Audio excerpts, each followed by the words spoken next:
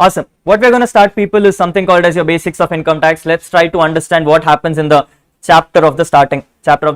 This chapter basically comes and says when you're getting into income tax, people, the power to levy or collect taxes is given by the Constitution of India. Article number 265 comes and clarifies that there is a power to collect and levy taxes only by the government. If you want to bring a law in India, it is done by article number 246, which contributes into three lists: union list, state list, concurrent list. We are discussing about income tax, part of union list, but this income tax clarifies that we do not take into consideration income taxes from agricultural income, that is part of state list. So as part of our syllabus, people, agricultural income is exempt from taxes, but if you are computing taxes, you do something called partial integrations. That is what happens when it comes to basics of income tax. Yes or no? Yes. As you proceed forward, people, income tax will come and say there are two types of taxes. One is direct tax and indirect taxes. We are discussing about direct taxes, the tax which is levied on your incomes. These are directly charged on your incomes, cannot be shifted burdens to anyone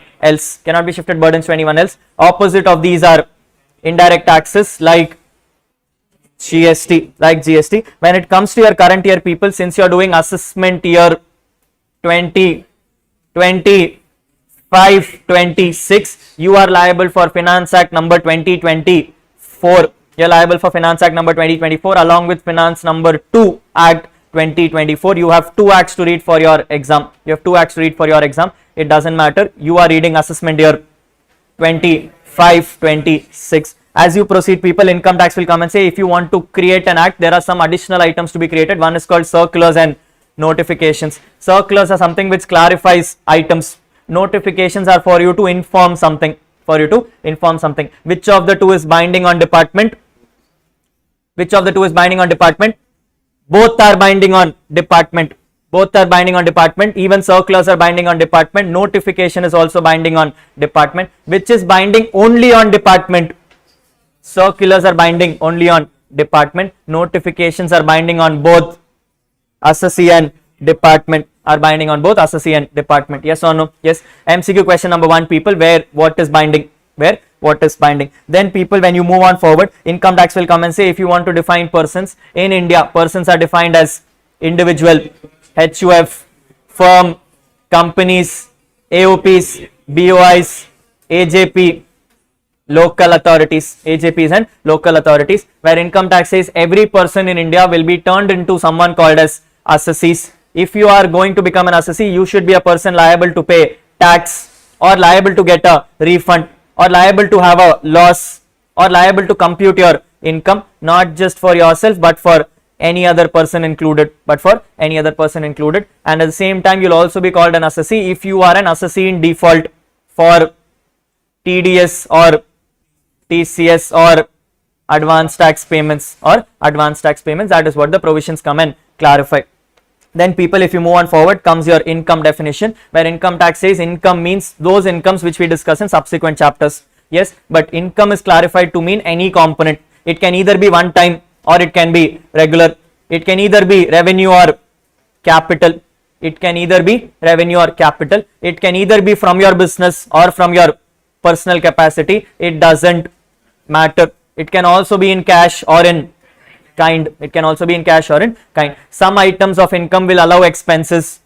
Some items of income will not allow expenses, like winnings, like online winnings, like unexplained income.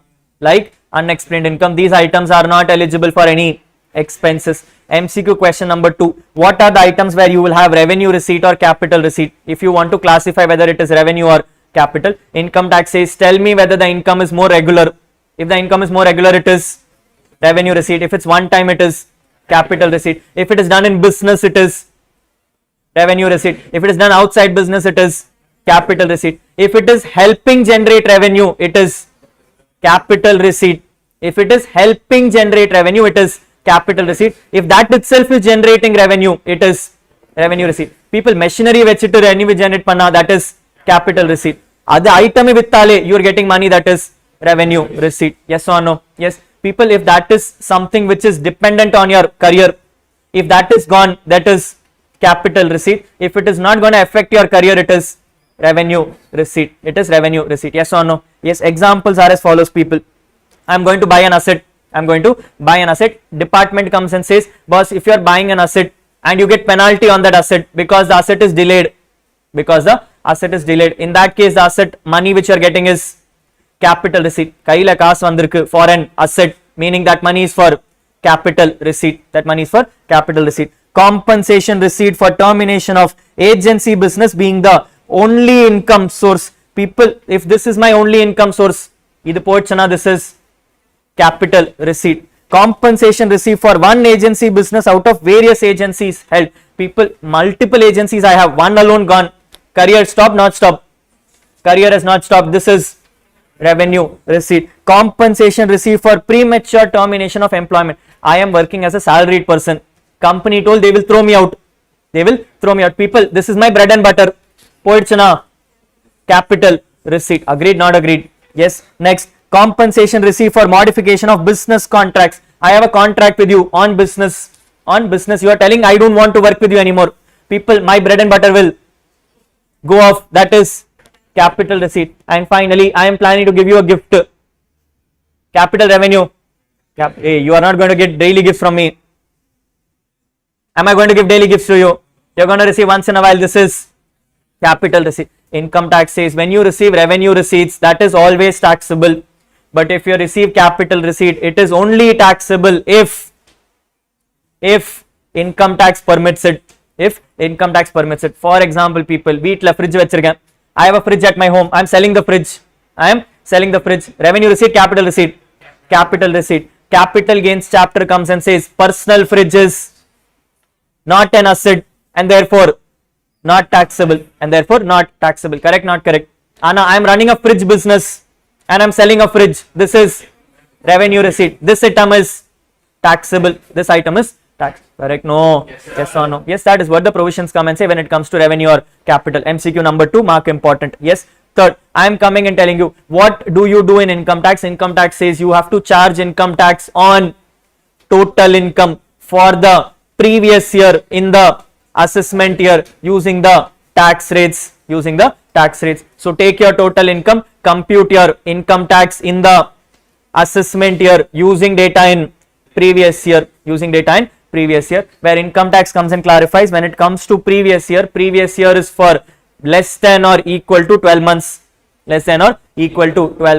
but assessment year is always for 12 months. Assessment year will never be for less than 12 months. You are writing previous year 24-25, assessment year 25-26. In your previous year 24-25, if you start a new business, your previous year will start from the date of starting the business. So if you start on 5th October, your previous year starts from 5th October to 31st March. Your assessment year starts from 1st April of 25 to 31st March 20. That is what the idea is. Clear, not clear? Yes. But income tax comes and clarifies some exceptional rules where assessment year and previous year become the same. Theory question number 1, last question of your exam. Theory question number 1, cases where previous year and assessment year will become the same. Cases are if you are a ship of a non-resident entering into India. Case number 2, individual is leaving India with no intention of coming back. Case number 3, AOP or BOI formed during a particular year, dissolved in the same year. Case number 4, person likely to discharge away his assets with an intention to avoid taxes. Case number 5, a business or profession is discontinued in the previous year. 5 cases where your previous year and assessment year will become the same. For those who remember my example, people, the story which we create in homes, what is the story? You are a person called Mr. Vijay Mallya. Going to start something called as an F1 race. F1 race. You're going to start something called as an F1 race. For doing F1 race, people, you wanted help. So you approached a person called Mr. Nirav Modi. And told we'll together form a F1 team. Let's buy an F1 team. Tomorrow what happened? You went and you played with the F1 game and you lost money. You lost money. People are coming and asking for money. You decided you want to pay, not pay. Not pay. Indian people.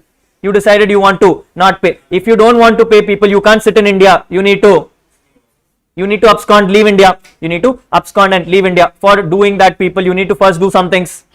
Close F1, then sell your assets, close your Kingfisher, then leave India. Then leave India. So what are you deciding? Step number 1, close F1.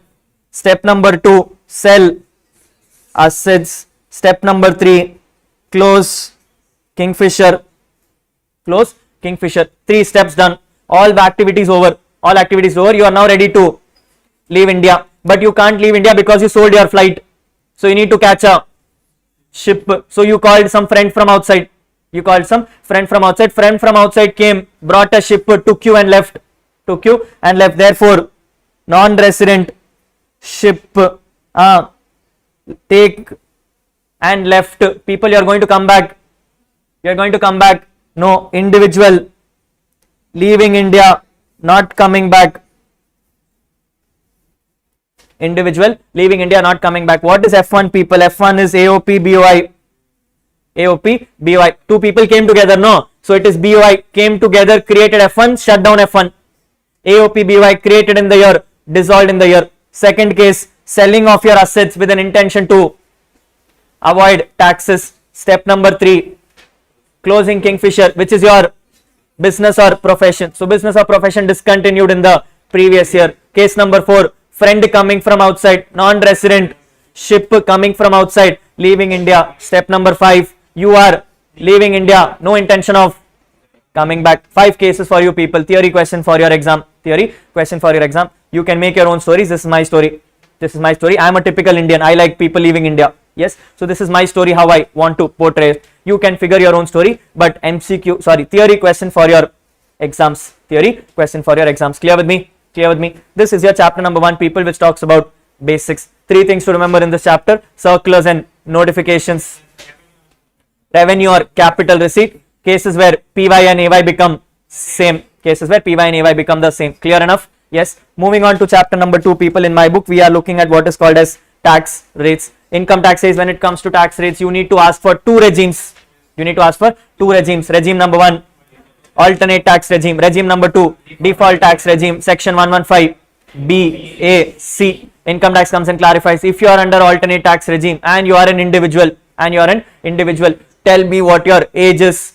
If your age is below 60, income tax slab becomes 0 to 2.5 lakhs, 0, 2.5 lakhs to 5 lakhs, 5%, 5 lakhs to 10 lakhs, 20%. After 10 lakhs it becomes 30%. If you tell me your age is above 60, I will ask you, tell me, are you resident or non-resident? If you are a non-resident, old slab of 2.5. But if you are a resident, age 60 and above, income tax slab becomes 0 to 3 lakhs, 0, 3 lakhs to 5 lakhs, 5%, 5 lakhs to 10 lakhs, 20%, after 10 lakhs, 30%. If you tell me you are above 80, I will again ask you, tell me, are you resident or non-resident? If you are a non-resident, move to first.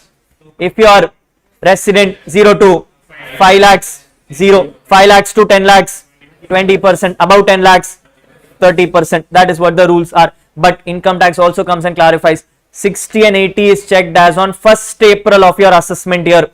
60 or 80 is checked as on 1st April of your assessment year. Meaning if your birth date falls on 1st April 1965, you are 60 years.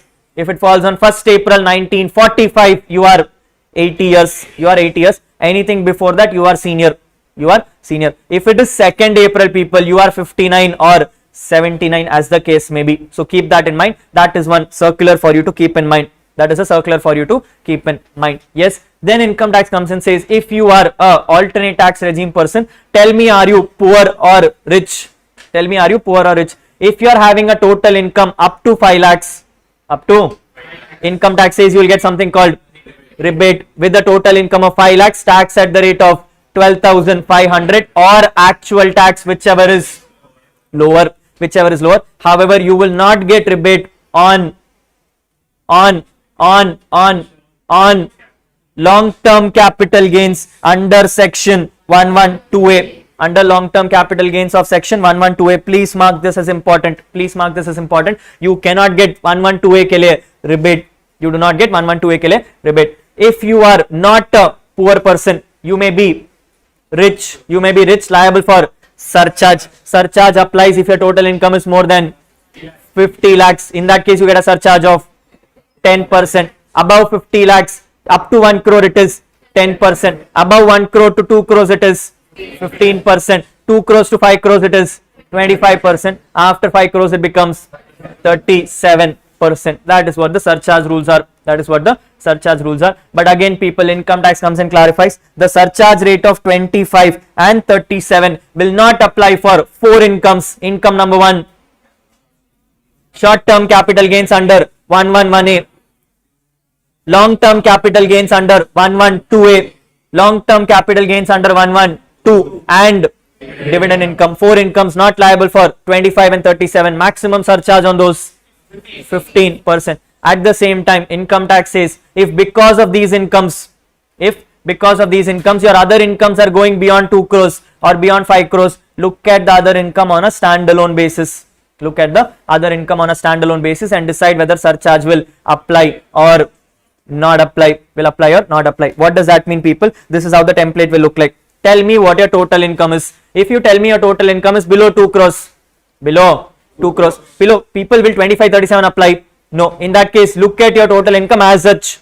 Look at your total income as such, in which case 0 to 50 lakhs, no surcharge. 50 lakhs to 1 crore, 10%. 1 crore to 2 crore, 15%. If you tell me my total income is more than 2 crores, income tax will say split into that 4 incomes and other incomes.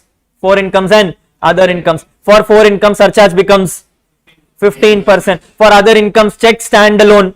If the standalone is between 0 to 2 crores, surcharge is 15%. 2 crores to 5 crores, 25%. Above 5 crores, 37%. That is what will happen, people. That is what will happen. Let's take an example. Let's see if you understand this carefully. I am telling you that I am giving you incomes. You need to tell me what is the surcharge. Look at 3 things carefully, people. I have specified income, other income, total income. A specified means 11, 1A, 11, 11, and very good. This is what the 4 cases are. You are going to tell me what surcharge will apply, people. Case number 1, it says my normal income is 15 lakhs. Sorry, my special income is 15 lakhs. My normal income is 25 lakhs. My total income is 40 lakhs. People, total income is more than 2 crores, less than 2 crores. Therefore, you will split that together. Check together. If you are checking together is 40 lakhs below. Therefore, surcharge becomes for, very good, for both. Case number 2, people. My normal income is 75 lakhs. My special income is 15 lakhs. My total income is 90 lakhs. People, total income is 90 lakhs. I will check together. If I am checking together, this is 50 lakhs to 1 crore. Surcharge becomes 10% for both. You are checking together, no. If you are checking together, it is 10% for both. Agreed? No. Yes. Case number 3, people. 15, 170, 1 crore 70 lakhs in other incomes, 15 lakhs in normal income. Total becomes 1 crore 85 lakhs. More than 2 crores, less than 2 crores. Therefore, combine and check. People, combine and check. 1 crore to 2 crore, surcharge becomes 15% for both. Therefore, left also 15, right also 15. Case number D, people. I have 15 lakhs and I have 3 crore 95 lakhs. Total becomes 4 crore 10 lakhs. People, total income is more than. Therefore, split and check. Split panna. Special will become 15. Others will check on standalone. Standalone is 3 crore 95. More than 2 crores. Less than 5 crores. Therefore, very good. Case number E, I am 15 plus 565, total becomes 580, 5 crore 80 lakhs, more than 2 crores. Therefore, split panna, 15 becomes 5 crore 80 becomes super.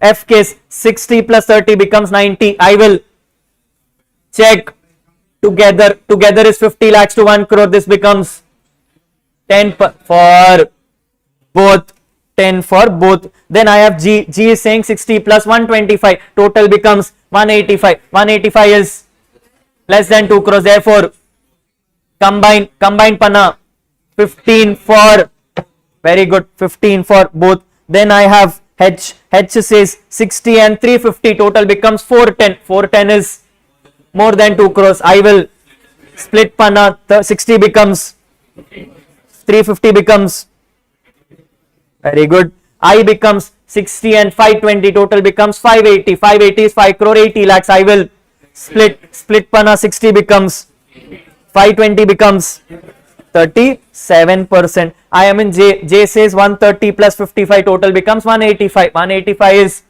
less than 2, therefore together panna it is 15 for special, 15 for normal. I am in K column. K column says 130 plus 280, total becomes 410. 410 is more than 2 crores. Therefore, this is split panna, 130 becomes 280 becomes, people notice this is 25. This is 25. Check for the next one. It is 130 plus 450, total is 580. Total pani pata 37 vardu. But I am not looking at that because I am splitting. Split panna 130 becomes 450 becomes 25. Very good. It becomes 25 because I am not checking the total. I am checking separately. I am checking. Correct? No. Yes. Next people. I am at 220 plus 190. Total becomes 410. Special is 220. Surcharge rate becomes 15 on this. Look at 190. 190 is between 1 crore to 2 crore. Surcharge becomes 15 on this also. Surcharge becomes 15 on this also. Then I have 220 plus 360, total becomes 580. I will split panna, 220 becomes 580 becomes, sorry, 360 becomes, sweet. Last one people, the most important one. I am looking at 525 plus 25, 55, totally becoming 580. Total is 580. I will split panna, 525 is 55 is 15%. 55 is 15%. People, the moment income goes beyond 2 crores, minimum surcharge is 15%. You cannot come down to 10%. You cannot come down to 0 because total income is more than, if you remember, I told you total income more than 2 crores, minimum surcharge 15. So therefore, if you come here, it says where the total income is more than 2 crores, for all other incomes up to 2 crores, it is 15%. Up to 2 crores, na 0 indalo 15, 2 crores indalo 15. It is only after 2 crores that it changes. Very, very important from exam perspective to keep this in mind. Yes, which means people, the moment an income goes beyond 2 crores, minimum 15 will apply. You can only decide to go 25 and 37 provided individually other income is more than 2 crores. Individually other income is more than 2 crores. If other income is less than 2 crores, minimum surcharge is 15%. Minimum surcharge is 15%. Clear with me?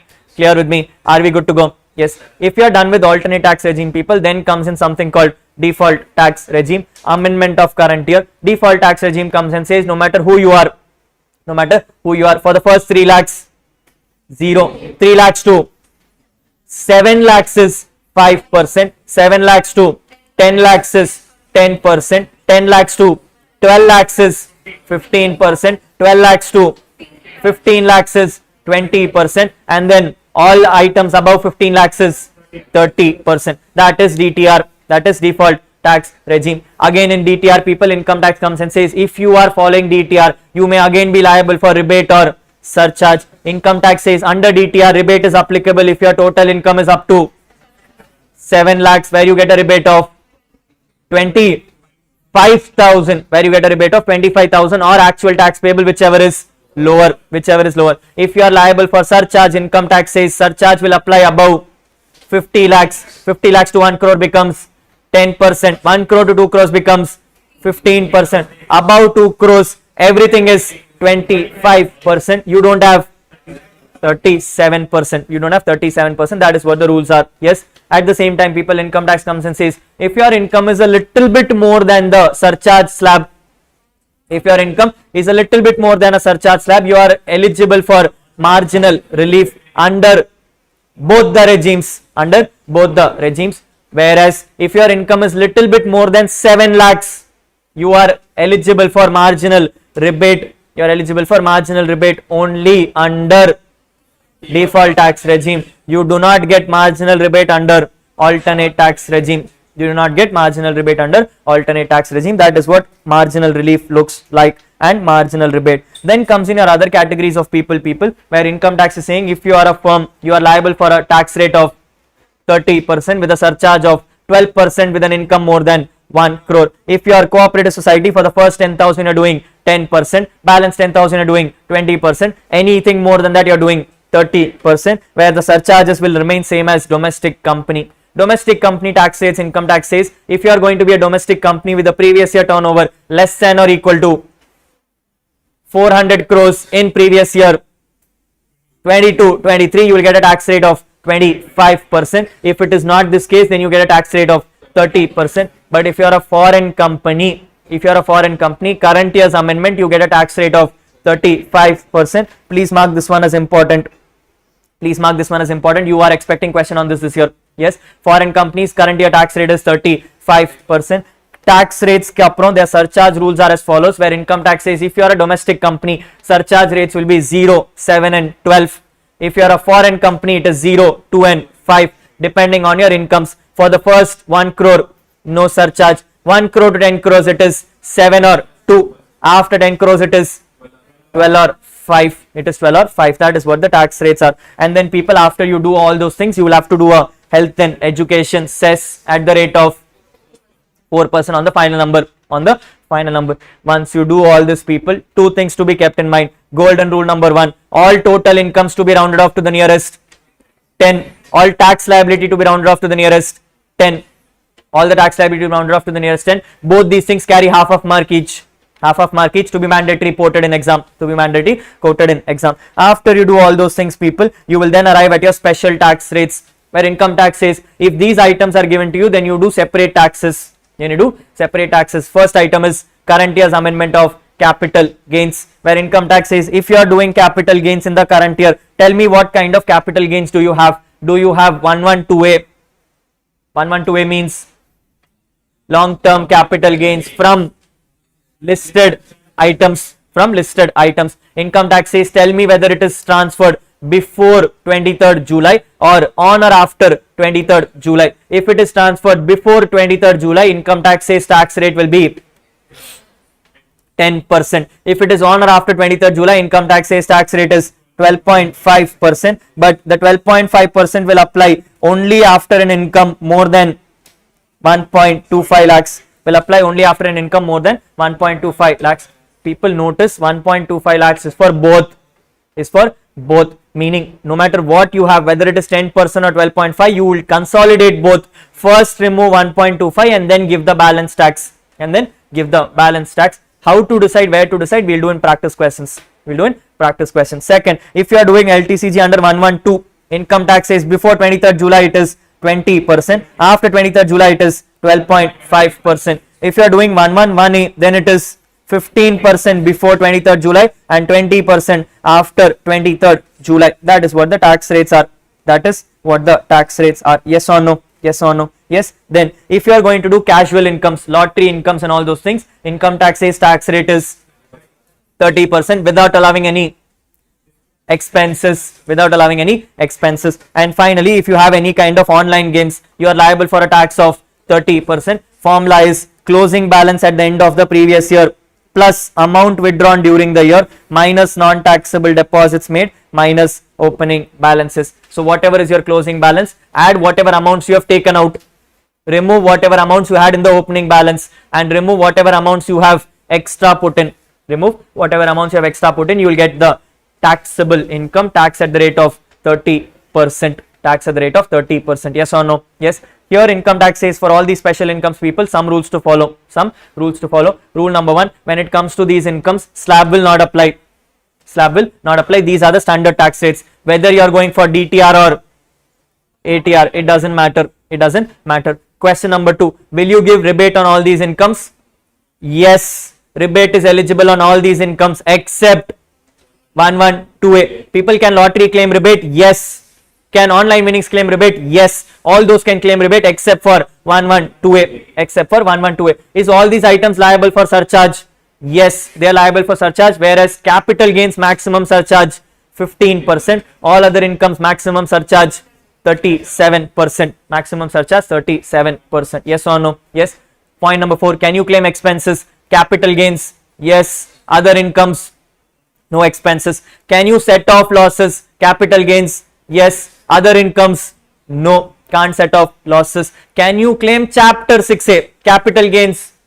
No. People, important thing to be note from exam perspective, capital gains is not eligible for chapter 6A deductions. Is not eligible for chapter 6A deductions. Don't claim chapter 6A on capital gains. Can you claim chapter 6A on other incomes? No. Nothing you can claim chapter 6A on. Yes, which means technically all items eligible for capital gains except for chapter 6A. Except for chapter 6A. Then comes the question, if I have not used my basic exemption limit, if I have not used my basic exemption limit, can I use capital gains for it? Can I use capital gains for it? Yes, provided you are residents. Provided you are residents. Can I use other incomes for it? No, you can't use it. Very famously, I call this Kaju Katli example, people. I call it Kaju Katli example. What does Kaju Katli mean? When something comes to your home as a gift, first item will be used by the guest. If guest is not able to use, you will heave it. You will eat. If you are also not able to eat, parents will never touch. Parents will never touch. Kaju Katli is your basic exemption limit. Will be first used by slab rate incomes. Slab rate is not able to use. Capital gains will use. Capital gains is also not able to use. No one will use. No one will use. That is what Kaju Katli example looks like. Yes. So basically, when you have a question, check for your basic exemption limit. If the slab uses it, super. Slab is not using it, give it to capital gains. Capital gains also not using it, let it go.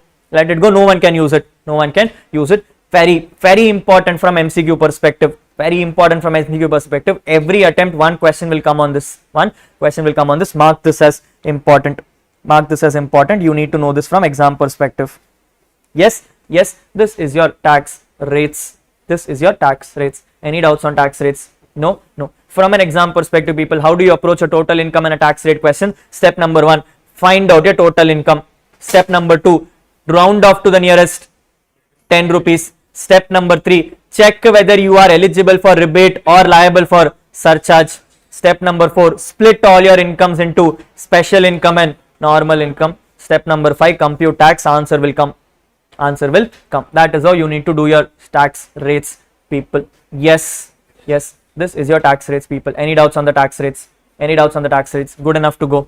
Yes. This is your summary on your basics and rates of taxes. Starting with the revision of chapter number 2, people, we are looking at what is called as your residential status and scope of total income. Yes, fairly very easy chapter. It takes hardly 5 minutes to complete the chapter off. The chapter in very simple terms comes and says two things are to be determined. One, what is your residential status? Second, depending on your residential status, what is your taxable incomes? What is your taxable incomes? Yes, that is what this chapter is going to talk about. First thing and the most critical thing from exam perspective, residential status of an individual. Income tax comes and clarifies when an individual has to be determined as a resident, three things will be checked. Either he is an ROR, resident and ordinarily resident, or NOR, resident but not ordinarily resident, and NR, non-resident. Three things will be done. Three things will be done. To ignoring the whole thing, people, we can quickly look at one chart and the chart will tell you what to do with this. The chart will tell you what to do with this. Very simple words. We are going to first look at the basic condition. The first and the most primary basic condition, people, to check whether you are staying in India for 182 days. If you satisfy the condition of 182 days, I will move you to the right side. I will move you to the right side because the moment you satisfy 182, you are automatically a resident. You are automatically a resident. If you don't satisfy the 182 days, I will ask you to move to the left side. Now the left side will come and tell me other categories of people. Category number 1. If you are an Indian citizen, leaving India for employment, or you are an Indian citizen who is a crew member leaving India in a ship, income tax is come and clarified. There is no second condition itself. Because you did not satisfy 182, there is no second condition. You are automatically non-resident. You are automatically a non-resident. If you tell me, no, Rahul, I am an Indian citizen or a person of Indian origin who is outside India, visiting India, outside India, visiting India, I will ask you a question. Tell me what is your Indian income. If you tell me your Indian income is less than 15 lakhs, income tax again says there is no second condition. Because you did not satisfy first condition, you are automatically non-resident. If you say no, my Indian income is more than 15 lakhs, then in that case income tax will say, tell me what is your current year stay. If you tell me that the current year stay is more than 120 days and last 4 years stay is more than 365 days, I will term you as a resident. But because you are satisfying this condition, you will be deemed as a RNOR, resident, but not ordinarily resident. If you tell me, Rahul, I have an Indian income more than 15 lakhs, but I am not satisfying this condition, income tax will say, first condition also did not satisfy, second condition also did not satisfy, you are a non-resident. You are a non-resident. If you don't fall in any of these two, then income tax will say the basic condition is to check for 60 days in the previous year and 365 in the last 4 years. If you satisfy that condition, you become a resident. Don't satisfy the condition, you are non-resident. You are non-resident. Yes. Now, people who satisfy the 60 plus 365 or automatically satisfy the 182 are termed as a resident, should be classified into RNOR, provided they have been in India for less than 730 days in the last 7 years, or they have been non-residents in at least 9 out of 10 years. They have been non-resident in at least 9 out of 10 years. You satisfy the condition, you are RNOR. You don't satisfy both the conditions, you are ROR. You are ROR. This is a very simple bird's eye master chart on how you need to determine whether you are a resident or a non-resident. If you are a resident, whether you are ROR or RNOR. In all these things, people, income tax is said at any point of time if you are a non-resident, but I find out you are an Indian citizen having Indian income more than 15 lakhs but is not liable to tax anywhere, not liable to tax anywhere, whether in India or outside India, whether in India or outside India, I will automatically call you as deemed resident and make you RNOR, and make you RNOR. That is what the rule says. That is what the rule says. Agreed, not agreed? Yes. In this, people, income tax has two additional conditions. Condition number 1, your date of departure and date of arrival are both assumed as stay in India, unless you are a crew member. If you are a crew member, the date on which the ship leaves and the date on which the ship arrives are both assumed outside India. So income tax says if you are a crew member, the date on which you board the ship and the date on which you sign off from the ship are both assumed to be outside India, and that will be taken as differential. Yes, which means if you are not a crew member, the date of departure, date of arrival is India. If you are a crew member, date of departure, date of arrival is outside India. That 2 days will make a difference. How do you become a person of Indian origin, people? Income tax says you will become a person of Indian origin if either you, your parents or your grandparents are born in undivided India, meaning India, Pakistan, Nepal, Bangladesh, Bhutan, Myanmar, Sri Lanka included. All these states, if you have, all these countries, if you have been born, you will be called as a person of Indian origin. One critical thing to be kept in mind, people, when it comes to deemed resident, you will only be called a deemed resident if you are an Indian citizen. If you are a person of Indian origin, will that provision apply? No. Notice very carefully, here it says only Indian citizen. If there is a person of Indian origin, that condition will not apply. You don't check for deemed residency concept when it comes to person of Indian origin. Be very mindful on this. Same logic, people. If you are a person who is leaving India for employment, you are only considered for condition number 2 when you are an Indian citizen. If you are a person of Indian origin, that condition is not there for you as well. You will automatically fall in either the second one or go to the basic condition of 60 plus 365. Is this clear?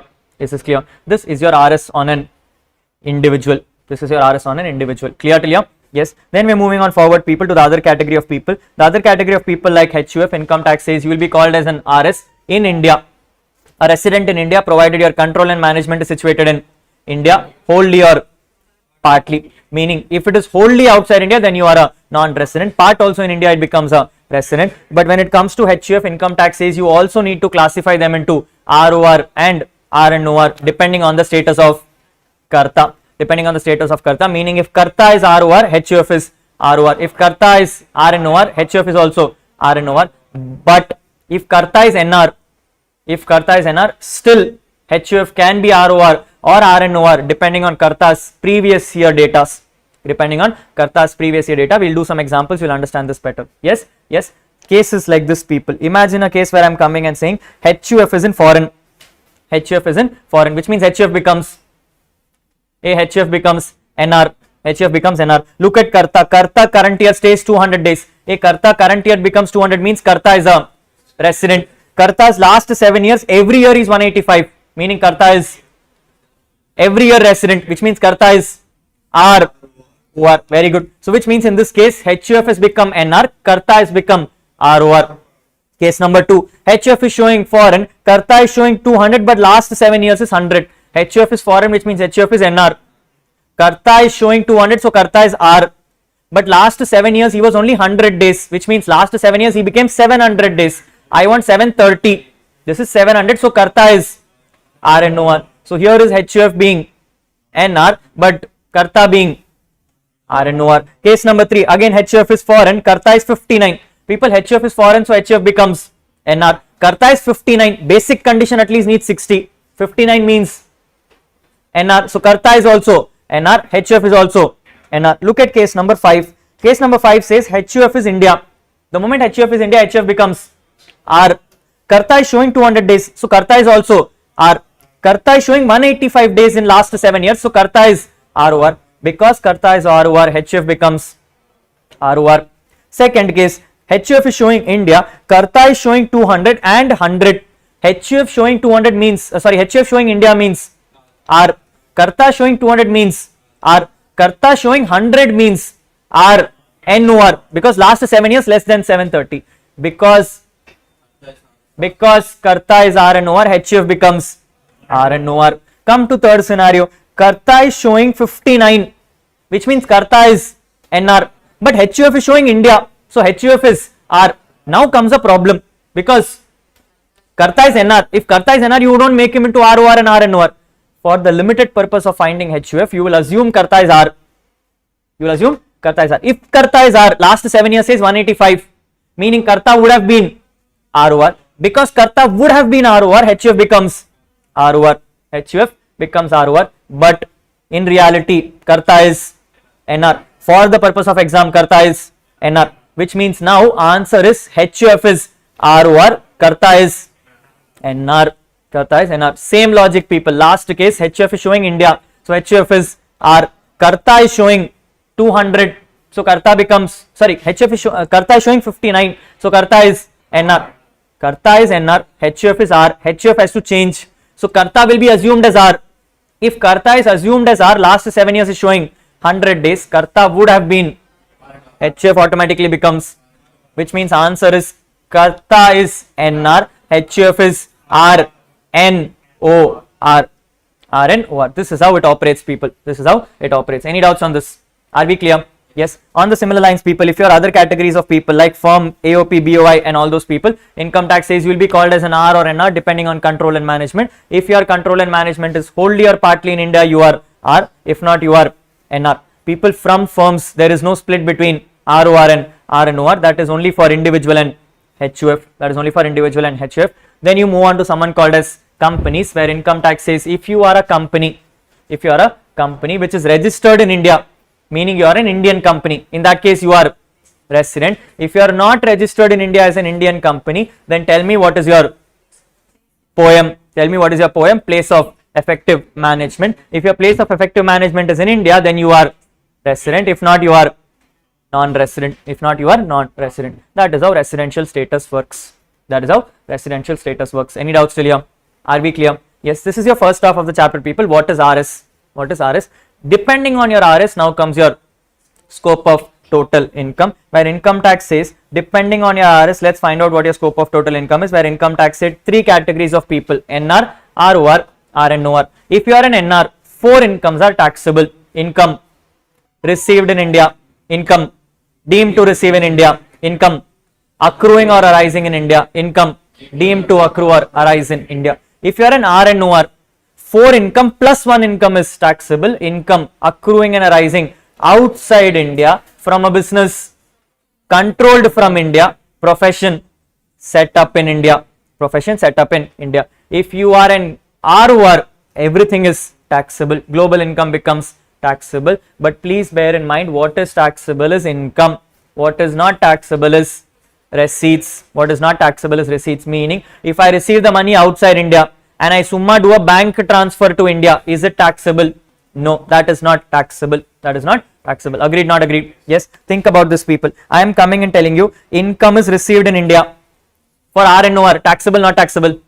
Taxable. For NR, taxable. For ROR, income deemed to receive in India, ROR, taxable. RNOR, NR, taxable. Income accruing or rising in India, ROR, taxable. RNOR, taxable. NR, taxable. Income deemed to accrue or rise in India, ROR, taxable. RNOR, taxable. NR, taxable. Income accruing or arising outside India from a business controlled or profession set up in India, NR, not taxable. RNOR, taxable. ROR, taxable. It is from a business controlled or profession set up outside India, NR, not RNOR, not taxable. ROR, taxable. If it is income from other heads arising outside India, RNOR, not taxable. NR, not taxable. ROR, not taxable. Correct? Taxable. ROR is taxable. ROR is taxable. Global income becomes taxable. Last one, income earned and received outside India, later on brought to India. Later on brought to India. NR, not taxable. RNOR, ROR, not taxable. Even for ROR, people, this is not an income, this is receipts or remittance. This is income of receipts or remittances. Receipts and remittances are not taxable even for ROR. Even for ROR. Yes or no? Yes or no? Yes. Then people, what do you mean by income deemed to accrue or rise in India? Income taxes, if you want to find out income deemed to accrue or rise in India, depending on your heads of income. Depending on your heads of income. First head of income is salaries. Income taxes when it comes to salaries. If you are having an income arising for services rendered outside India, if you are having income for services rendered in India, even for a person situated outside India, income is taxable in India. Income is taxable in India, meaning if you are coming down to India and providing services in India, income is taxable in India. If you are not a person like that, then you should be a government employee. You should be a government employee working outside India. Basically, embassy people.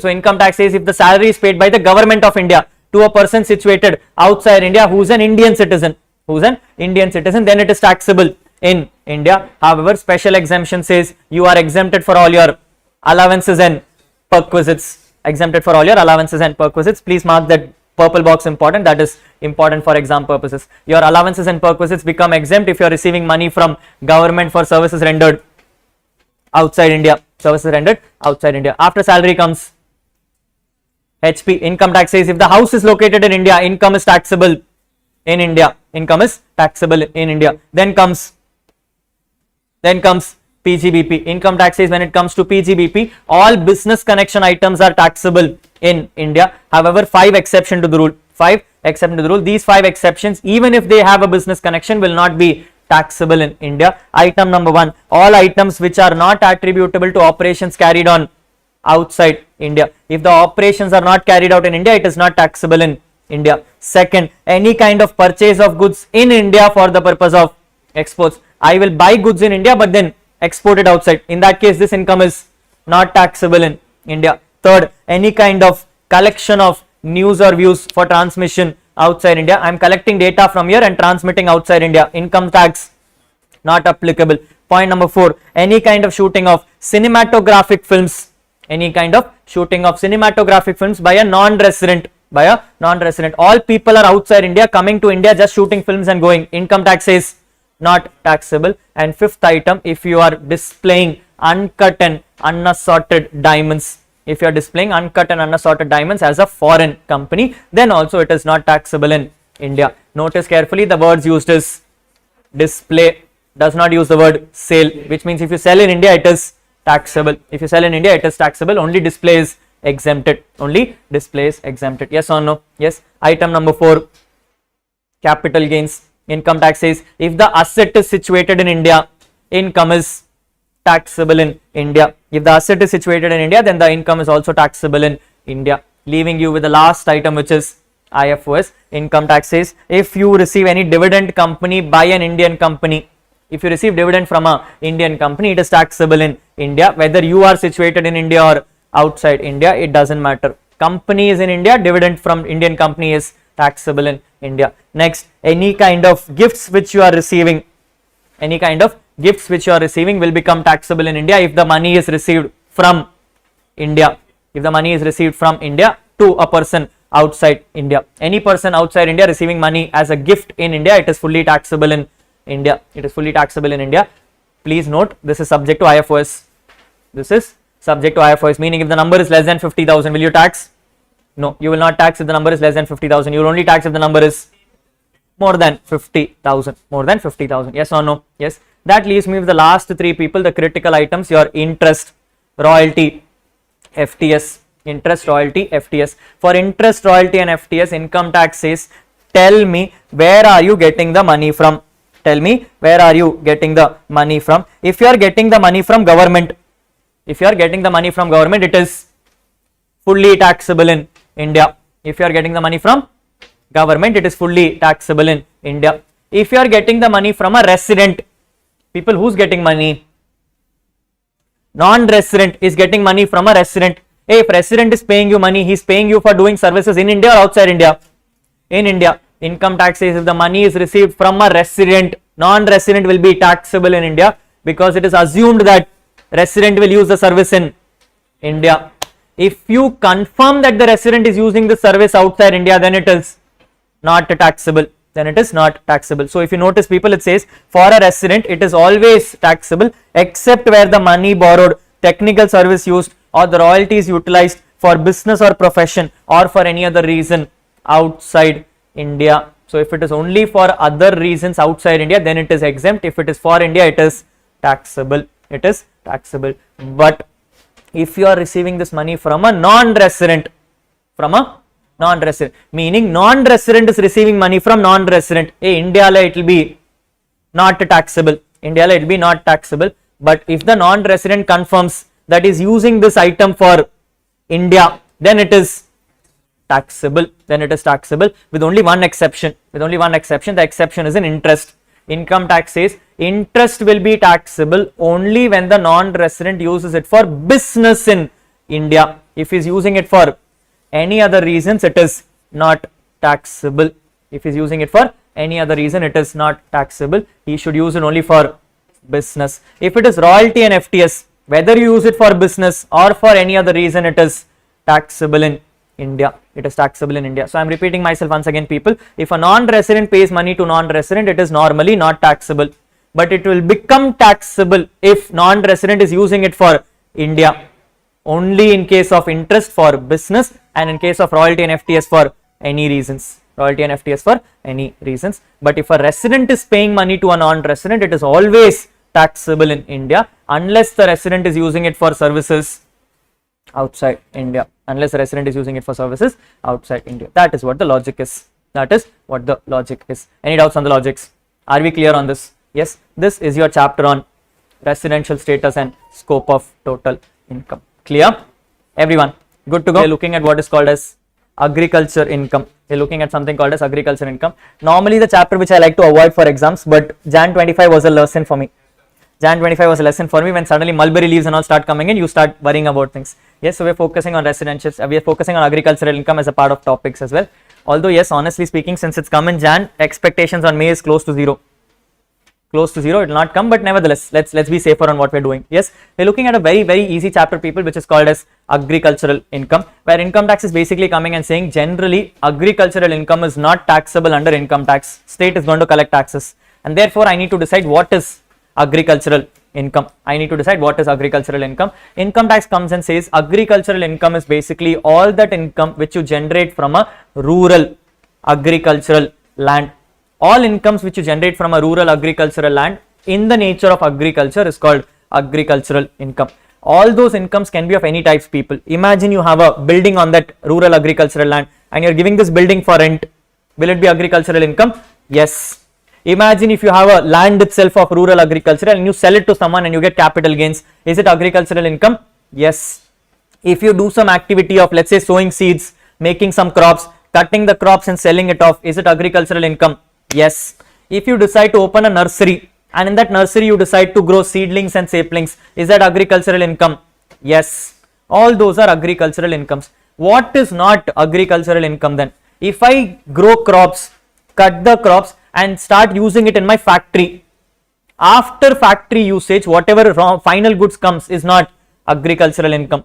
On that same land, if I am doing dairy farming, if I am cutting poultry and all those things are not agricultural income. Those things will not be taken into consideration. And items where I don't put efforts, meaning on the land randomly one crop is growing, I just cut the crop and sell it off without doing anything on it. Is that agriculture? No, those are also not agricultural incomes. Yes, so in simple words, people, agricultural income is all activities which is done on a rural agricultural land and is sold in the market as if it is an agricultural produce.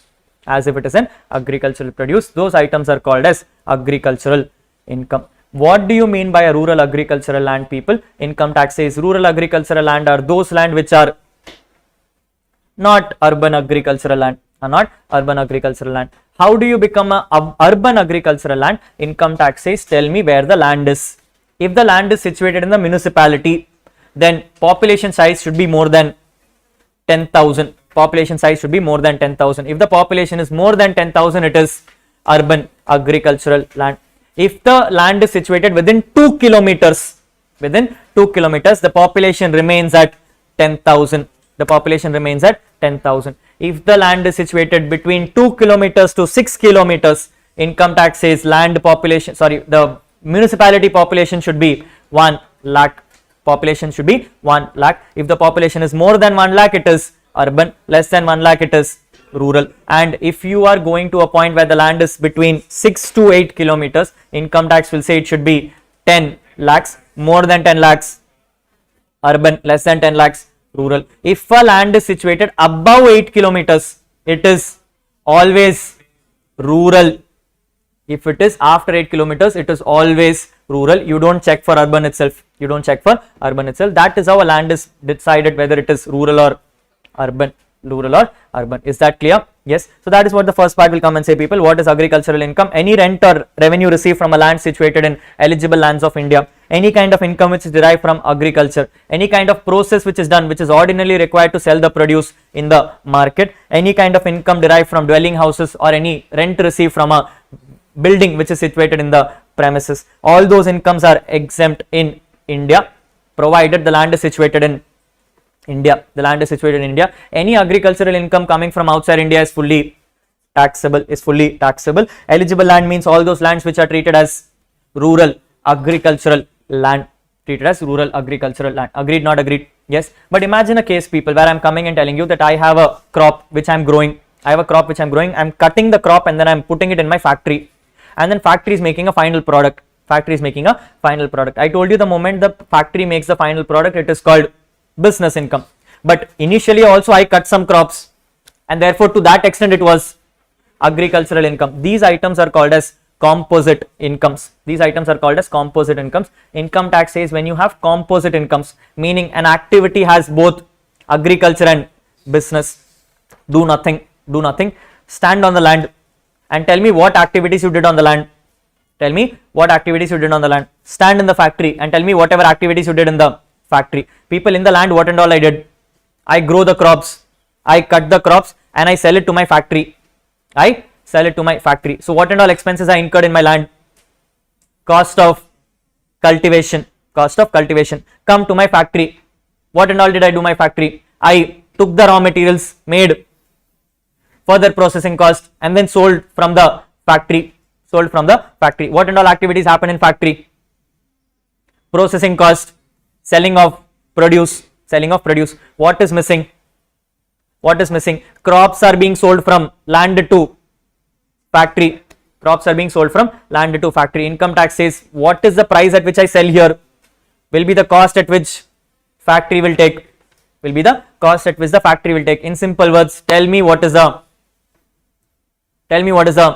fair market value of the crops which are being sold from land to factory. That fair market value will become the sale price of the crops and the cost price of the factory. Keeping that sale price, find the agriculture income. Keeping the cost price, find the business income. Split over. In simple words, people, income tax says for your PGBP, tell me what is the sale value of the final product. Reduce the market value of the product which you got from factory and reduce what is the further processing cost. For your agricultural income, you already know what your cost of cultivation is. Your sale price will be the price at which you sold to the factory, and that will give you your agricultural income. This is basically your costing chapter of process costing. Your process costing of costing is what I am doing. The only difference is from one process to another I am selling it at market value. Clear? Yes. But for 3 goods alone, people, income tax says don't do this method and do method which I tell you. Item number 1, rubber. Income tax says if you are into a rubber business, compute the full PGBP. 35% of it becomes business income and 65 becomes agricultural income. If you are into the business of coffee, with 2 words, grow and cure, then it is 25 and 75, 25 being business, 75 being agriculture. If you are in the coffee business with 4 words, grow, cure, roast and ground, in that case it is 40, 60, 40 for business, 60 for agriculture. If you are in tea business, it is same as coffee with 4 words, which is 40 and 60. Always keep in mind, people, the higher percentage is for agriculture. That is how the split happens. Yes or no? Yes. Which means here, people, I don't care what the market value and all is. I'll compute the full PGBP and split it accordingly. That is what the answer would be. Yes or no? This will help you find out what is your PGBP income and what is your agricultural income. If a exam question comes where they come and ask you, tell me your total income, you will simply take your agricultural income and tell it is exempt. But if the question asks compute tax liability, agricultural income is not exempt. Agricultural income is partially integrated. What does partial integration mean, people? It's very simple. Always create an income line. Yes. If for an example, I tell you that my total income is 3,50,000. My total income is 3,50,000 and my agriculture income, for example, is 10 lakhs.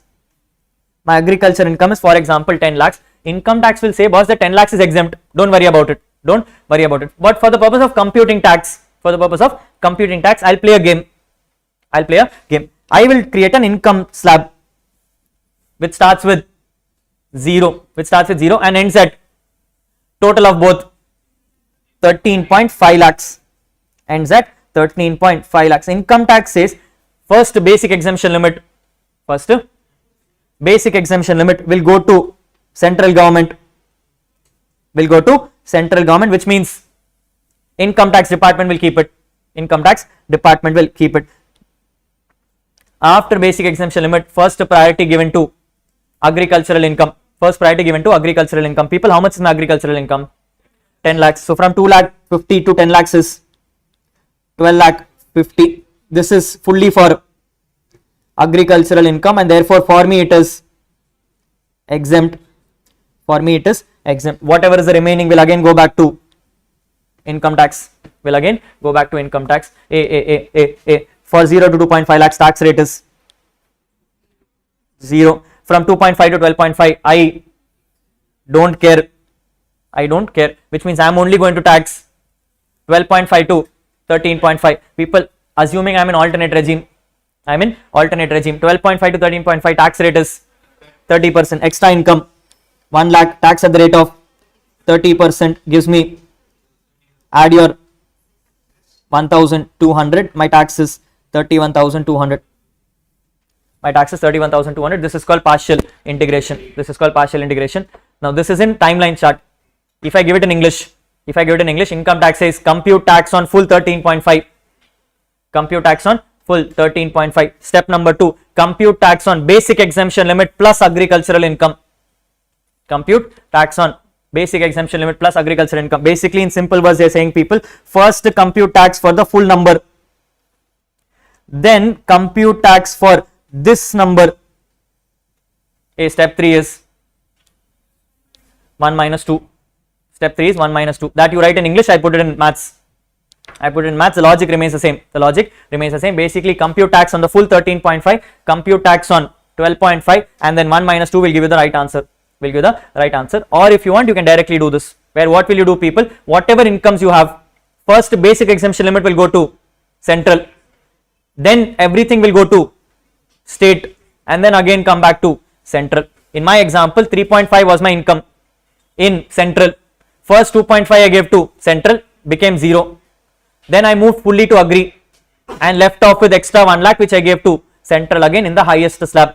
That is how it works. If I give you another example, people, you help me this time. I am coming and telling you that your agricultural income is 16 lakhs. Your agricultural income is 16 lakhs and my total income is 12 lakhs. I am doing DTR. Tell me how to do the timeline chart, people. I will start from 0. I will go until 28 lakhs. Income tax is first 3 lakhs will go to income tax. From this 3 lakhs start agriculture. Agriculture is 16 lakhs, which means up to 19 lakhs will first go to agricultural income, which means exempt. From the 19 lakhs to 28 lakhs will go to income tax department. Check, no, income tax department got 3 here, 9 here, which is 12. Hey, which one am I going to tax? I'm going to tax 19 to 28. As per default tax regime, extra 9 lakhs will be taxable at the rate of 30%. Number becomes 2,70,000. Add cess on this, you'll get the answer. This is how partial integration works. If you want to do it in that boring English format which your study material says, compute tax on full 28 lakhs, then compute tax on 3 lakhs plus 16 lakhs, which will give you 19 lakhs, and then step 1 minus step 2, which is the same answer. Whichever works for you in exam, people. As long as you remember to do it, that is fine for me. Notice only one thing in agricultural income. If the question asks for income is exempt. If question asks for tax, you need to do partial integration. You cannot avoid this. Is this clear?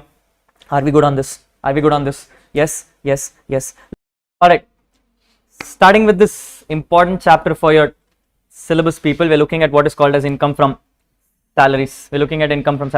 This get covered in 2 places. One is either in question number 1 for your compulsories, or it comes in your question number 3, part number A. It happens in either of the 2. An important chapter, but at the same time the easiest chapter for you to know, people, because no rocket science. Just use the formula and the answers come automatically. We're looking at the chapter called salaries, people, where income tax stands and comes and says, if you want to tax something under the head salaries, 2 things to be satisfied. 1, there should be an employer-employee relationship, and second, the payment should happen under such relationship. Yes, if these 2 conditions satisfied, then the income gets taxed under the head salaries. Income tax comes and clarifies when it comes to salaries are taxable on due or receipt, whichever is earlier. Some type of advances which can be given to you, people, is that if you receive salary in advance, then it is taxable as and when it is received. But if you receive advance against the salary, meaning you are promising him that you give me money today, I will work for you in the next 5 years and I will adjust it against them, then it is not taxable today, it is taxable when it becomes due. And third thing is, I am coming and saying I want loan. In that case, income tax will say the loan is not taxable. Because it is anyway payable back. At the same time, people, if the question says there is something called arrears of salary, then it will be taxable as and when it is accrued itself. So you will take that into consideration as well. Yes. Couple of things apart from that, people, where income tax comes and clarifies when it comes to salaries. Any salary received by a partner from a partnership firm is not taxable under the head salaries, it is taxable under the head PGBP. Any salary which is received by an MPs and MLAs will not be taxable under the head salaries, will be taxable under the head IFOS will be taxable under the head IFOS. Any salary will be taxable here even if you decided to not to take it into your hand. Meaning if someone is giving you salary and you say I don't want the salary, give it to charity, income tax will say it is still taxable for you because you earned it. You only decided to root the money and therefore it is still taxable for you. At the same time, income tax comes and clarifies all types of salaries are taxable whether it is received before employment, during employment or after employment. Before employment would be any kind of joining bonus, during employment will be all your salaries, and after employment will be your pension. All the three are taxable. All the three are taxable. Yes or no? Yes or no? Yes. As you move on to salaries, people, there is a template format which is there in my books, not relevant for you. You can follow the same template which you have in your respective books. But what does this provisions come and say? Every item will be taxed as it is. Every item will be taxed as it is. For example, basic salary is taxable as and when due or received, whichever is earlier. DS can be of two types, forming part, not forming part. If DA is forming part, it is taxable. If DA is not forming part, it is taxable. Both are taxable. Both are taxable. Just that DA forming part is used for the purpose of computation of salaries. But both DAs are taxable. When it comes to bonus, income tax says bonus is only taxable when it is received and not when it is due. And then comes your commission and fees, which also income tax says will be taxable as and when accrued or received. But after this starts your allowances, people. After this starts your allowances, where the first allowance which income tax is notified is called as house rent allowance, where income tax says whatever HRA you receive will be fully taxable, but subsequently you will give an exemption for least of the three. Item number 1, actual HRA. Item number 2, 50% of salary or 40% of salary depending on where the house is located. If it is located in metropolitan city of Chennai, Delhi, Mumbai, Kolkata, then it is 50% of salary. Everyone else has 40% of salary. And finally it is rent paid minus 10% of salary, where in all the two cases salary means basic plus DA forming part plus turnover commission for the respective months. However, please note this HRA is not eligible for default tax regime. You do not get this claim under DTR. So under DTR, whatever HRA you receive is fully taxable. Second, after that you have other allowances, people, where income tax says if you are receiving something called transport allowance, income tax will only give you an exemption of transport allowance provided you are disabled, where you get an exemption of 3,200 per month. If not, you are receiving something called child education allowance, which is exempted for 100 per month per child, 2 children, provided education is in India.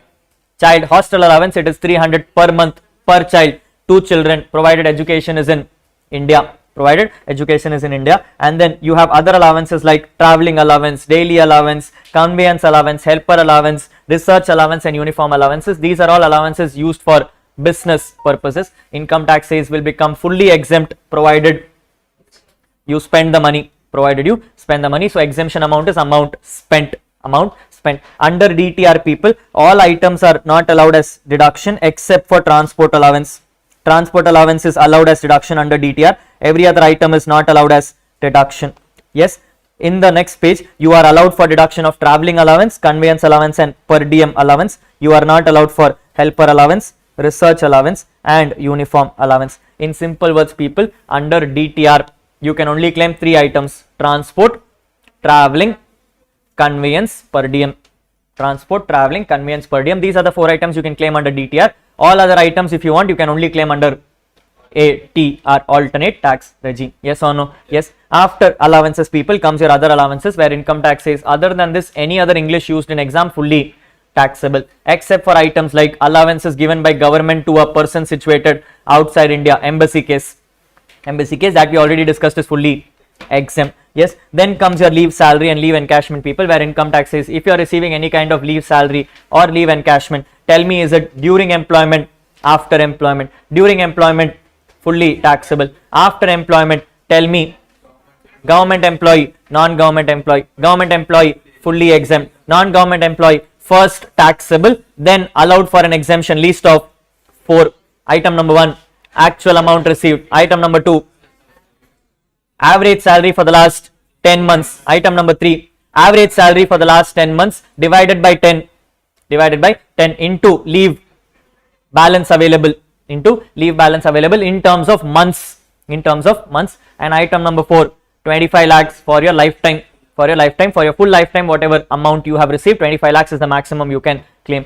Here salary means basic, DA forming part, turnover commission for the last 10 months, divided by 10 will give you your average salary, When you compute leave balance, people, income tax says take the total leaves which you have received minus the leaves which you have utilized, that will give you leaves in number of days, divide that by 30 days in order to get your leave balance, in months.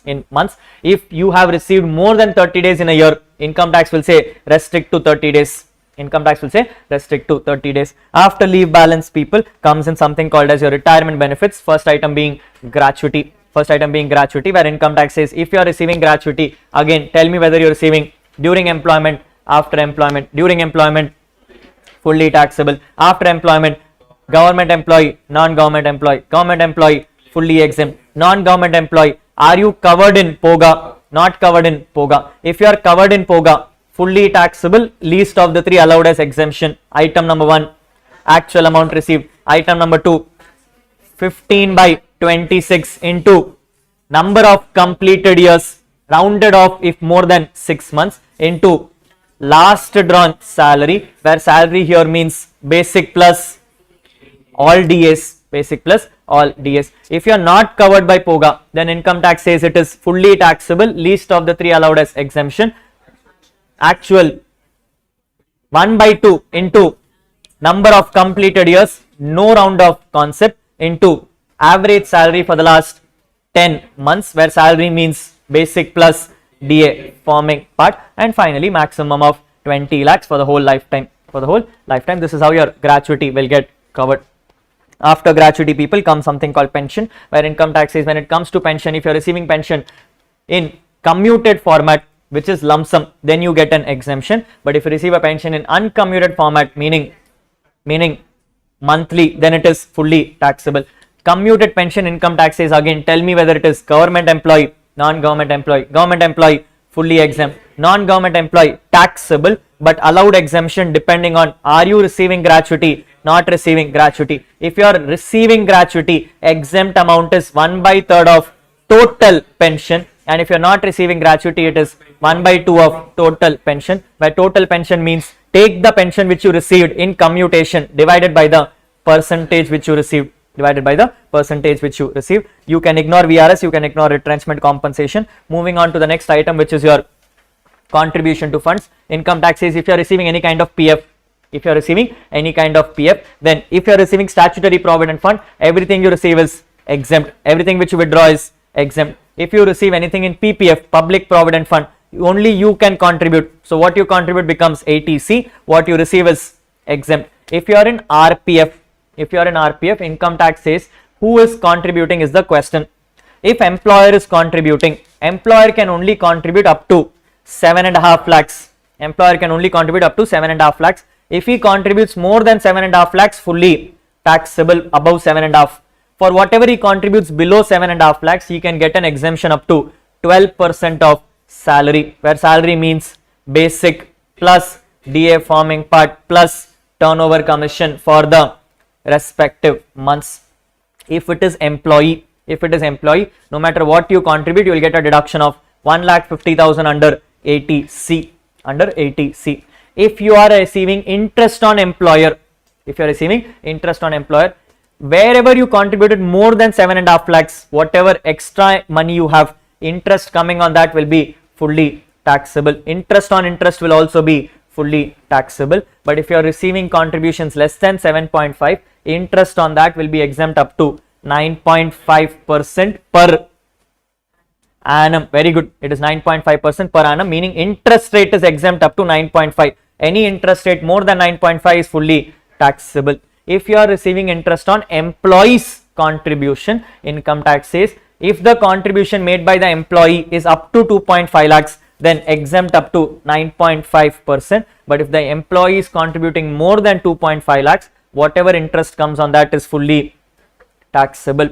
fully taxable. When you start withdrawing money from RPF, income tax says don't withdraw within 5 years. If you withdraw after 5 years, fully exempt, but if you withdraw within 5 years, fully taxable. However, if you can prove that it is because of medical reasons, it is because you have shifted your company and transferred this PF to another account, it is because company has been shut down and you have been forcefully removed, in that cases it will not be taxable even if it is within 5 years. Even if it is within 5 years, these are the cases where you will get an exemption to the rule.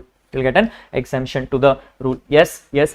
Apart from that, people, you have something called your statutory provident fund, your superannuation fund. Same logic as statutory provident fund. Whatever you receive, fully exempt. Unapproved statutory fund will be fully taxable, same as URPF. And then we have contribution to NPS. I want you people to mark this one as important for the current year because there is an amendment on this.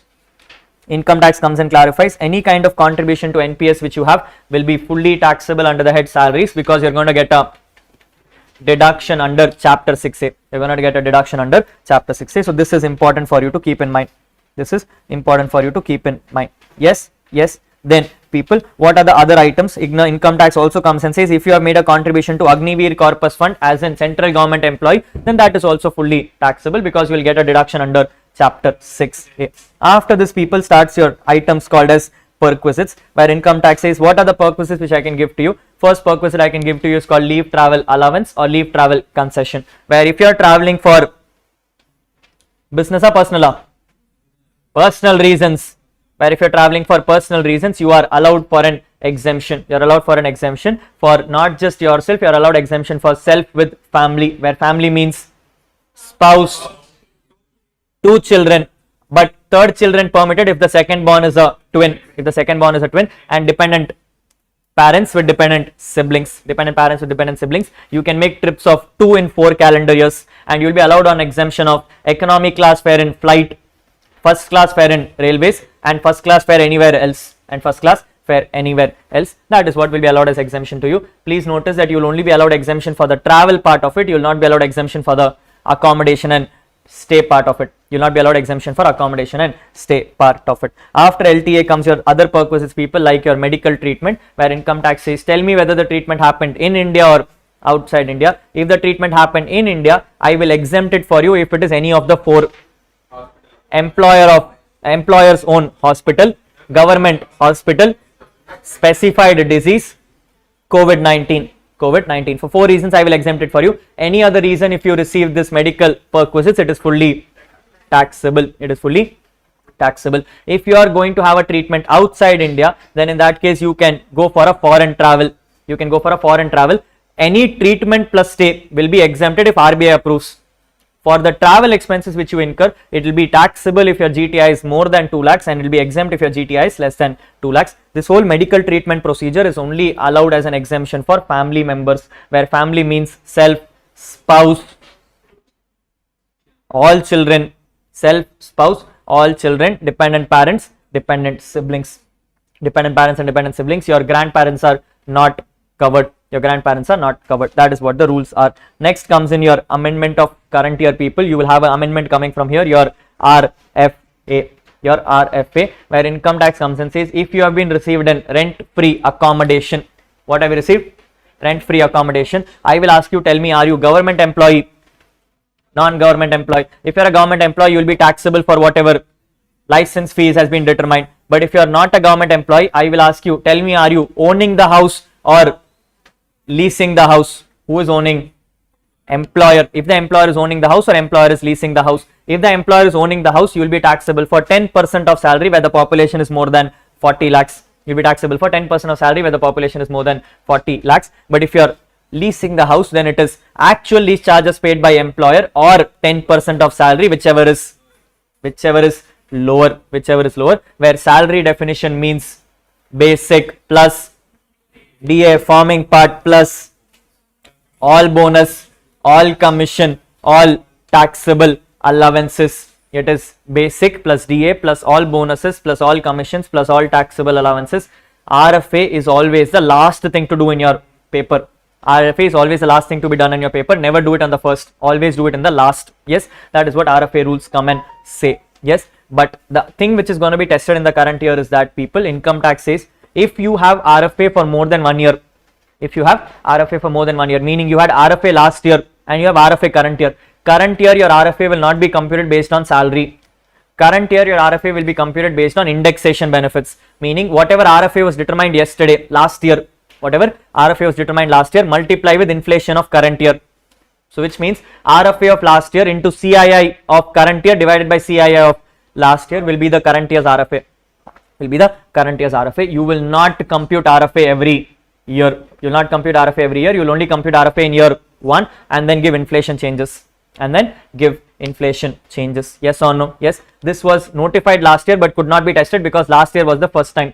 Current year they will test you on this. Current year they will test you on this. So if they give you a question where they come and say the RFA already determined for last year is this much number, current year you will not compute RFA. You will take the last year number, multiply CII and get the answer. At the same time, people, income tax is coming and clarifying, if you have taken this house on a furnished level, meaning you're also given furniture, then again income tax will ask, tell me, is the furniture owned by the employer, hired by the employer? If the furniture is owned by the employer, then it is 10% of the cost of the asset. It is 10% of the cost of the asset. But if it is hired by the employer, then it is higher charges. It is higher charges. Hotel accommodation says take actual higher charges or 24% of salary, whichever is lower, where salary definition is same as RFA rules. Then comes your other items, people, something called concessional loan. If employer is going to grant you free loans or lower interest loans, income tax says, tell me what is the SBI rate. SBI rate minus what employer gave you will become your perquisite value. But because that is an interest rate template, you will also multiply this with your loan outstanding as on the last day of each month. So find out what is the outstanding amount on the last day of each month multiplied by SBI rate minus employer rate. Will become your concessional loans. This will not be taxable if the loan amount given is less than 20,000 or the loan is given for specified disease purposes. Then comes your item called as subsidized food and food coupons, where income tax says if employer is going to provide you food or food coupons, he will be exempted up to 50 per meal, but this only includes meals, people. If you are going to give beverages, it is fully exempt. If you are going to give alcohol, it is fully taxable. And if you are going to give him food in a place of remote areas, then it is fully exempt. Then comes your gifts and vouchers, people, where income tax says if an employer gives you a gift, cash gifts are fully taxable. Kind gifts are exempt if it is up to 5,000 rupees. If it is more than 5,000 rupees, it is fully taxable. Attention point here, employer gifts are 5,000, other gifts are 50,000. Intention, avoid. Yes. Next, so ESOP shares, people, income tax comes and says if company is going to give you ESOPs where they are going to give you at a price lower than market value, then whatever is the market value minus the price given by employer will become your perquisite value. If you don't know how to find out market value, take the average of the opening and closing of the shares. If you are going to have an asset which is sold to you by the employer, if an asset is sold to you by the employer, income tax says tell me what the asset is. If the asset is a computer, I will ask the employer to first compute the WDV. WDV will be computed by allowing 50% depreciation WDV method, and he will arrive at a WDV. This is the price at which he should have sold to you. If he sells at a price lesser than this, the difference will become your perquisite. If it is not a computers, people, he may give you a motor car. Again, income tax says compute the WDV, where WDV here would be cost minus 20% depreciation WDV method in order to find the WDV. If it is not any of these two and it's other assets, income tax says do cost minus 10% SLM method in order to arrive at the WDV of this. But ignoring transfer, people, if question comes and says that I am not selling the asset to you, I am giving you the asset to use, then income tax says tell me what has been given. If they give you computers or laptops, then it is given for office purposes and therefore fully exempt. If they give you any other asset, ask yourself if it is owned by the employer or hired by the employer. Owned by the employer, it becomes 10% of the cost of the asset. Hired by the employer becomes higher charges. But if they give you an asset which is motor car, which is motor car. I will then ask, tell me, is it for official reasons, personal reasons, or part official, part personal? If you give it to me for official reasons, I will fully exempt it. If you give it to me for personal reasons, whatever is the asset, 10% of the cost, whatever is the expenses you pay, fully included, plus all driver charges which you have paid will be fully taxable as a perquisite, But if it is given for part official, part personal, then a table will start. The table will come and say if the employer is owning the car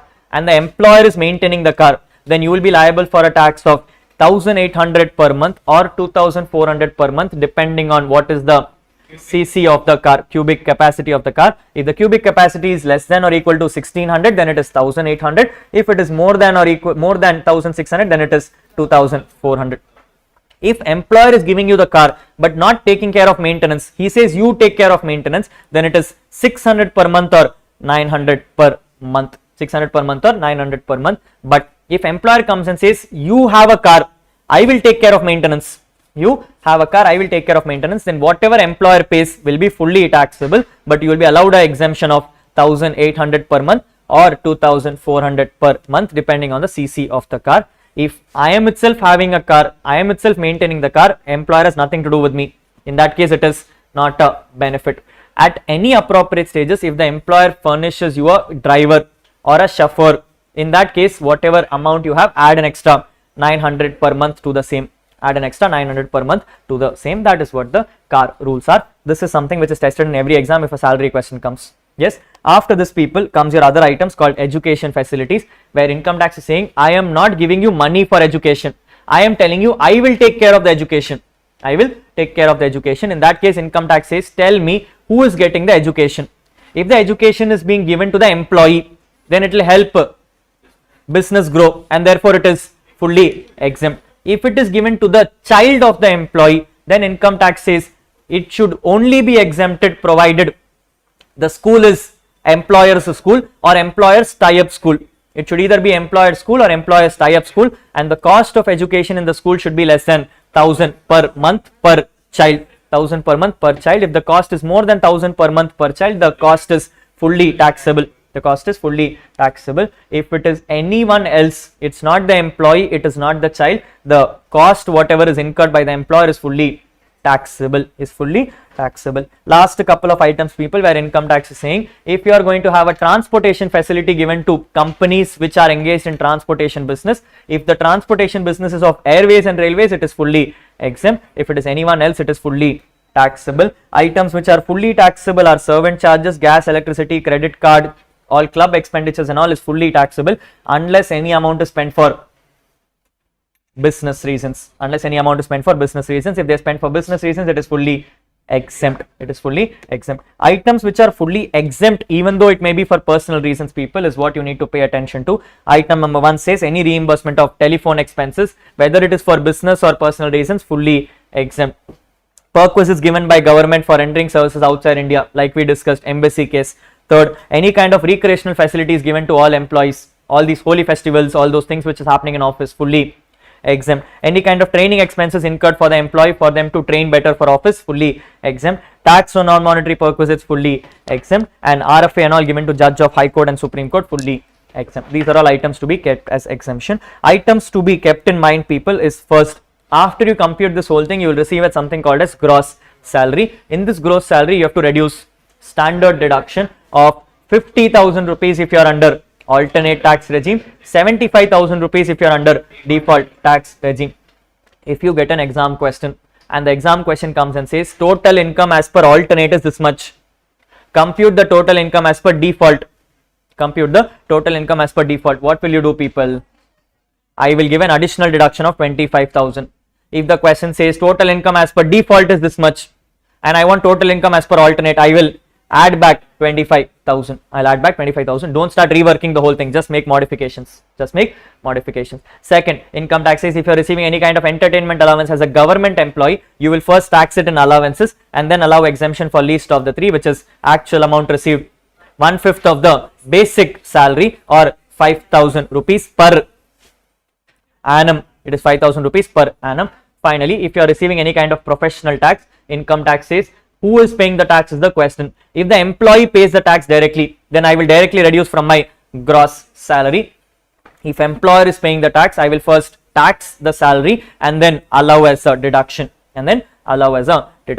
After all these things done, people, one thing to be kept in mind is that if an exam question comes where they say salary is given in scale model, meaning they have told 20,000, 2,500 and 30,000. What does this mean?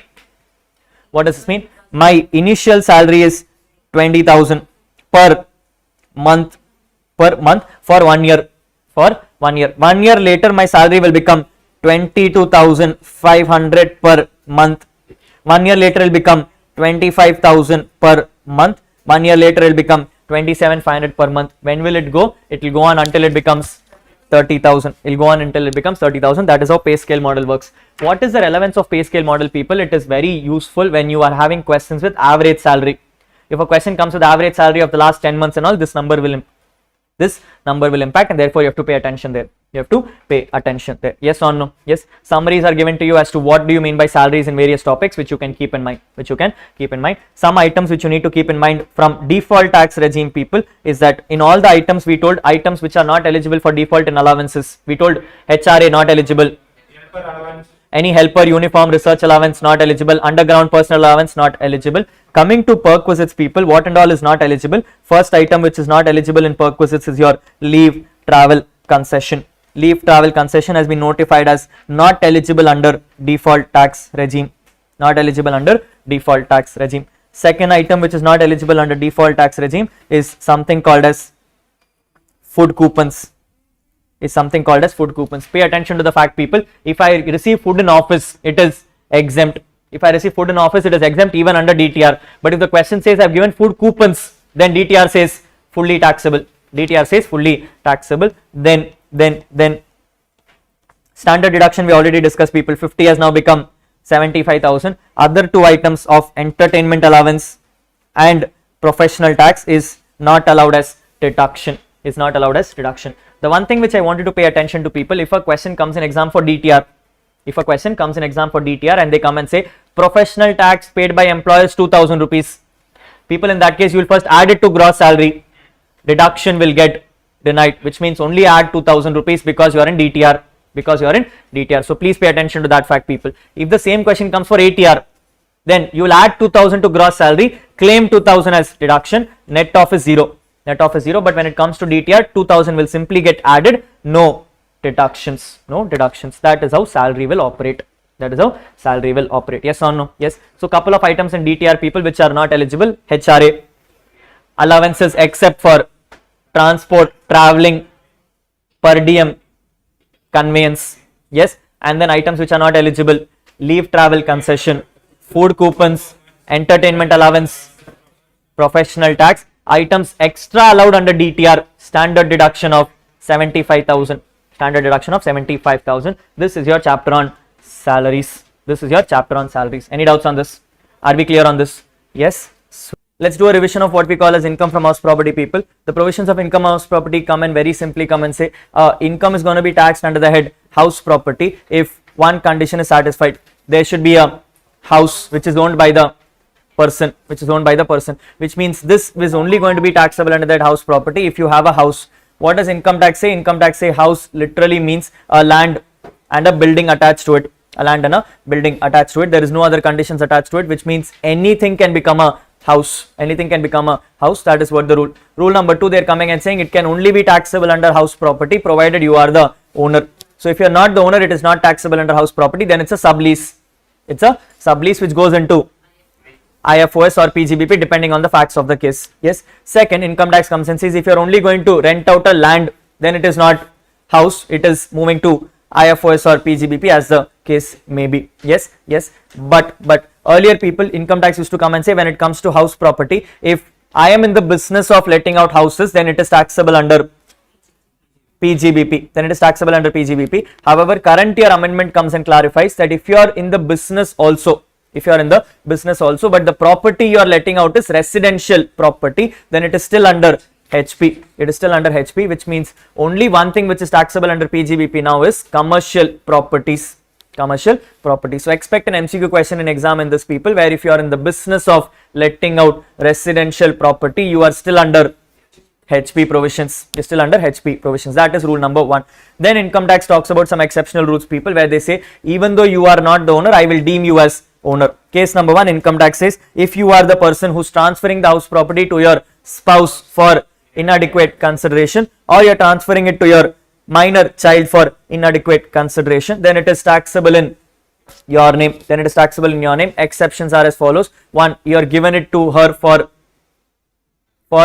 an agreement to live apart, her, him, whatever, you have given them for agreement to live apart. Second, if it is given to a minor married daughter, because minor married daughter is taxable under clubbing rules. They are taxable under clubbing rules. Item number 3, where they say if you are going to hold impartial estates, then the person of the holder of the case will be treated as deemed owner. If you are a cooperative society and all, then you will still be called as a deemed owner if you are enjoying the rights. And if you are going to get any part possession by making part payments, then also you are the deemed owner as per Transfer of Property Act. Finally, if you are going to give this property to someone for at least a period of 12 years, then also you are treated as a deemed owner. Yes, when it comes to house property, people, income tax says that house property can be of 2 types. One is SOP and one is LOP. But SOP also, income tax says, can only be maximum 2 properties based on my preference. I can choose which 2 properties to make it SOP. The moment I choose 2 properties as SOP, all other properties become deemed let out properties. But if you are in the business of letting out properties, or you are in the business of making properties, basically you are holding these assets as stock in trade, income tax says you will not be taxable under the head house property for the next 2 years. From the end of the financial year. If you are able to sell all these properties within the next 2 years, then it is not taxable. If you go beyond 2 years, they will start treating these properties as deemed let out properties. They'll start treating it as deemed let out properties. How do you do HP, people? Income tax says you follow a certain format. You start with municipal value or fair rent, whichever is higher. Compare that with standard rent, whichever is. This answer will give you something called expected rent. This expected rent will then be compared with actual rent minus unrealized rent, whichever is higher.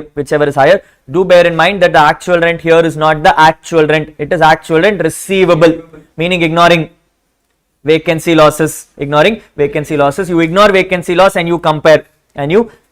If your actual rent minus unrealized rent becomes higher than expected rent, you will be permitted to claim your vacancy loss. If you don't understand that, then you don't get vacancy loss, meaning if ER is more, you don't get vacancy loss. If AR is more, you get vacancy loss. Once you complete this, people, you will arrive at gross annual value. From that, you reduce municipal taxes which are actually paid by the owner in the current year. There is no rule that you have to pay current year's tax in current year. Whatever you pay, you get deduction, whether it is current year's, next year's, or 10 years later, it doesn't matter. What you pay, you get a deduction of. What you pay and you now arrive at something called as NAV. From that NAV, you will reduce 2 components. But before you reduce 2 components, always add arrears of rent and arrears of unrealized rent and arrears of rent, which is of past years. Add that number, you will get the total NAV. From that, you will reduce 30% of the total NAV and then reduce interest on loan to arrive at your income from house property. Although do bear in mind, when it comes to SOP properties, none of these items are there except for one item called interest on loan. And when it comes to DLOP, all of the items are there except for actual rent. In which case, when it comes to DLOP, the GAV is directly expected rent. That is what the rules are. Yes or no? Yes. Some things to be kept in mind, people. First of all, when it comes to vacancy loss, please ensure that vacancy loss is not reduced while comparing with expected rent. You compare expected rent directly, and then if the actual rent is more, you reduce vacancy loss. Otherwise, don't reduce vacancy loss. Rule number 2, when it comes to municipal tax, like I said, you need to pay it in the current year to get the deduction, and owner should pay it. If the tenant is paying it, no deduction. Then when it comes to interest on loan, people, income tax says, tell me whether the property is SOP or LOP. If the property is SOP, you will be allowed a deduction of 2 lakhs per financial year, per house. If you satisfy 3 conditions. Condition number 1, loan is taken after 1999, 1999. Loan is taken for purchase and construction of the asset, and house is completed within 5 years from taking the loan. If 3 conditions are satisfied, you get deduction of 2 lakhs per house per financial year. If these conditions are not satisfied, you get 30,000 per house per financial year. But as an owner, I can maximum claim only 2 lakhs per financial year in SOP. Yes, so even if I have 2 SOPs, if I accumulate both, I can maximum claim 2 lakhs. So it is 2 lakhs per financial year, 2 lakhs per financial year. However, if you are a LOP case, whatever interest you pay is fully allowed as deduction without any restrictions, whether you take it for repairs, whether you take it for purchase, you take it for construction, you complete the house 10 years later also, it doesn't matter. As long as the house is LOP, you get full deductions, Next, you need to keep in mind, people, is that if I have a loan and I have repaid this loan by taking a new loan, the interest on the new loan can also be claimed as deduction. But if I have a loan and I have not paid the interest, because of which bank is levying interest on interest, I cannot claim it as deduction. I can also claim those interests which are paid outside India, people, provided I have paid TDS on those properly. Yes or no? Yes. At any appropriate stages, if you get an exam question where they come and say that the loan is taken earlier and the house was completed later, you will accrue a item called as pre-construction interest. Income tax says if a loan is taken prior to the house is completed, accrue a pre-construction interest from the date of the loan till 31st March of the preceding previous year in which the house is completed. So if the house is completed current year, ignore this year and take until last year, whatever period of pre-construction interest you get, you can allow it over 5 years. But when you say allowed, people, it does not separately get allowed, it gets added to the normal interest. Meaning this will also be restricted to 2 lakhs or 30,000 depending on the property case. No restrictions when it comes to LOP houses. That is what the pre-construction period interest looks like. Yes, after that comes your unrealized rent, people, where income tax comes and clarifies if you have any rent which you could not recover from the tenant. This will be called as a bad debt or unrealized rent, provided some conditions are satisfied. Condition number 1, the tenancy should be bona fide. I should have a genuine case with you. Condition number 2, I have tried my best to recover rent from you. Condition number 3, I have asked you to vacate the premises, or I have tried to vacate the premises. Condition number 4, if you have vacated the premises, I should have not given you a second premise to live. If all the conditions are satisfied, income tax will let you reduce the unrealized rent from actual rent. If not, actual rent will be remaining as it is. On a subsequent year, if you receive the money back, bad debts recovered, you will take it as taxable component and add it to your NAV, which means this number will be allowed a deduction of 30% separately. Please note that this will be taxable even if the house is not in your name anymore. Even if you have sold the house, it will be taxable because the money pertains to earlier years. Some special scenarios for you to keep in mind, people. If your question comes and says that the person is having a house and is taking the part house for SOP and part house for LOP, income tax says assume both the divisions are two separate houses. Whatever is the common cost will get apportioned between both. To the extent the cost pertains to SOP, delete all the cost, because you can only allow interest on loan. Whatever is LOP, you consider as it is. Second, if the house is not owned by me but is owned by many people, we have a co-ownership case. All incomes will be computed up to NAV stage and then will be split to both the owners in profit sharing ratio. After which, people, whatever interest on loan you have paid will be allowed 2 lakhs per owner. So even if this property overall has an interest of 4 lakhs, both the owners can claim a deduction because each owner gets 2 lakhs ka deduction. So it is 2 lakhs per owner. It is not 2 lakhs per house. It is 2 lakhs per. That is what the rules are. Yes. Finally, people, to conclude this chapter, income tax comes and says when you have anything called composite rent, meaning I have decided that I don't want to give you house alone. I'll give you a house with some amenities. Income tax says if you're able to split the rent, house will go under HP. The amenities will go under IFOS. If you are not able to split, everything will go to IFOS. Everything will go to IFOS. This is very important and critical, people, because if you move something to IFOS, the rules do not remain the same. The rules do not remain the same. There is no 30%. There is no interest on loan and all. Whatever you have, fully allowed. Whatever you have, fully allowed. Here we have restrictions, and therefore your classification makes an impact. Yes or no? Yes. So bear that in mind. Finally, income tax comes and says, if you end up in a loss under HP, if you end up in a loss under HP, rules of set off. First, set off against income from HP. If you're not able to set off against income from HP, set off against other heads up to a maximum of 2 lakh rupees. If that is also not happening, you can carry forward the balance losses for a period of and set off against house property incomes. You can carry forward for a period of 8 years and set off against house property incomes. Clear, not clear? Yes. This is all provisions relating to ATR. Relating to ATR. Under DTR, people, what changes? Income tax says the SOP property is no more valid. The SOP property is no more valid, and therefore under DTR, what will happen? Income tax will say the interest on loan which you are trying to claim under SOP is not allowed. The interest on loan which you are trying to claim under SOP is not allowed. This will be denied to you. This will be denied to you. Second thing, what is happening, people? Income tax comes and says, if you have any loss from house property, what do you have? You have a loss from house property. You can set off the loss against income from house property in current year.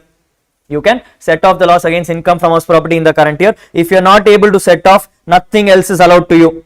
Nothing else is allowed to you, meaning neither will you set off against other heads, nor can you carry forward. This number will get permanently lapsed. This number will get permanently lapsed the moment you opt for default tax regime. So look for those questions, people, where the question is doing default tax regime and you have HP losses. If you're able to set off against HP income, do it.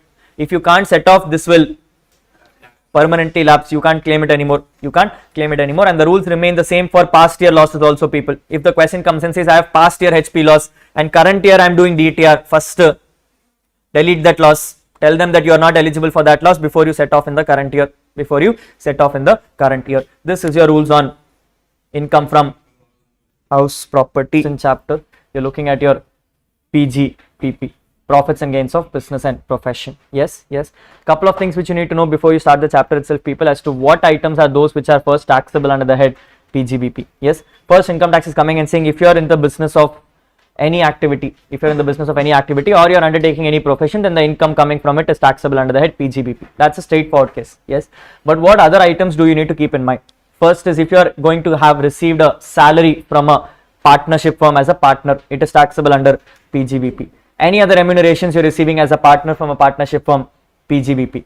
Any kind of gift you're receiving it under a business is called as PGBP. Any value of perquisites, value of benefits coming in the course of business is also PGBP. Any kind of gifts received as stock in trade, inadequate considerations, all are PGBP items. All are PGBP items. That's what you have to first keep in mind. Yes. So that is the first rule to be kept in mind when it comes to PGBP, people. Yes. Yes. Apart from that, people, some other items you need to keep in mind. For example, any kind of government grants you get from government. If it is relating to a capital asset, it goes to capital assets. But if it is not relating to capital asset, a revenue item, it goes into PGBP again. It goes into PGBP again. This is what you would have learned in your accounting standards as well. Yes. So couple of things which you need to keep in mind as you go into the topics of PGBP. Yes or no? Yes or no? Yes. Now, if you start PGBP, people, some things to be kept in mind. Some things to be kept in mind. First is 4 words. First is 4 words. We call it as disallowance, allowance, addition, reduction.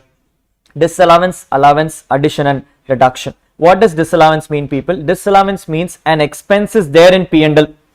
Income tax says cannot claim, and therefore it gets disallowed. Therefore it gets disallowed, or in simple words, added. Or in simple words, added. Allowance means item is not there in P&L. Income tax says claim it, and therefore I am reducing it. And therefore I am reducing it. Addition is an item which is not there in P&L. Income tax says should be there in P&L. This is an income which income tax recommends you to add. This is an income which income tax recommends you add. And the fourth item is reduction.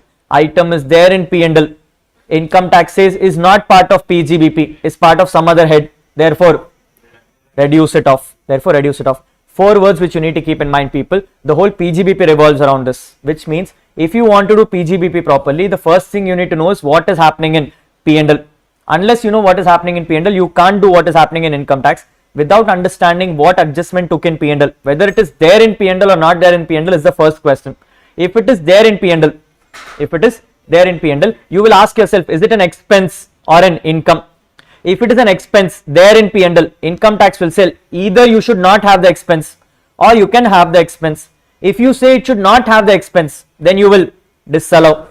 If you say it should be there, P&L already has it, you also want it to be there, therefore ignore it off, no adjustment, no adjustment. Same way people, if there is an income in the P&L, income tax says should not be there because it is other heads, you will reduce it. If there is an income tax says should be there, you will ignore it off, because it's there in P&L, you also wanted it to be there, therefore no adjustment, On the contrary, if items are not there in P&L,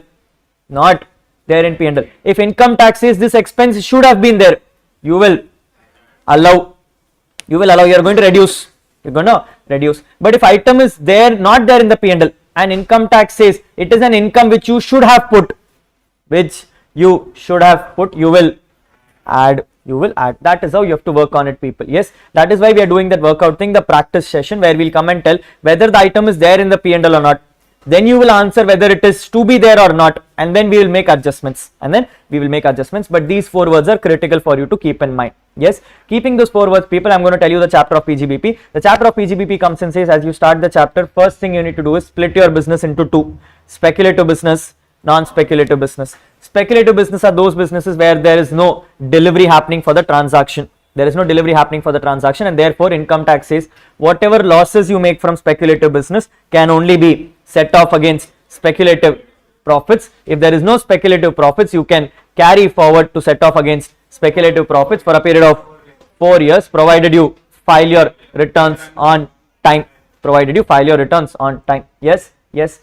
Items which are not speculative profits, people, some items which you need to keep in mind: any kind of derivative items, agricultural commodity products, any kind of other products listed on stock exchange, provided you pay STT and CTT on those. All those items are not called as speculative business. From an exam standpoint, I will tell you whether it is speculative or non-speculative transaction, so you don't have to worry about it. Yes, as you progress then further, people, we are going to start understanding what are the items income tax says can be allowed.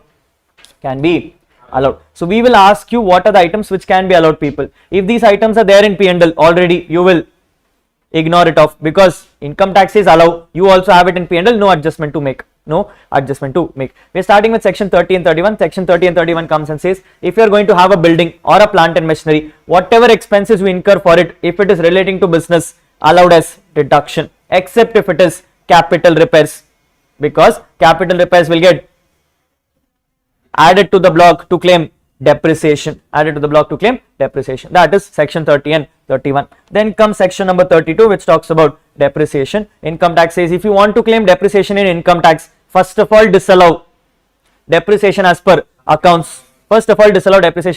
Then we will do depreciation as per income tax. To do depreciation as per income tax, some rules to follow. There should be an asset.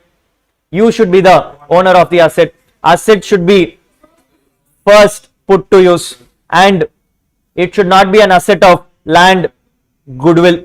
4 conditions for you to satisfy in order to claim depreciation. If all the 4 conditions are satisfied, you can claim depreciation based on one method only, which is called WDV method. You can follow SLM method if you are in power sector, but power sector will not be tested in exam. WDV method is what you need to follow. Yes, when you follow WDV method, people, income tax says you need to tell me when was the asset first put to use. If the asset was first put to use for more than 180 days, you get full rate of depreciation. But if the asset was put to use for less than 180 days, you get half rate of depreciation. What is this cutoff date, people? It is 2nd October. Assets after 2nd October 50%, assets before and on 2nd October is 100% of depreciations. What are the rates of depreciation income tax is notified? Income tax is told if you are doing buildings, then it is 10%. If you are doing furniture, it is 10%. If you are doing plant and machinery, it is 15%. Vehicles is also 15%. Laptops is 40%. Printers is 40%. Computer software is 40%. Intangible assets is 25%. Ships are 20%. Flight airplanes is 40%. Books are 40%. Mobile phones is 15%. EPABX Yedo puri illana 15. It's always 15. Plant and machinery is answer. 40% only happens when the asset is either going to depreciate faster or income tax feels that this asset is good for India. Good for India. Windmills 40%. Life saving surgical equipments 40%. All these items go into 40% brackets. Yes, yes. Apart from this, people, income tax comes and clarifies this is what you will be eligible for. But if you are a manufacturing concern who's going to bring in new plant and machinery, you will be eligible for additional depreciation at the rate of 20%. But if the asset was put to use for less than 180 days, claim 10% in year 1, 10% in year 2. This 10% is 10% of the cost of the asset. It is not 10% of WDV. So meaning original cost or 10%, year 1 you claim that number, same number you will claim in year 2 as well. Same number you will claim in year 2 as well. Although please bear in mind, if you are doing default tax regime, no additional depreciation will be granted. No additional depreciation will be granted. How do you do WDV method, people? Income tax says start from opening asset, add all the assets which are put to use for more than 180 days, less than 180 days, not put to use. From this you will reduce one critical component called as sale value of the asset itself. Sale value of the asset itself. The value of the asset in sale terms, not the WDV, will get reduced directly. You will arrive at the cost of the block. On that cost of the block, if it is opening plus more than 180, do full depreciation, less than 180, do half depreciation, balance asset, no depreciation. You will arrive at your closing WDV. You will arrive at your closing WDV. Income tax comes and says at any appropriate stages, if the sale value goes more than the cost of the block, you will stop depreciation and move to capital gains. You will stop depreciation and move to capital gains. If that is not happening, but all the assets in the block are sold, then also you will stop depreciation and move to capital gains. You will move to capital gains. We will discuss when we do capital gains on that. How do you do cost of the asset, people? Same rules as accounts. All the cost which you have incurred until the asset is first put to use will get capitalized. Interest cost, borrowing cost, all your expenses which you incurred to bring the asset to installment and all those things, all costs will be taken into consideration. Remove any kind of ITC which you can claim as deduction. Remove any kind of subsidies which you receive from government, provided these subsidies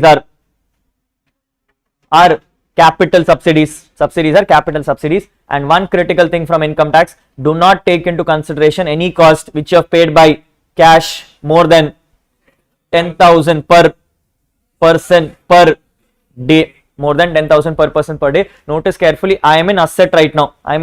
Nothing gets disallowed here because you never claimed it in P&L.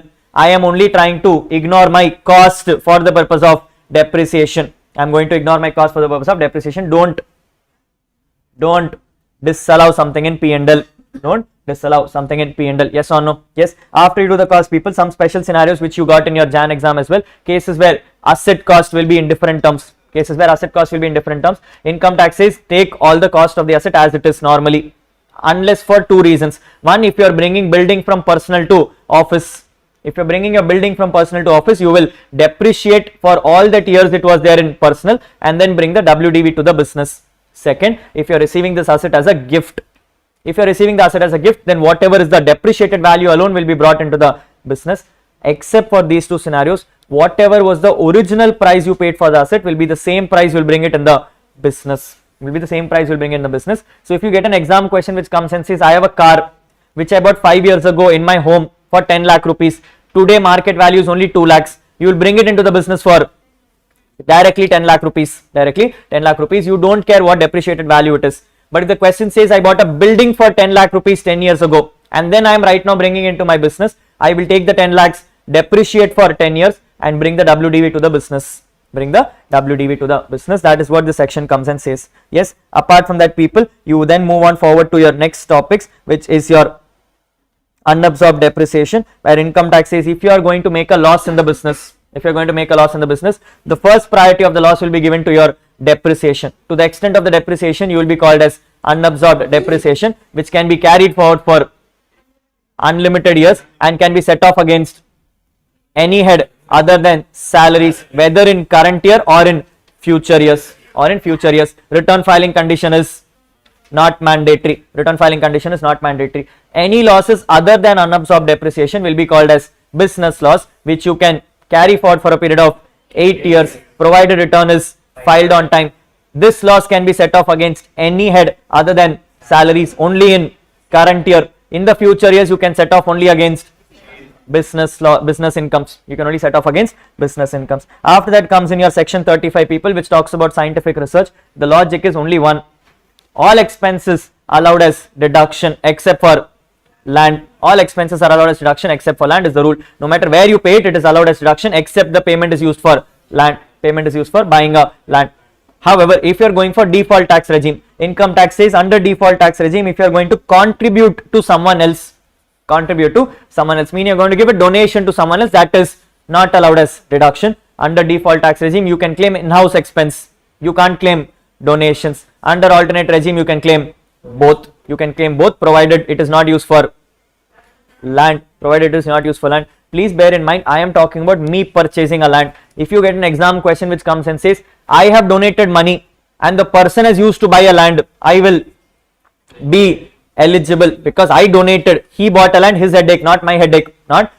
So I will still be eligible under alternate regime. Under default regime, will get disallowed because donations are not allowed as deduction. Same logic as unabsorbed depreciation people. If you have any scientific research of capital nature, the loss coming from that will be treated same as unabsorbed depreciation, meaning that also can be carried forward for infinite years, can be set off against any head other than salaries. Yes. After that, people comes in your 35 AD investment linked business, where income tax is some businesses which income tax appreciates and would give you 100% of the deduction on his capital expenses, except for land. Items to be kept in mind: any kind of hospital with 100 beds, any kind of hotels with 3-star and above, any kind of warehousing facilities for sugar, agricultural produce, do not cover edible oils. These items are not eligible for 35 AD. Any warehousing facility for edible oil is a normal business. Income tax says take these businesses, whatever expenses you incur, 100% allowed as deduction except for land. Please ensure expenses are paid more than 10,000 only in permissible modes. Only then will you get the deduction. This whole section is not applicable under default tax regime. Under default tax regime, the capital expense will be allowed as depreciation. You don't get deductions on this. But yes, if you have a loss from 35 AD business under alternate regime, you can carry forward the loss for infinite years. And set off only against profits from 35 AD business. Any asset which you claim deduction under 35 AD, you need to hold it for at least 8 years. If you decide to sell it within 8 years, whatever profit you made will be taxable under PGBP. If you sell it after 8 years to your existing business, then you can sell it to your existing business at zero value. But if you sell it to your existing business within 8 years, income tax will say, assume that this asset was already there in existing business and only allow the depreciation which you could claim till now. Balance everything will get reversed. And will be taxable under PGBP. After that comes 35 AD people, where income tax says if you have any preliminary expenses, the rules will apply same as pre-construction interest. You can claim it over the next 5 years, subject to the condition that you only claim preliminary expenses of 5% of the cost of the project. And then comes your next items people, your voluntary retirement scheme. Income tax says you can claim VRS for same 5 years. And then comes something called as family planning expenses. For CA inter syllabus, family planning expenses is disallowed. Because it can only be claimed by companies. You are only going to get a question for individuals and firms. You will not be eligible for this. So if you see an exam question says expenditure on family planning, disallow the expense of. Summary for you people: items which you can claim over 5 years, preliminary expenses, VRS expenses, family planning only for companies. All these expenses allowed over a period of 5 years. After that comes your other items people, zero coupon bonds. Income tax says any loss which you make from zero coupon bonds, allow it over the number of months. Number of months will be calculated by using round off method. which means if there are less than 6 months, you will, less than 15 days, you will ignore the month. More than 15 days, consider the month. When it comes to interest on borrowed capital, the rules will remain same as your borrowing cost standards. Any kind of interest which you incur for business allowed as deduction. If you incur it for an asset, you will capitalize it until the asset is first put to use. Until the asset is first put to use. After the asset becomes ready, put to use, you can claim the interest as deductions. However, if the interest is paid to any banks, PFIs, NBFCs and all, you will have to pay the money within due date of return filing, section 43B. You will have to pay the money within due date of return filing, section 43B. That has to be done. The amendment of current year to be paid attention to people. Income tax says from current year, if you are going to contribute any money to NPS account for your employee, you can only contribute up to a maximum of 14% of his salary. 14% of his salary. If you contribute anything more than 14%, excess money will get disallowed. Where salary means basic plus DA forming part. That's all. Salary means basic plus DA forming part. Amendment question definitely will come for exam. Mark important. Yes. Then you have your employers and employees PF. Income tax says when any contribution happens to any provident fund, any other fund for the welfare of employees, two people will contribute. Employer, employee. Employer's contribution is an expense for income tax, and therefore they said you have to pay this money before the due date of return filing. If you make the payment before due date of return filing, expenses allowed as deduction. If you don't make the payment before due date of return filing, I will disallow the expense and allow in the year in which you make the payment. When it comes to employees contribution, income tax says whatever money you get from the employee is an income for you. If you make the payment before the due date of the PF Act, you can claim it as deduction. Therefore, net effect becomes 0. However, if you don't make the payment before the due date of PF Act, income tax will not allow any deduction permanently, meaning this money will get deemed as income permanently. Even if you make the payment on a subsequent date, you will not be allowed as deduction. So pay attention to the fact, people, as to whether it is employer or employee. Employer is due date of return filing. Employee is due date of PF Act. Employers you can disallow, allow subsequently also. Employees once added as income, permanent income. Yes. Next you have bad debts provisions, where income tax says if you are going to create any kind of bad debts, I will allow it as deduction under income tax, provided two conditions are satisfied. Condition number 1, you should have offered this income earlier. Condition number 2, the debtor should have been written off in the books. Two conditions you satisfy, I will give you the deduction. Otherwise, no deduction. At subsequent stages, if you recover bad debts, that will become taxable under the head PGBP. Even if you don't have the business running, it will continue to be taxable under the head PGBP. At any stage, if the assessing officer has already disallowed the bad debts which you tried to claim, so much of that bad debts will not be offered to income on recovery basis. What does that mean? If I had tried to claim 5 lakhs in year 1, assessing officer only allowed 2 lakhs, meaning he did not allow 3 lakhs. Current year I recovered 4 lakh rupees. Will I offer to tax 4 lakhs? I will say, sir, in that 4 lakhs I already paid tax on 3 lakhs. So I am not paying tax on 3 lakhs, I am paying tax only on 1 lakh. 4 lakhs is in my P&L. I want to pay only on 1 lakh. I will reduce 3 lakhs. Correct? Yes. Pay attention to that. Then we get other sections, people, where they say if you pay any insurance premium and all, that is allowed as deduction as long as it is for business purposes. And then comes your section number 37, which says if any other expenses are not covered here, then we will cover it under 37. Rules to follow, that you have to follow same as accounting rules. It should be incurred by the assessee, should be revenue in nature, should be incurred for the business of the person or a profession of the person, should not be incurred for any personal reasons, and should not be a payment for any offense of a law. Any bribery, illegal payments and all not allowed as deduction. Some examples for you people: if I give any kind of free goods to doctors, not allowed, because because prohibited under Indian Medical Council. Prohibited under Indian Medical Council. I am coming and saying I have paid penalty to income tax department. Expense will get disallowed. I have gone to income tax department and said, sir, don't put me in jail. I will pay compounding fees.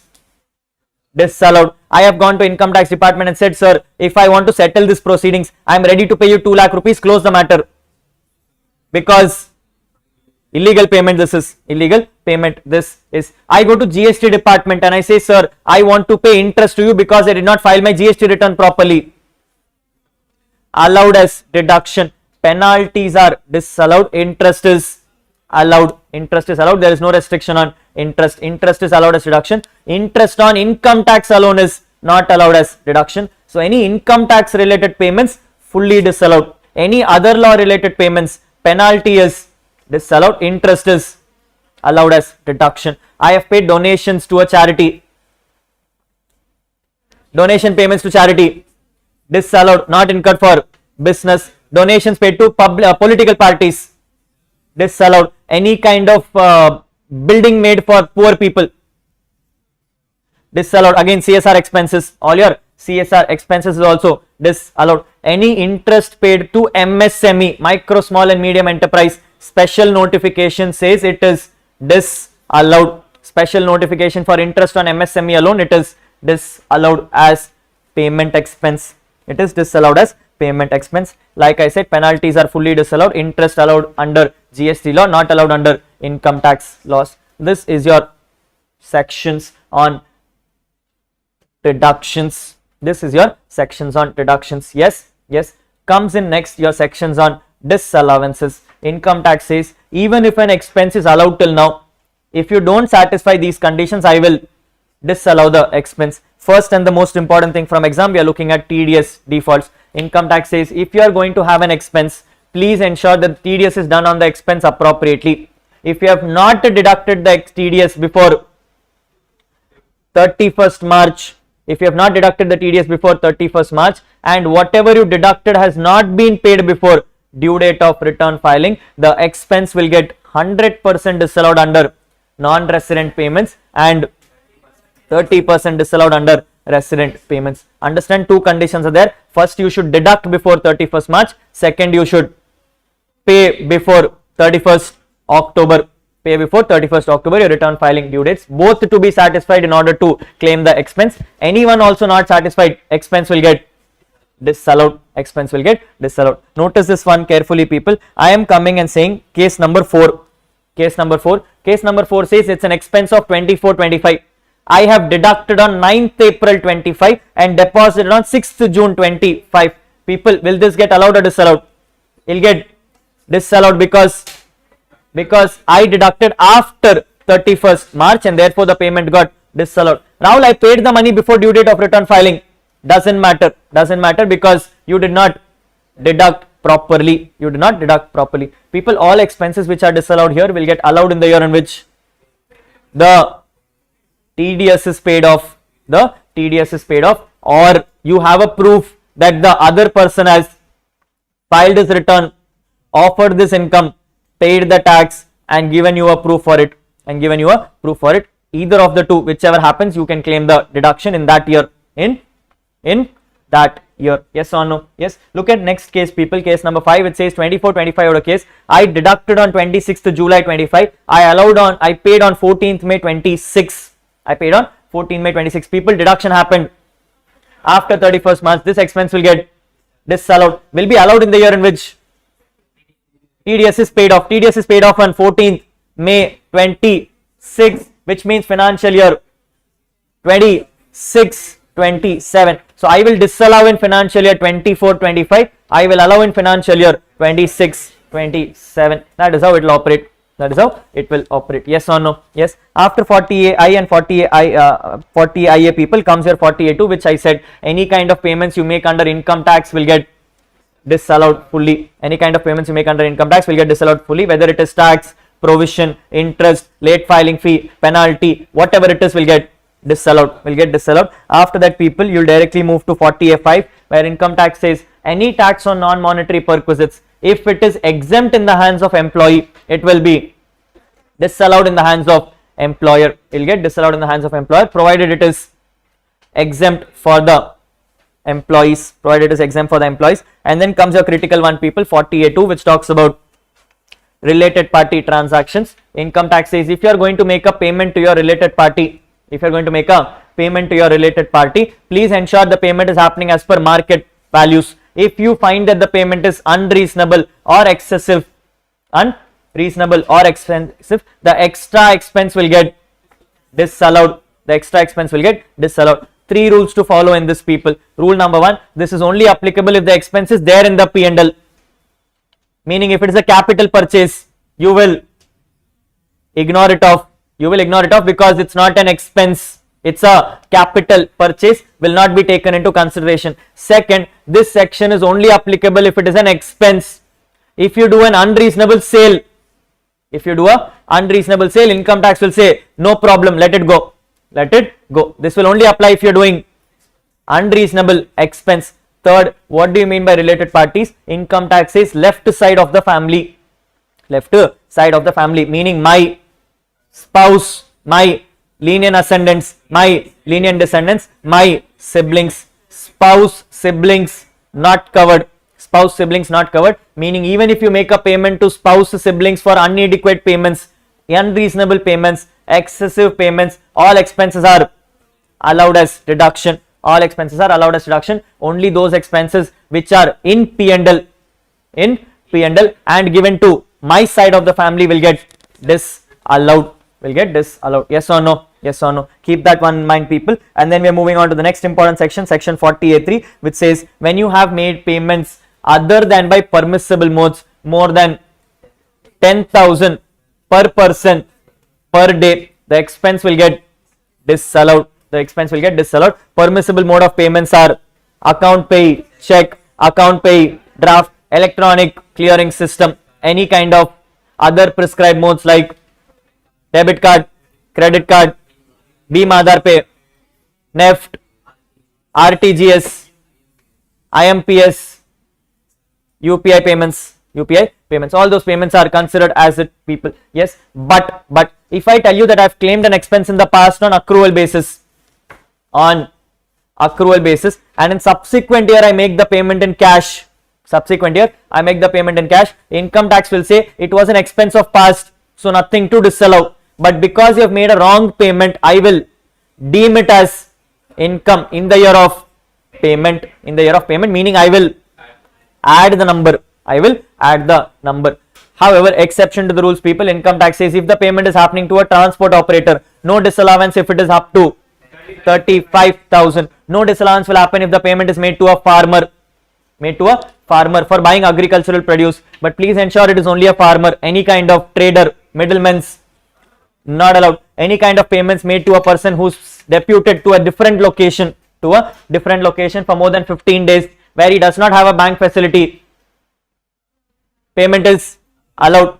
If it is made on a date when the bank is on a holiday, payment is allowed. If it is made to an employee for retirement benefits up to 50,000 rupees, allowed. If it is made to your agent for buying goods and services, payment is allowed. If the payment is made to RBI and all those things, payment is allowed. If I am doing a book adjustment, I am opening my creditors, you are opening your debtors, we will cross adjust. This is also allowed as a deduction. This is what is 40A3. Yes. After 40A3, people, comes 40A7, where income tax says if you have any provision for gratuity which you created during the year, I will only allow it as a deduction provided you make the payment before due date of return filings. If it is an unapproved gratuity, then it is not allowed as deduction itself. If you are going to make payments of the following natures, any kind of tax, duty, cess, any kind of employer's contribution to funds, any kind of interest paid on loans taken from banks, PFIs, NBFCs, any kind of bonus and commission paid to employees, any kind of leave encashment to employees, or any kind of use of railway assets, please ensure that the payments are happening on or before due date of return filing. If the payment happens after the due date of return filing, I will disallow the expense, allow it in the year in which actual payment is made. However, from last year, if you are going to make a payment to micro and small enterprise, if you're going to make a payment to micro and small enterprise more than 45 days, the payment will get disallowed after the 45th day and will be allowed only in the year in which payment is made. However, if you don't have an agreement with the person, oral agreements, your due date becomes 15 days, you will disallow it after 15th day, allow it in the year in which payment is made of. Please note, it is only for micro and small enterprise, not applicable for medium enterprise. Medium enterprise, even if the payment is late, it is allowed, but medium enterprise interest is not allowed. Interest Puerto Rico, micro, small, medium, all disallowed, but actual payment Puerto Rico, micro, small, disallowed, medium allowed. Medium is allowed as deduction. Also, people, income tax says if you have interest which you have not paid of the past, and that got disallowed in the current year, if you decide to convert the interest into a loan, you will not be allowed the deduction merely on conversion. You will be allowed the deduction only when the loan is repaid off. That is what 43B comes and talks about, important section from exam perspective. After that comes your last leg, people. If you are going to end up in a firm, whatever you did till now is correct. One small adjustment you will make. You will start talking about what payments are happening to partners. Income tax says partners can receive three kinds of payments. One is share of profit, interest on capital, any remuneration payments. Income tax says if a share of profit is given to a partner from a partnership firm, it is exempt in the hands of partners. If the partner receives any interest on capital, he will be allowed 12% of the capital as an interest. If he receives more than 12%, that extra money will be exempt in his hands because it will be disallowed in the hands of firm. So if the firm pays more than 12%, firm will take a disallowance, partner will only be taxable for 12%. And if the partner is receiving salary, income tax says firm will first compute something called as book profits. Where what income tax will do is, income tax will say compute the full PGBP, disallow whatever salary you already paid, what you paid as salary, allow any kind of unabsorbed depreciation of past years, you will arrive at the book profit. Take this book profit for the first 6 lakh rupees, amendments of current year, for the first 6 lakh rupees, you will be allowed 90% of the 6 lakhs or 3 lakh rupees, whichever is higher, and for all the balance it is 60%. This will give you the number which firm can pay. Then you will ask a question, how much did they actually pay? Whichever is lower will be allowed as deduction. Income tax says you can pay 5 lakhs. I have only paid 4 lakhs. I will give deduction of 4 lakhs. That will be allowed as deduction, thereby arriving at your PGBP. So what is the answer, people? Start with your PGBP, disallow any salary already paid to partners and allow any kind of unabsorbed depreciation. You will arrive at book profit, compute the salary as per income tax, compare that salary with the actual salary, whichever is lower, and you will arrive at your PGBP. Yes or no? That is what your PGBP provisions are regarding your partners. Once you do your computation, people, some administrative provisions to be mindful of. First administrative provision comes and says all people who are doing business will have to maintain books of accounts. Books of accounts will need to be maintained if you are in profession having a gross receipts more than 1,50,000 for the last 3 years. All the last 3 years you should have more than 1,50,000. If you are into business, you should have a PGBP more than 2,50,000 or a turnover more than 25 lakhs in any of the last 3 years. If you are not an individual or a HF, then it is 1,20,000 and 10 lakh rupees in any of the last 3 years. If A professional satisfies the condition, he will maintain books as per what income tax says. As per what income tax says. If he does not satisfy the condition, he will still maintain books, but whatever he wants, whatever he wants. If he is in business, and satisfies condition, he will maintain books, but whatever he wants. But if he is in business and does not satisfy condition, income tax says don't maintain books. Don't maintain books. If you have been obligated to maintain books and you don't maintain books, income tax says you will be levied a penalty of rupees 25,000. You will be levied a penalty of rupees 25,000, and whatever books you have to maintain it for at least 6 years from the end of the assessment year. From the end of the assessment year. For all the people who have books, if you are having a turnover more than 1 crore, income tax says you will need to get a tax audit done in business, and a turnover more than 50 lakhs in profession, you will have to get a tax audit done for your profession. However, if you are in business, where 95% of your payments and 95% of your receipts are happening in permissible modes, you will not be required to do tax audit until 10 crores. You will not be required to do tax audit until 10 crores. That is what the section says. All people who are liable for tax audit will furnish the CA certificate 1 month before the due date of return filing. So because your due date is 31st October, you will furnish it by 30th September. You will furnish it by 30th September. Failure to furnish a tax audit report makes you liable for penalty at the rate of 0.5% of the turnover or 1,50,000, whichever is lower.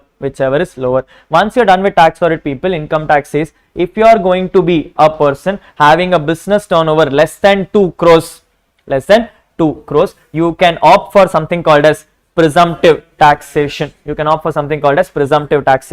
But if you tell me that 95% of your turnover came by permissible modes, then you will be eligible for presumptive up to 3 crores.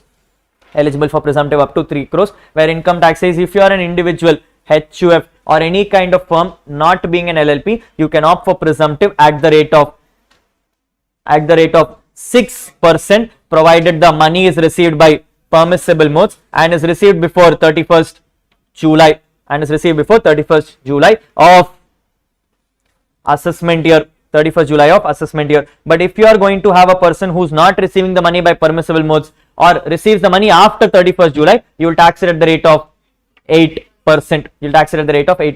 If you choose to offer presumptive income, income tax will say you don't need to do anything under normal business. No PGBP computation to be made. All adjustments of PGBP are assumed to be done. No further adjustments will be required. Person opting for presumptive will have a due date of 31st July. Person opting for presumptive need not maintain books nor get them audited, but if he decides to not do presumptive, he will have to maintain books, get them audited, file the return by 31st October. Person opting for presumptive also has a benefit that he only needs to pay the last installment of advance tax, which is 15th March. But if you are a person who chooses presumptive, you need to do presumptive for the next 5 years. Opting out of presumptive in the next 5 years means you become ineligible for presumptive for the next 5 years. After business comes in something called as profession, where income tax says if your professional receipts are up to 50 lakh rupees, you can opt for presumptive. But if you tell me that your turnover by 95% is in permissible modes, you can opt for presumptive up to 75 lakhs. Any person under this category can offer presumptive up to 50% of your gross receipts. Choosing to offer 50% means you don't need to do any PGBP computation. You will not be liable to maintain books. You will not get them audited. Your due date becomes 31st July. Opting out means you will have to maintain books, get them audited, file return by 31st October. Rules remain the same. The last presumptive topic is what we call as transport operators, where income tax says if you are a transport operator holding less than 10 vehicles at any time during the previous year, less than or equal to 10 vehicles at any time during the previous year, you can opt for presumptive taxation. Where you will split your vehicles into two: heavy good vehicles, others. Heavy good vehicles means all those vehicles where the metric ton is more than 12. If you are having a heavy good vehicle, you will be taxable for 1,000 rupees per ton per month per vehicle or part month thereof. For every month the vehicle was in use or ownership. Ownership. For every month the vehicle was in ownership. Use is not a criteria. Use is not a criteria. If you are not a heavy goods vehicle, you are having normal vehicles, and it is 7,500 rupees per month per vehicle. For every month this vehicle was in ownership. For every month this vehicle was in ownership. If you are under presumptive taxation of transport operator, same rules will apply. The moment you offer presumptive, no other adjustments will take care of, but extra benefit granted to you, you can claim salary to partners, interest on capital. This one thing you can do only under transport operators. You can't do it under business and profession. You can't do it under business and profession. And your due date remains at 31st July. Maintaining books not required. Maintaining audit not required. Opting out of presumptive means maintain books, get them audit. 31st October becomes a due date. 31st October becomes a due date. One exception between this and the other sections is, people, here even though you are opting for presumptive, advance tax will happen in 4 quarters. Advance tax will happen in 4 quarters, whereas for the other two, advance tax was happening in last quarter alone. So 2 extra things which happen in this presumptive, people. You can claim all remuneration to partners and all interest on capital to partners. Second, you will pay advance tax in 4 quarters. All other provisions remain the same as other presumptive taxations. Bear in mind that in exam, presumptive taxation will not be informed. You will have to check for the turnover of the business, turnover of the profession, or the number of vehicles this person has, and then decide whether you should do presumptive or don't do presumptive. Yes, this is something you need to keep in mind from your side. Clear? Yes, this is your topic on PGBP. The topic of capital gains, people, important topic for the current year exams, because hell lot of things have changed in capital gains. A lot of changes to be discussed from an amendment perspective. So let's pay attention on capital gains and we'll try to figure it out together. Yes, the provisions of capital gains basically come and say, if you want to tax something under the capital gains, there should be 2 things which is happening. One, there should be a capital asset. Second, it should be a transfer of capital asset. 2 things happening for capital gains to take place, and in that case the capital gains will be taxable in the previous year in which the transfer takes place. What do you mean by capital asset in income tax, people? Income tax says capital asset means any asset except for items like stock in trade, because it is taxable under PGBP, except for items like rural agricultural land because it is exempt under agricultural income, and items like personal movable effects, because these are exempted from taxes unless the items are BA, pass, DJ, bullions, archaeological collections, paintings, any work of art, shares, sculptures, drawings, jewelry. These items are taxable. All other items are exempt. One question which comes from the back of my head, Jan 25 came and said STCG on sale of home fridge or something. STCG on sale of home fridge or something. There it was exempted from taxes because it is a personal movable effects. Yes, keep that one thing in mind. Apart from that, people, income tax says if there is any weird asset, like 6.5% gold bonds, all those bonds and all, exempted from tax. Interest coming from that also exempted from tax. Take that as a boon. Yes. How do you do capital gains, people? Income tax says from the current year, your period of holding will undergo a slight modification. But that will happen from the middle of the year. From 23rd July, the period of holding is as follows. All listed securities get a period of holding of 12 months if they want to be long term. All other assets will be having a period of holding of 24 months if they want to be long term, except for one item which was a last minute change. They said slump sale remains at 36 months. So which means all assets have moved to 24 months except slump sale. For those who have my physical copies, this will not be there in your books. Please make that note of it. Slump sale is still at 36 months, even though everything else has moved to 24 months. Yes. However, if your transfer is before 23rd July, income tax at business trust units, which was now 12 months, will have been 36 months, and all other assets like jewelry and all, which was earlier 36 months, is now 24 months. That is the only difference between the amendments, people. Basically, the rules remain the same, just that all other assets moved from 36 to 24, business trust units moved from 36 to 12. That is the only difference. That is the only difference, which means depending on the date of transfer, your period of holding will undergo a change. Your period of holding will undergo a change. Yes, but the amendment of current year also comes and clarifies people after 23rd July. If you have sold any unlisted bonds or debentures,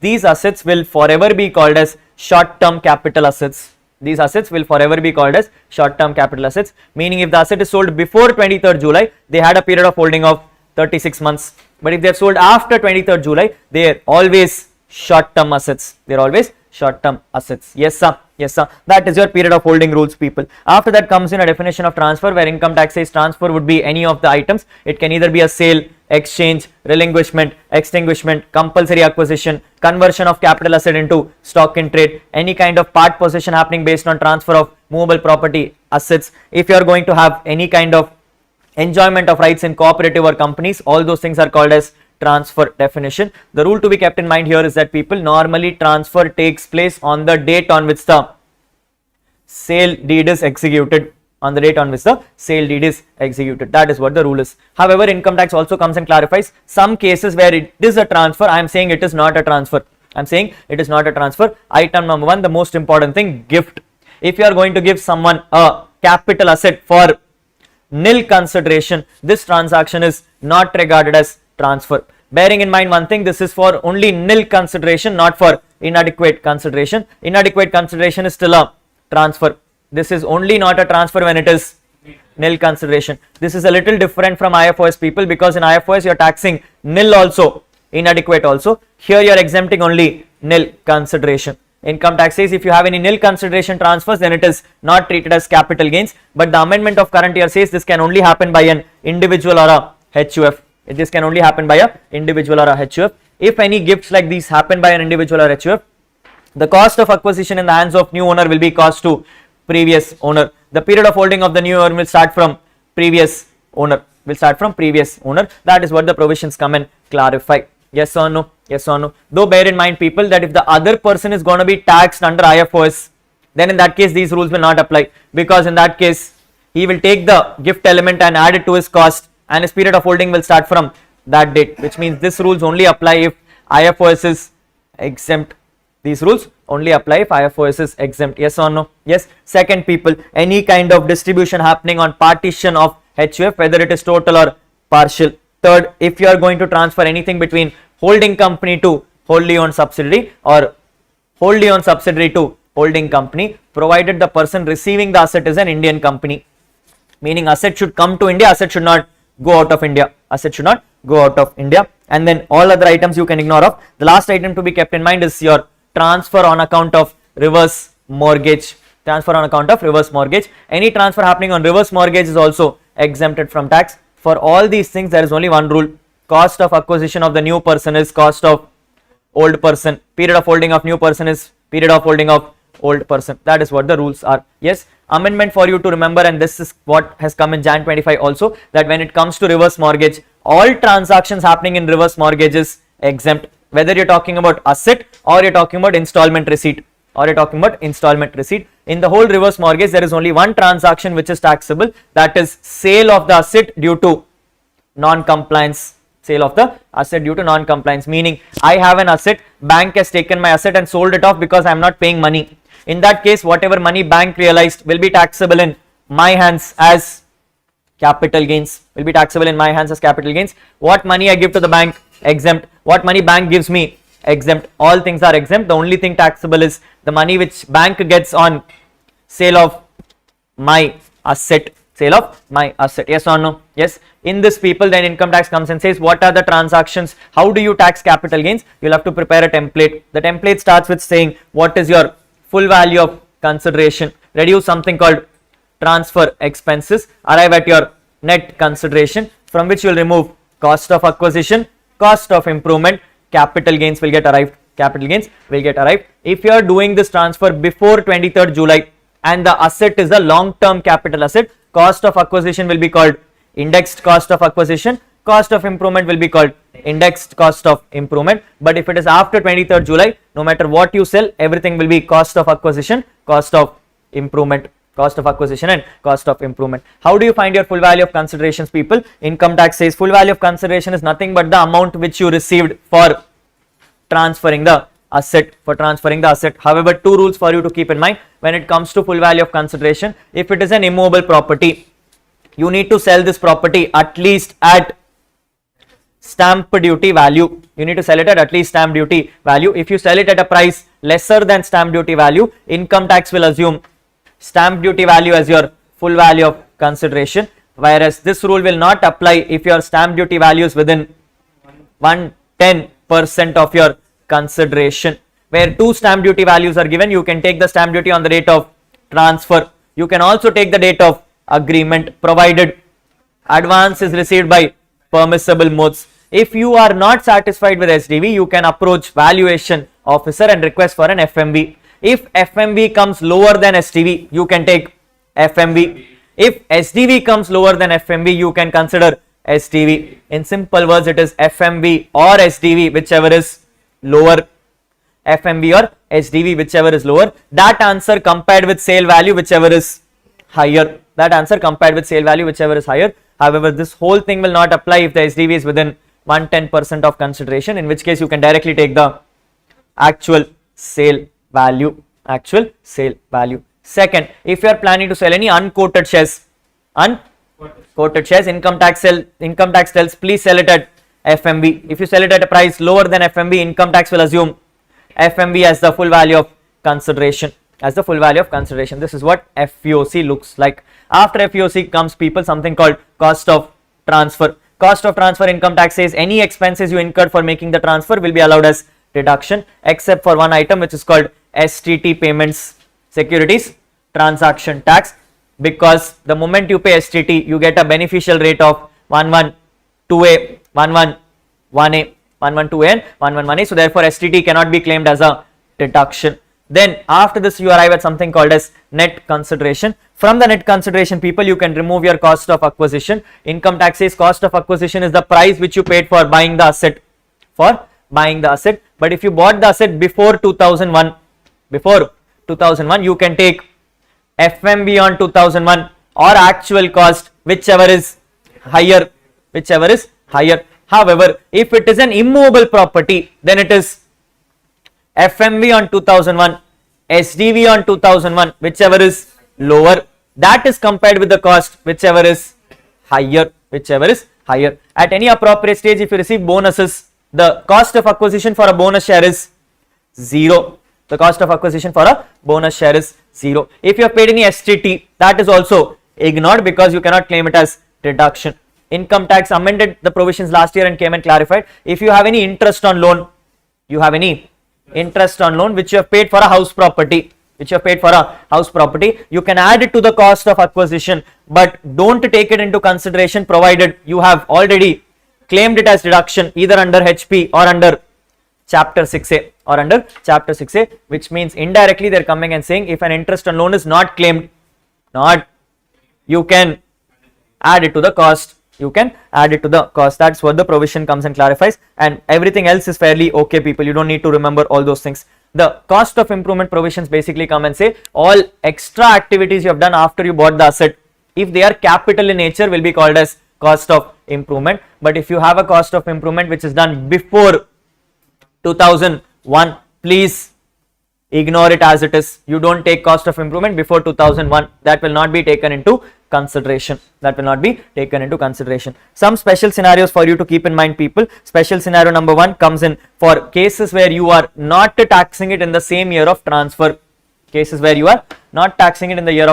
are saying, I will have a asset transferred today, but I will not pay tax on it today because I have not received money. Cases of those are: case number 1, insurance compensation. Income tax says if an asset is destroyed and you have applied for insurance, the asset is transferred on the date on which the asset is destroyed, but the money will be taxable only in the year in which the compensation is received. Here is a warning for you. If you get a question in exam and the question exam comes and says that asset was destroyed in the month of April, insurance money came in the month of Jan next year, came in the month of Jan next year. You will tax it in Jan based on new rules, old rules. Based on new rules or old rules? You will tax it based on old rules. You will tax it based on old rules. People understand transfer took place in April, which is before July. Therefore, old rules will apply. You are only delaying payment of tax. You are not delaying computation of capital gains. Capital gains will be computed when asset is destroyed. The payment of tax alone is happening in the year in which money is received. Money is received. Yes or no? Now, people, because it is happening as per old laws, you will be eligible for indexation. Tax rate will be as per old rates. Tax rate will be as per old rates. So this is one thing very critical for current year exam.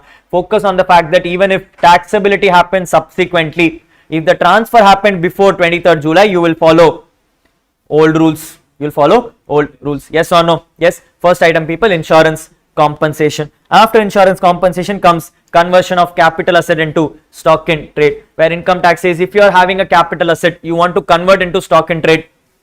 You want to convert into stock in trade. Two transactions are taking place. First, you are converting capital asset into stock in trade. Then you will sell the stock in trade. So first you will get capital gains. Second, you will get PGBP. People, what did you buy?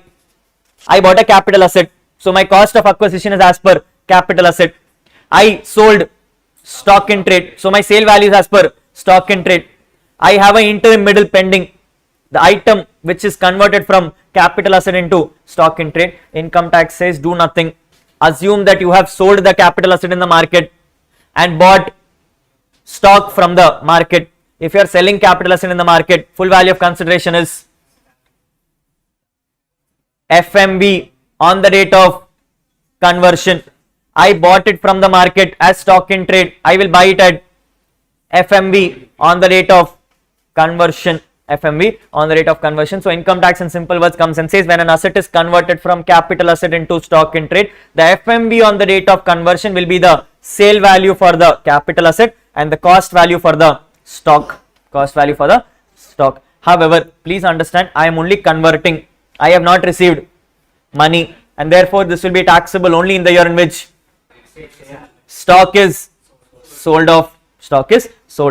The reverse of this is not true, people. If you are converting stock in trade into capital asset, first activity happening is PGBP. Second activity happening is capital gains. Income tax says the FMV on the rate of conversion will be the sale value for stock in trade, cost value for capital asset. First you will accrue PGBP. Second you will accrue capital gains. Can you defer PGBP for the purpose of capital gains? No. Which means PGBP will be taxable in the year in which the asset is converted, whereas capital gains will be taxable in the year in which the asset is transferred.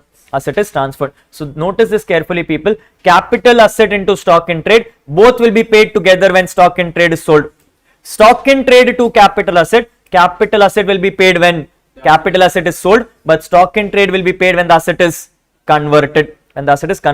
The formula remains the same, the year changes. Next comes your important one, people, which is your compulsory acquisition, where income tax says if you have an asset which has been compulsorily acquired by the government, the date on which the asset is taken over is the date of transfer, but the year of taxability will be the year in which you receive the first installment of money. If you are not happy with the compensation, you can apply to court for an enhanced compensation, in which case the enhanced compensation will be taxable in the year in which the compensation is received. At any appropriate stages, if you go to the court and ask for an interim compensation, the interim compensation will only be taxable in the year in which the final order is received. That is what the whole template is here, people. Compensation is of two types: initial, enhanced. Initial taxable when first installment is received. Enhancement is checked into two. If it is interim, tax on final order. If it is final, then tax on money receipt. Although bear in mind, people, when it comes to enhanced compensation, there is no cost of acquisition, because the whole cost is given to initial. Therefore, whatever money you receive, fully taxable. You can only claim legal charges if you want. But the critical part here is the capital gains of enhancement will have the same nature as original, which means if original is long term, enhancement is also long term. If original is short term, enhancement is also short term. At all these stages, people, if government is not giving you the money on time, you can request for interest on enhanced compensation, which gets taxable in the head IFOS in the year of receipt only to the extent of 50% of the amount received, and then you move on forward, people, to some special scenarios. First case of bonus shares, income tax says when you receive bonus, cost of acquisition is 0. When you receive right shares, you have two options: either I can exercise the right or I can renounce the right. If I exercise the right, the price I pay to the company is my cost of acquisition. If I renounce the right, I made a profit. Whatever price at which I sold is my capital gains. The person who bought the rights from me will now pay two money, one to me, one to company. So his cost of acquisition is renunciation price plus exercise price. That is what will happen. Important part here is your depreciable assets, people. Income tax has come and clarified when it comes to depreciable assets, this will only happen when the block ceases to exist. Block will cease to exist in two scenarios: either sale value is more than the cost of the asset, or the whole asset in the blocks have been sold off. In which case you will compute capital gains by using the same formula. Full value of consideration will be the money received. Cost of acquisition will be the WDV of the assets, thereby arriving at something called, short-term capital gains or short-term capital loss. Depreciable assets will never be long-term. Can you give indexation on this? No, you can't give indexation on this. Even under old regime, no indexation was allowed on this. After depreciable assets, people, comes in your other items. The first amendment, like I told you, if you have any unlisted debentures and bonds in the current year and they are transferred after 23rd July, the asset will always be termed as short-term assets. If they are transferred before 23rd July, you will get a period of holding of 36 months in order to compute long-term. And then your 50C, which is what we discussed just now. Item other than this, people, to be kept in mind is something called as advance forfeiture, where income tax says if there is a advance money you received, which you have forfeited, income tax will ask you, tell me when did the forfeiture take place. If the forfeiture took place before 2014, you will reduce it from the cost of the asset. If the forfeiture took place after 2014, you will tax it under the head, in the year of forfeiture, you will tax it under the head IFOS. That is what forfeiture comes and talks about. After you have done all this, people, the only thing left off is to grant exemptions. 3 exemptions for you to keep in mind: exemption of 54, exemption of 54 EC, and exemption of 54 F. Exemption of 54 comes and says, if I have sold a house, and in turn bought a house, I will get 54. To the extent of the money invested or capital gains, whichever is lower. However, income tax has some rules. Rule number 1, what you are buying should be a residential house property situated in India. Rule number 2, you can only invest in one residential house property. However, if you have long-term capital gains less than 2 crores, you can invest in 2 house properties for once in your lifetime. Rule number 3, you can invest only 1 year before or 2 years after the date of transfer, or if you are constructing, please complete construction within 3 years from the date of transfer. Until such time, please ensure that the money is invested in CGAS scheme before the due date of return filing.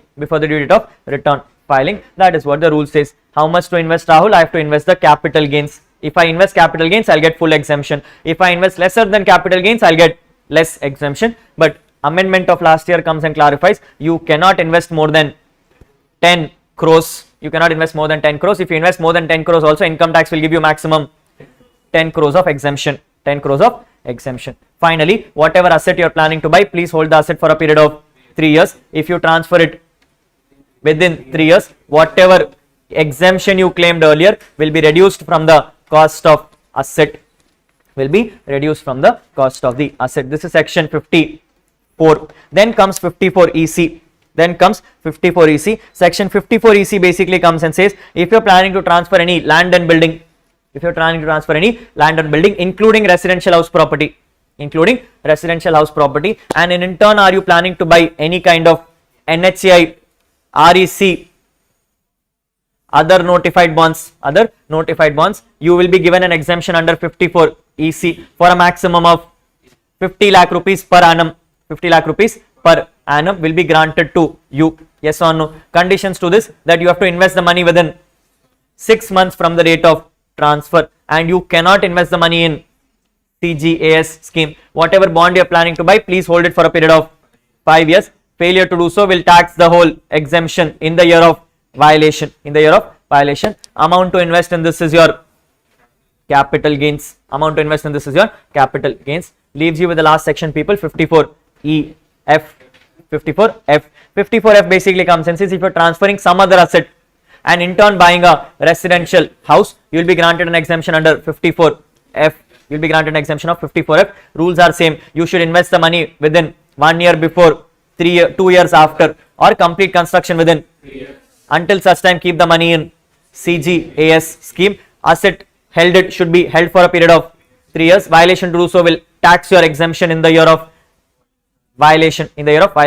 The critical point in this one is that, people, you have to invest your net consideration. Here you don't invest capital gains, you invest net consideration. If you invest net consideration, I will give you capital gains exemption. If you invest less than net consideration, I will give you proportionate exemption.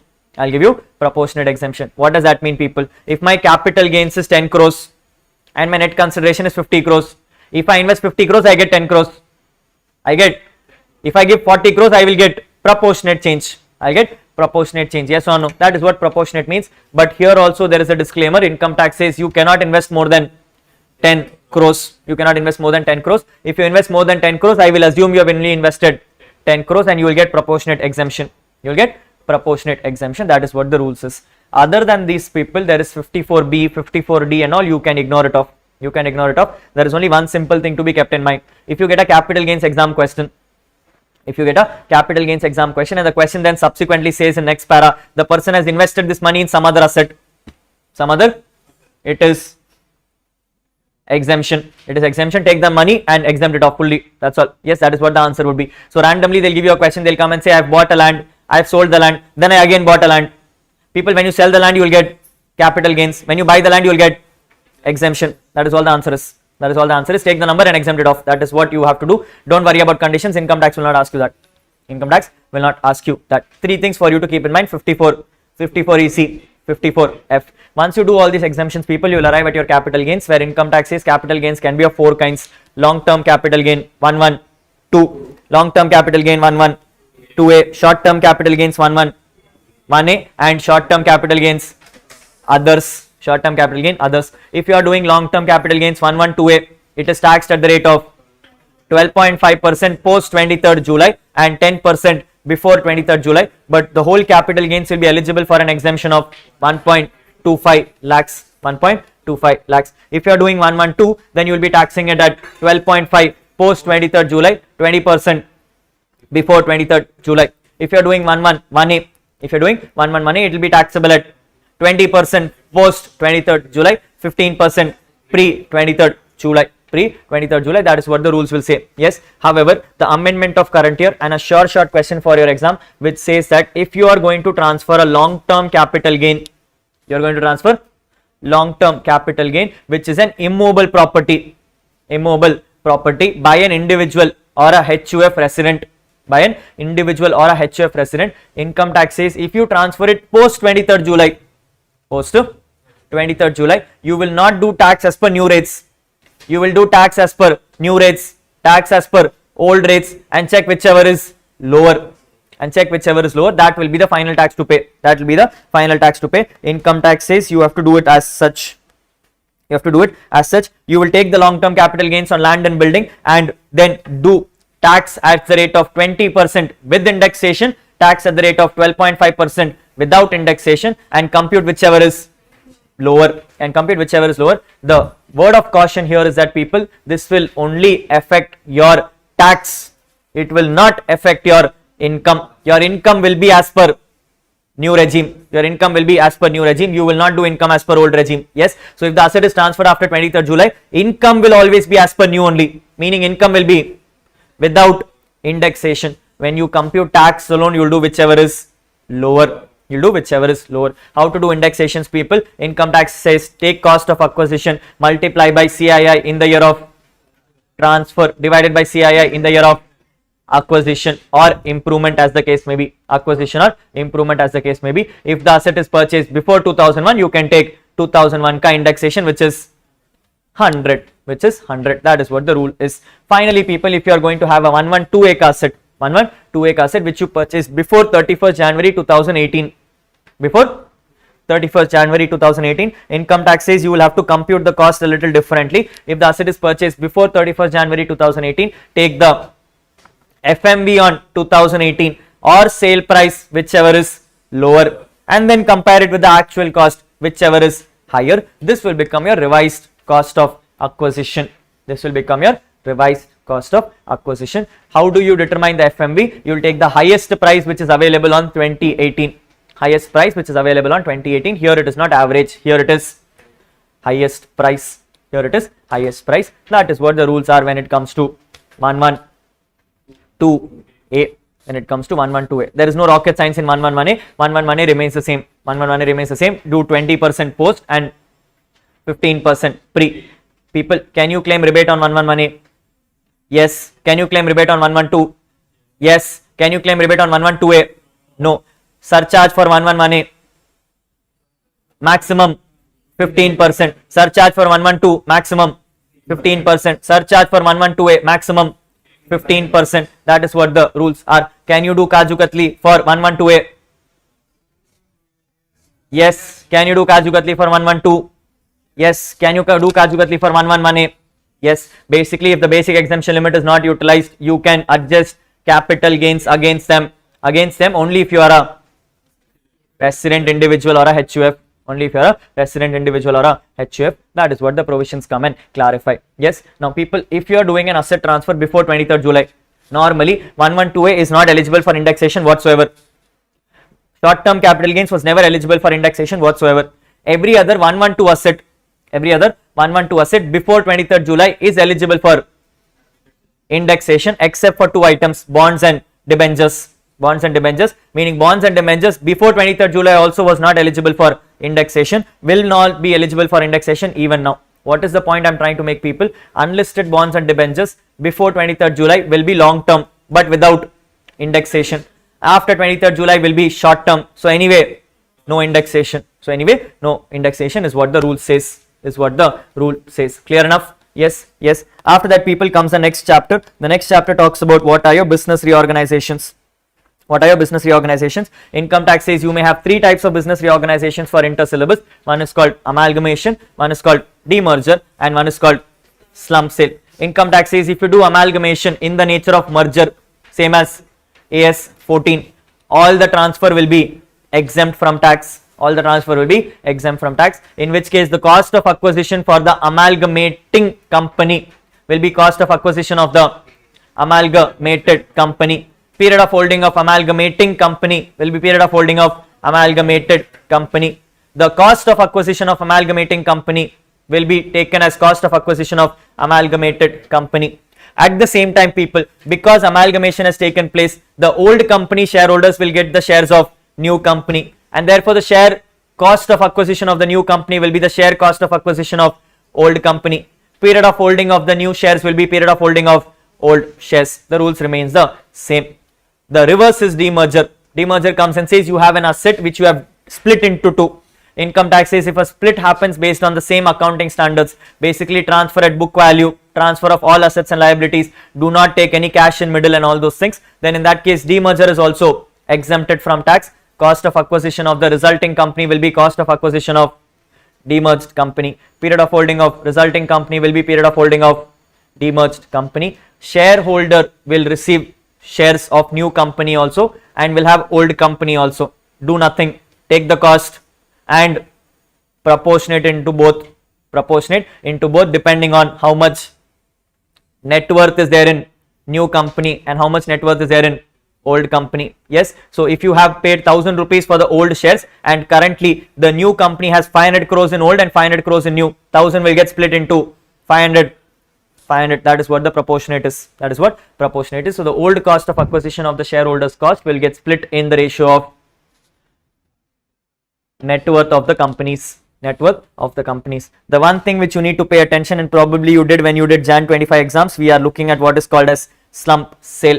We're calling it slump sale. Income tax came and said if you are going to transfer a business undertaking as a slump sale without assigning values to any individual assets or liabilities, you will be taxable for the same. Where the full value of consideration of the business undertaking will be the actual sale price or FMV of the undertaking, whichever is higher, less whatever is your transfer expenses. You will arrive at net consideration. From this net consideration, remove something called cost of acquisition. For a undertaking, cost of acquisition is the net worth of the business, where net worth means assets minus liabilities as per income tax. Meaning whatever value is there in income tax is the value. So depreciable assets sort of value will be WDV as per income tax. Goodwill or value will be 0 because intangible asset. Any kind of section 35 assets, scientific research assets, cost will be 0. 35 AD assets cost will be 0. Provision for tax will be 0. People tax and all, you cannot take in income tax, so those things are 0. Provision for bad debts will be 0 because I told you provision for bad debts is not allowed under income tax.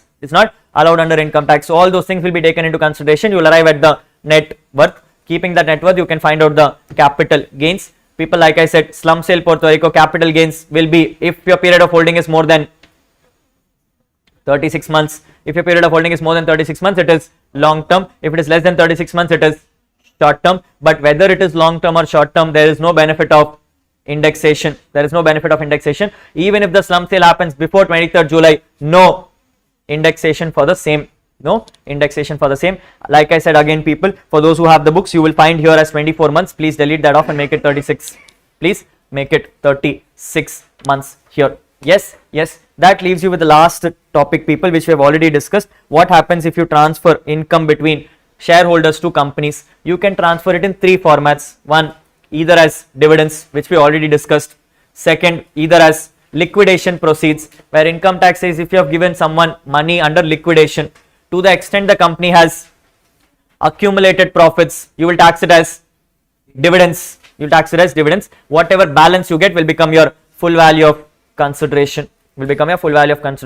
Leaves you with the last and the amendment of the current year, people, where if you receive any kind of buyback money, the whole of the buyback money will be taxable as dividends under the head IFOS, regardless of whether the company has accumulated profits. Whatever cost you paid for the shares will be treated as capital loss, will be carried forward for a period of 8 years to be set off as per capital loss standards.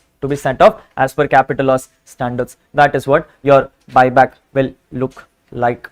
Yes, we're starting with the revision on IFOS, people.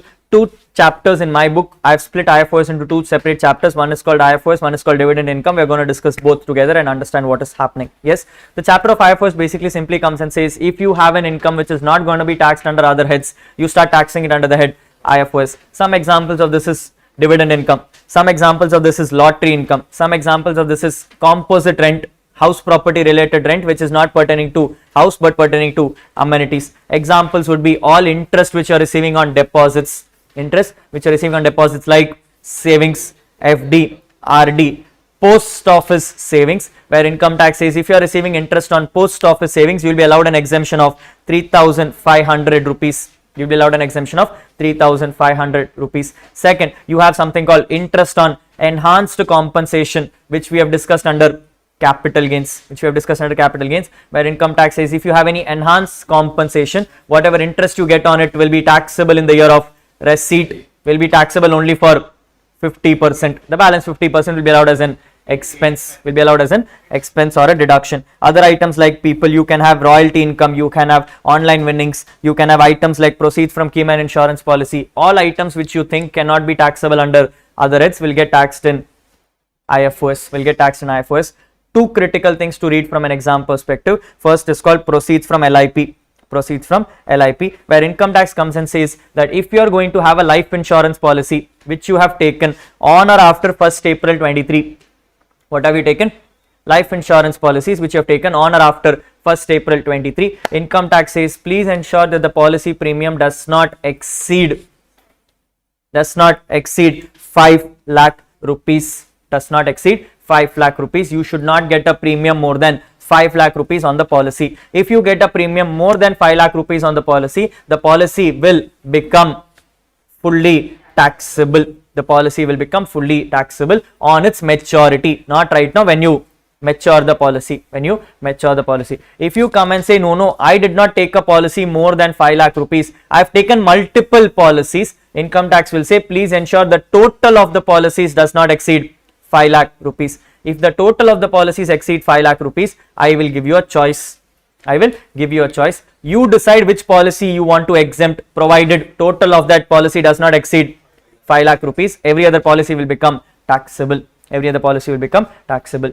Second, income tax comes and says when you are doing all this, please ensure that the 5 lakh does not exceed not just in current year but in any years. If you have taken policy in year 1, another policy in year 2, another policy in year 3, in year 3 you will end up paying premium for all 3 policies. If in year 3 it exceeds 5 lakhs, then also it is taxable. So it is in any of the years. Couple of things to be kept in mind. One, policy will not be taxable when you are paying premiums. Policy will only be taxable when you mature the policies. Point number 2, when you check the limit of 5 lakh rupees, please ensure that you check the premium without GST. GST is not checked for the purpose of premium, but when you compute the income, you can claim GST as an expense. So to check 5 lakh rupees, don't take GST, but when you check the income element, you can take GST as an expense. How do you do income, people? Amount received minus premiums paid. Amounts received minus premium paid. Whatever full amount I receive minus premium paid will be my life insurance policy. Yes or no? Yes. So income tax says when it comes to premiums, people, do not pay more than 5 lakh rupees for individual policy. If you are paying aggregate premiums, then the multiple LIPs also should not exceed 5 lakh rupees in any of the previous years. How do you tax it? You will take it as amount received, whatever you have received, whether normal cash or bonuses, minus your premiums which you have paid till date. This will be taxable under that IFOS only in the year in which amount is received. What is not covered, people? ULIPs because it is dealt in finals, Keyman insurance policy because it is part of PGBP chapter, and any insurance proceeds which you are getting on death. In this whole income tax syllabus, people, if someone dies and you get money, it is exempt. It is always exempt. In case of multiple LIPs, assessee may opt for LIPs it wants to claim exempt provided the aggregate does not exceed 5 lakh rupees, and whenever you check for premium, don't include the GST component on this. For an example, people, I can show you illustration number 4. Look at illustration number 4. Illustration number 4 comes and says I have 5 policies. In that 5 policies, people, the first policy was taken in 2023, second was taken in 2023, 24 and 24. Yes, so which means in 23 I had 2 policies, in 24 I have 5 policies. Looking at the premiums, I have paid 2 lakhs, 2 lakhs, 2 lakhs, 3 lakhs and 6 lakhs. Standing in 23, people, I would have paid a premium of 4 lakhs, less than 5 lakhs, therefore exempt.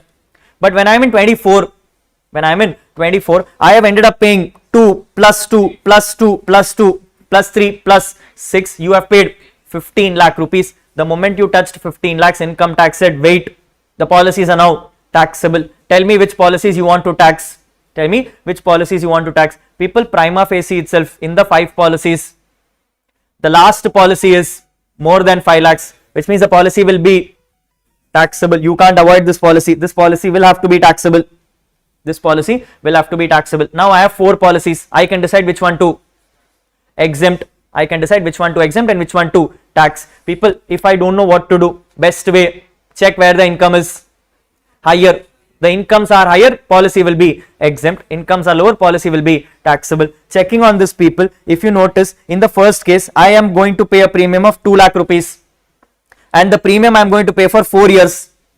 For 5 years. I am going to pay it for 5 years, and therefore I am totally going to pay premium of 10 lakh rupees. I have received 12 lakh rupees, which means I made a profit of 2 lakhs.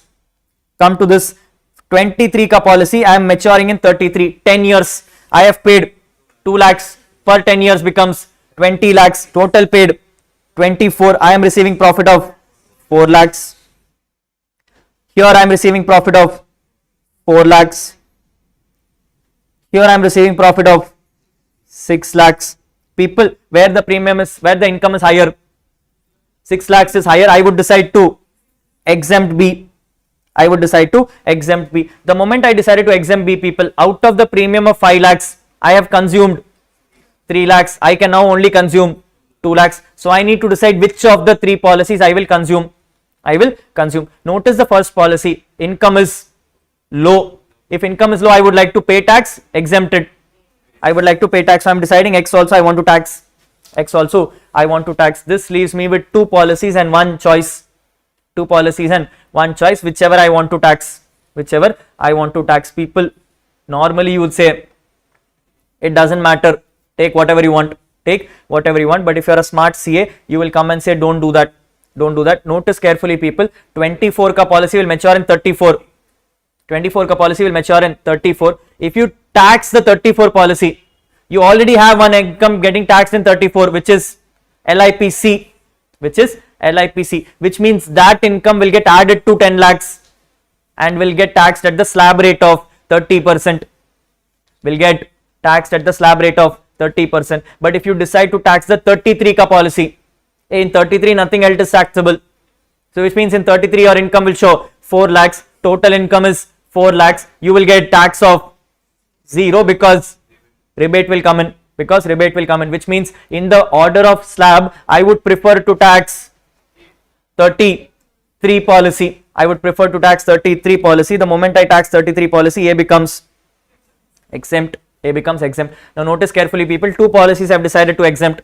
Policy number A, policy number B, total premium 5 lakhs. That is what I can do. I can't claim more than 5 lakhs ka premium policies. So therefore everything else became taxable. Now this is the smartest way to do. ICA has no preference. ICA will come and tell you do FIFO also, it is fine. You do FIFO also, it's fine. Meaning ICA will come and say what policy got matured first. X got matured, you exempt X. Then what is getting matured? A is getting matured, you exempt A. The moment you did that, people, 2 lakhs, 4 lakhs consumed. 4 lakhs consumed. Do you have any other policy with 1 lakh? Which means every other policy will become taxable. That is what ICA would say if you do FIFO basis. But if you do that, people, you will end up in a problem, because the moment you do that, last 3 policies are taxable. Last 3 policies being 4 lakhs, 6 lakh and 10 lakhs. All 3 are getting taxed in 1 year, which is 2034. You're going to pay huge tax in 2034. So therefore not preferable to do. But like I said, ICA can do whatever they want. Yes, sometimes ICA will come and say you decide what to do. Sometimes ICA will say I want X to be taxable, you tell me what else to do. Sometimes ICA will say I want X and A to be taxable, you tell me what else to do. All those combinations ICA will play, people. Yes, so whatever it is, just figure out the answer appropriately. Intention is very clear. You can only exempt up to 5 lakhs premium. Everything else becomes taxable automatically. Yes or no? Yes. That moves you to the next one, people, the important one, which we call as gifts. Where income tax says if you are going to receive gifts, there are certain rules to follow. Rule number 1, tell me what is the asset. The asset should be either cash, immovable property, or specified movable property. Specified movable property are jewelry, paintings, archaeological collections, sculptures, drawings, shares and securities, bullions, any work of art. People, best way to remember, there is something called BA pass DJ. BA pass DJ. B for bullions, A for archaeological collections, P for paintings, A for any work of art, S for shares, S for sculptures, D for drawing, J for jewelry. J for jewelry. BA pass DJ is the mechanism. If you are getting an asset under BA pass DJ, it is taxable. Any asset other than BA pass DJ is exempt. So if you see a question called fridge, mobile phone, TV, AC, all are exempt from tax. So 3 items you need to check, people. Either it is cash, BA pass DJ, immovable property. Rule number 2, income tax says if the asset is identified, tell me whether it is exempt because of rules. What are the rules, people? It should be exempt because of these reasons. Item number 1, D stands for death. So if you are receiving money on death, exempt. Item number 2, I stands for inheritance. Any money on inheritance, exempt. Item number 3, R stands for relatives. Any money receiving from relatives, fully exempt. Relatives has been defined as self, spouse, my siblings, her siblings, my parents, her parents, my kids, obviously her kids, my grandparents, her grandparents, my parents' siblings, and full stop. My parents' siblings and full stop, meaning none of the kids are covered. My siblings' kids not covered. My parents' siblings' kids not covered. My spouse siblings' kids not covered. Also, my spouse parents' siblings not covered. My spouse parents siblings is not covered. 2 things which you have to pay attention to not covered, people. Spouse parents siblings are not covered, and anyone's kids are not covered. Only my generational kids are covered. My siblings kids are not covered. What is siblings kids, people? Niece and nephews. Any niece and nephews are not covered into the scope. Second thing to be kept in mind, people, is that if you are a HUF, then the relative for an HUF means all members of HUF. You become a member of HUF by birth or by bringing into family. Bringing into family can be of 2 types, either by marriage or by adoption. Either of the 2 works. After R comes, people, something called T. T stands for trust. So if you have a charitable trust where you give money or you receive money, it is exempt. Then stands M. M stands for income tax. Says if you are receiving any money on account of marriage, it is exempt. 2 rules to follow. It should only be for marriage, not for marriage anniversary, and it should be your marriage, not someone else's marriage. If you are having a kid and kid is getting married, you are taxable. Kid will be exempt. So parents getting money on son's marriage, fully taxable for parents. And also understand, people, second marriage, third marriage and all fully taxable. Sastipata Purti, 60 years crossed and all fully taxable. Doesn't matter. After M comes I. I stands for individual having its private trust. Money given to private trust, fully taxable. N stands for non-profit organizations. Other than charitable trust, any non-profit organizations like schools or colleges or any kind of educational facilities, medical facilities, hospitals and all fully exempt. After N comes C. C stands for COVID-19. Money received on account of COVID-19, fully exempt. And then you have L stands for local authority. O stands for other category, nothing notified for inter. And finally T. T stands for capital gains transfers. If an item is exempt under capital gains, it is also exempt under IFOS, except for gift. Because gift is also exempt under capital gains. Don't take gift into consideration. That alone is taxable. Yes. So rule number 2, people, check whether it is exempt here. If it is not exempt here, then comes rule number 3, check for the limits.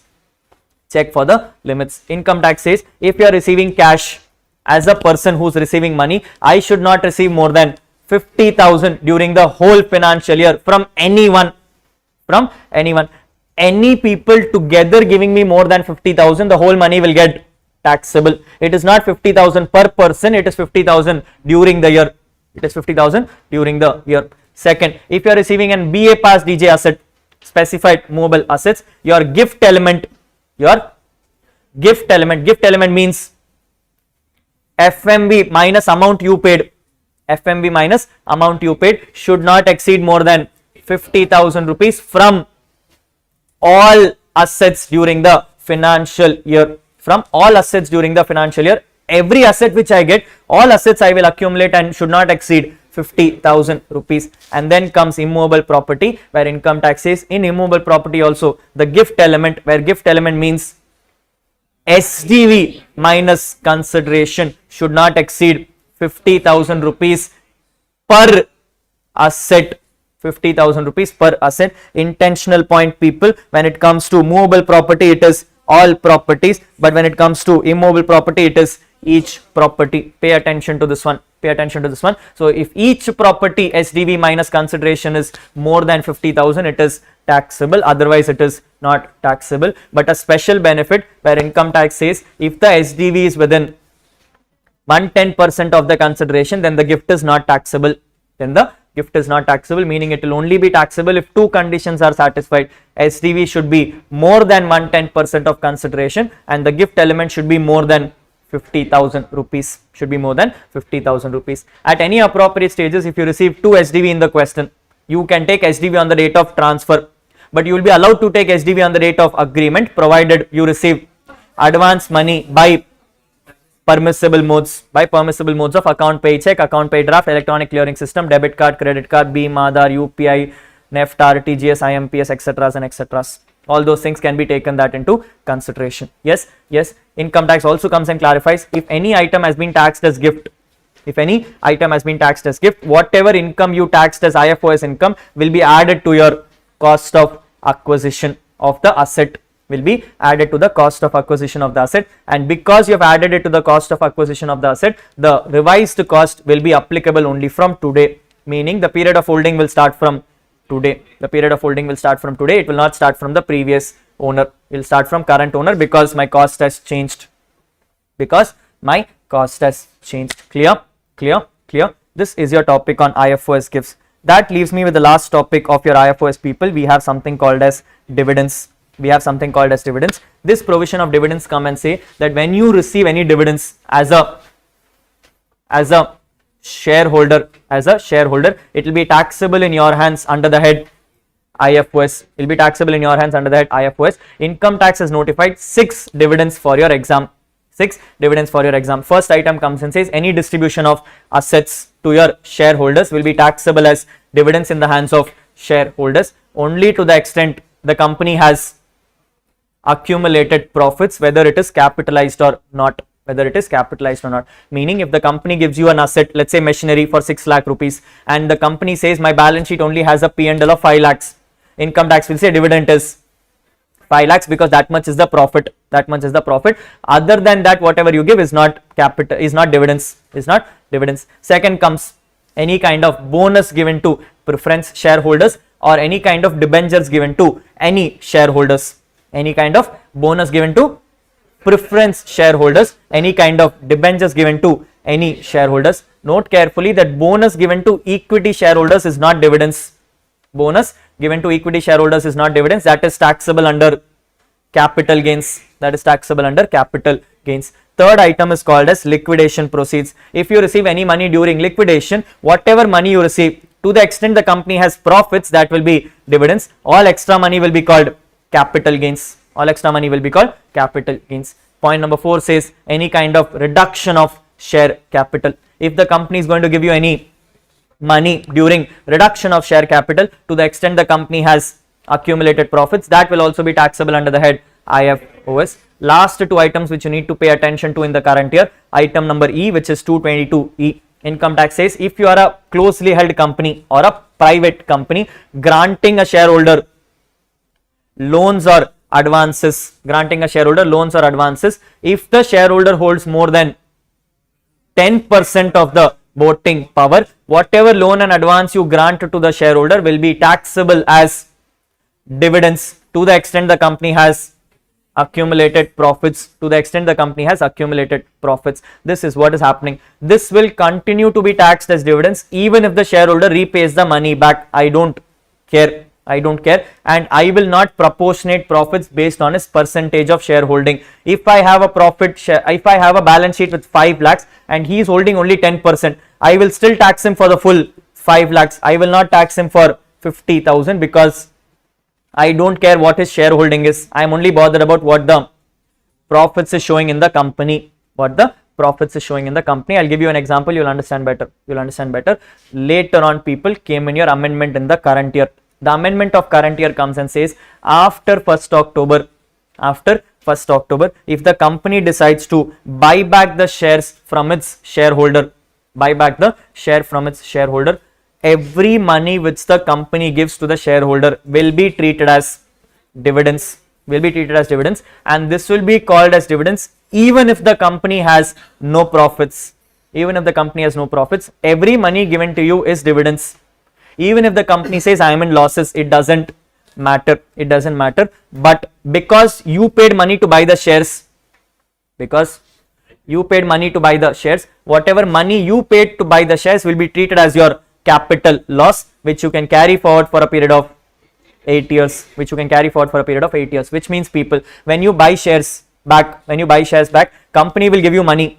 You also will give company money. You initially paid company money. I then paid you back. Whatever I paid is dividends. Whatever you paid is capital loss. That is what the provisions is. And please note very carefully that this provisions will apply whether or not the company has profits. For all the other cases, you need to have profits. For this case, no profits. At the same time, income tax has come and clarified when it comes to buyback, I will not allow any expense, any deduction, any item whatsoever. This is taxable on gross level. Yes or no? Finally, people, income tax says whatever dividends you have from A to E, you can claim expenses only of interest. That too up to a maximum of 20% of the dividend income. So whatever dividend income you have, 20% of that is the maximum you can claim as interest expense. If you have paid interest more than that, ignored. Also, you can only claim expense of interest, nothing else. If you have any commission, brokerage, any other charges which you have paid, not allowed as deduction. Only deduction is for interest, and that to maximum of 20% of the dividend income. But this is also only for A to E, not for buyback. That is what the rule says. Last thing for you to keep in mind, if a company is going to give you dividends, company will deduct TDS at the rate of 10%. That is what the rules are. Yes or no? This is your provisions on IFOS dividends chapter. Clear with me? Yes. What we're going to do, people, is that we're going to go into 2 chapters together, a marathon of 2 chapters together. We're looking at what is called as clubbing. We are looking at what is called as set off. Yes, from an exam perspective, people, both chapters are interchangeably used in exams. You will get your part number 4, question number 1, either from clubbing or from set off or a merger of both. You'll get a 6-mark question from that. So let's look at both the chapters together, people. It makes more sense. Yes, we're starting with the chapter called as clubbing of income, people. This chapter basically comes and says that when you are a person who's trying to avoid your taxes by shifting your profits to someone else, income tax will catch you back and come and say that profits will continue to be taxable in your hands. Instances given to you under income tax, people. The first instance comes and says if you are proposing to transfer your income without transferring the asset, it will be taxable in the hands of the transferor. So I should not be transferring merely my income, I should also be transferring my asset. Case number 2 comes and says if you are proposing to transfer your asset and the asset is transferred on revocable basis, then that is also treated as transferor clubbing. So you should not be transferring asset on revocable basis. Case number 3 comes and says if you are planning to transfer an asset on irrevocable basis, then also it will be considered as clubbing, provided certain amount of benefit, whether directly or indirectly, is being transferred back to the transferor. Meaning clubbing will not apply when you are giving it on irrevocable basis with no benefits coming back to you in return. Only then the clubbing provisions will not apply. Case number 4, people, where income tax comes and says if you are going to be a person who's going to employ your spouse in a concern in which you have substantial amount of interest, more than 20% of voting power, please ensure that the spouse does not receive any remuneration which she is not eligible for, which they are not eligible for. If you go and give them any remuneration for which they are not professionally or technically qualified, the remuneration which they receive will be taxable in the hands of the individual holding substantial interest, under the same head as if it was taxable for the other person. So for the other person, if it was taxable as salaries, for me also it is taxable as salaries. Because it is getting taxable as salaries, I will now get eligibility standard deduction. Please note the fact that people, in this whole chapter, what is getting clubbed is income. So which means if it is not an income for the other person, it is not an income for me as well. It should only be that income which is getting taxed in my hands. So don't tax revenue, tax incomes. What do you mean by a substantial interest, people? Income tax says it is not just me who should have substantial interest, it is me or my relatives.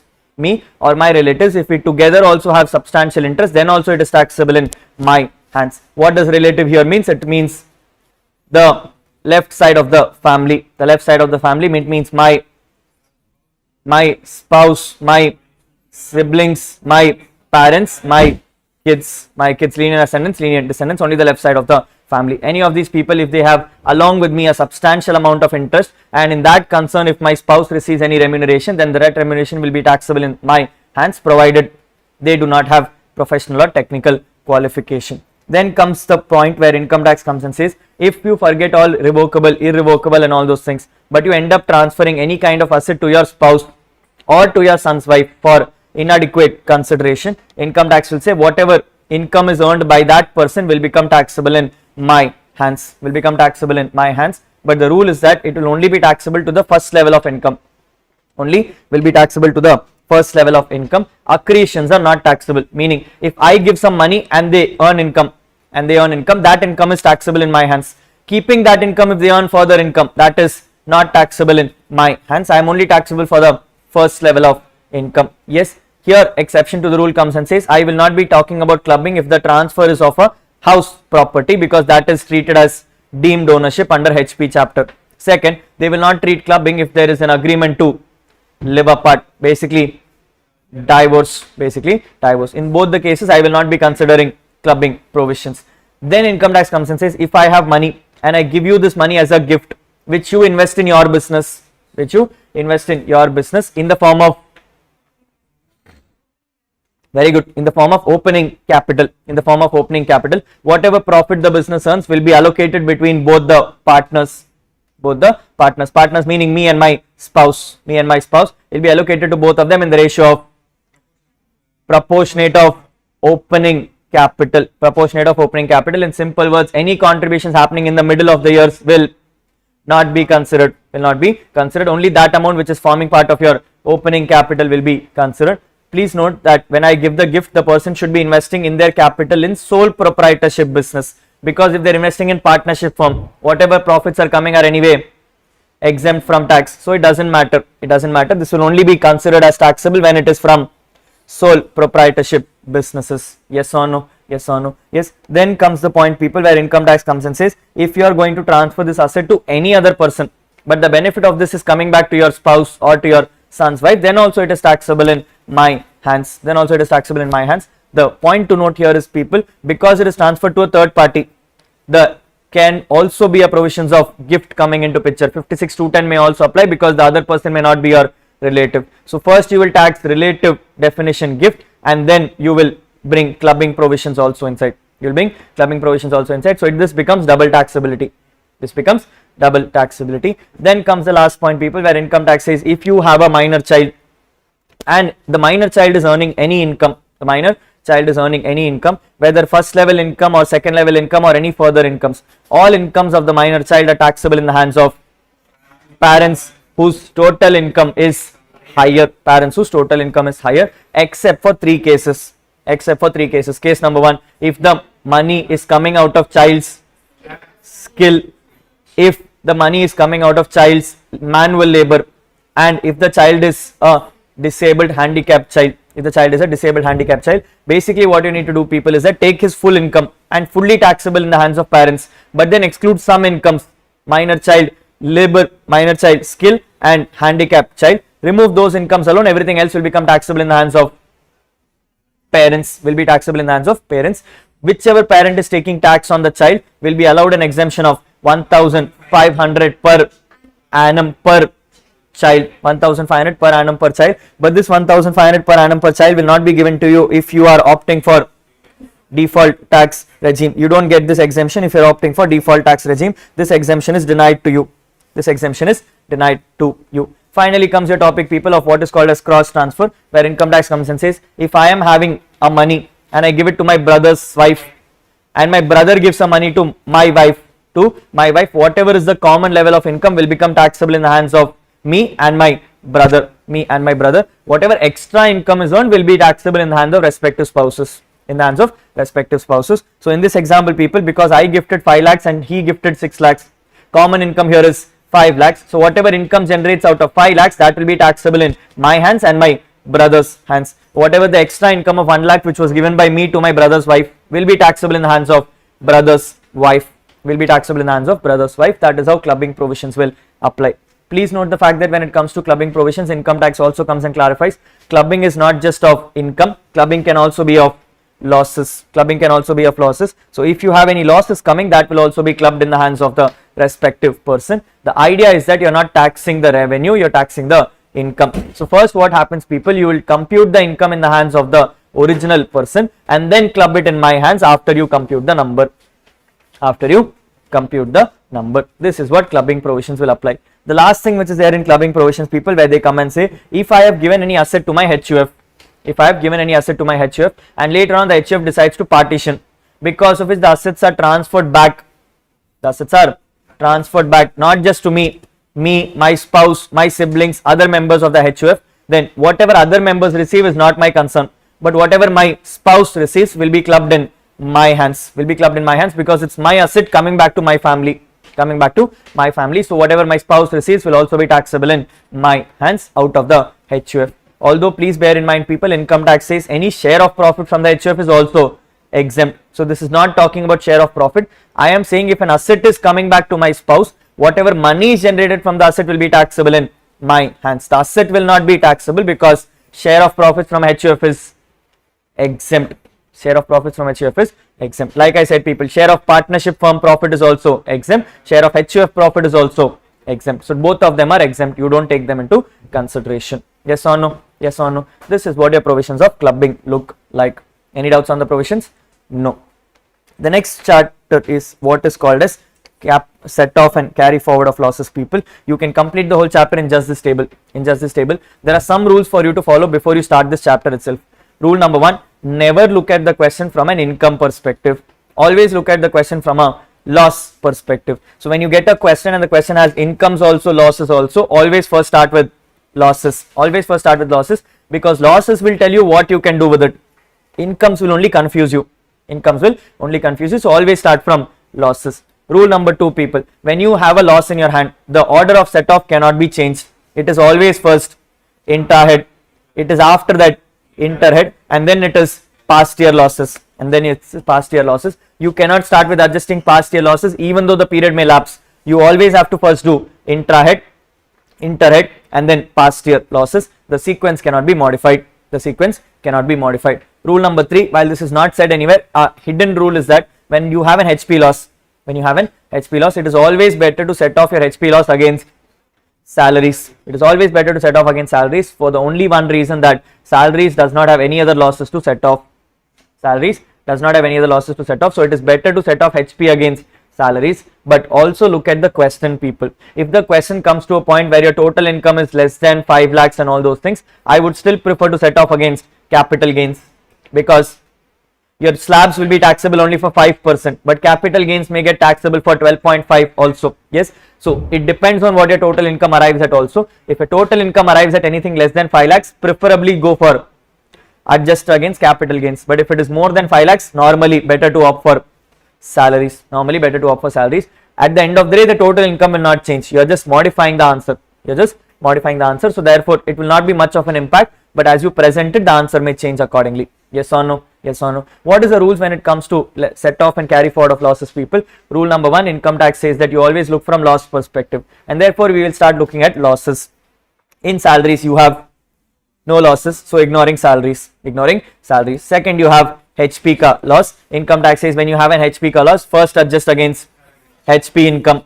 If you're not able to set off against HP income, then you set off against other heads up to a maximum of 2 lakhs, Whatever you were not able to adjust after this 2 lakhs will get carried forward for a period of 8 years and set off only against HP income. People, the rules in set off is that what you carry forward can only get adjusted against the same head. So keep that thought in mind. Second, people, you are moving on to PGBP, where under PGBP income tax says if you have any speculative loss, the speculative loss will get adjusted only against speculative profits. If you don't have speculative profits, no options but to carry forward for a period of 4 years to be adjusted only against speculative profits. Yes. Then you have something called specified business losses, where income tax says if you have any specified business losses, they can adjust only against specified business profits. If you don't have specified business profits, you will have to carry forward for a period of infinite years. To be adjusted only against speculative profits. Yes. Then you have something called normal business loss, where income tax says if you have any normal business loss, you can set off against normal business income. If you're not able to set off, you can set off against any other heads other than salaries. If that is also not happening, you can carry forward for a period of 8 years to set off against business incomes. Notice very carefully, people, when I'm saying business loss can be set off against business income means any business income. It can also be speculative income. It can also be specified business income.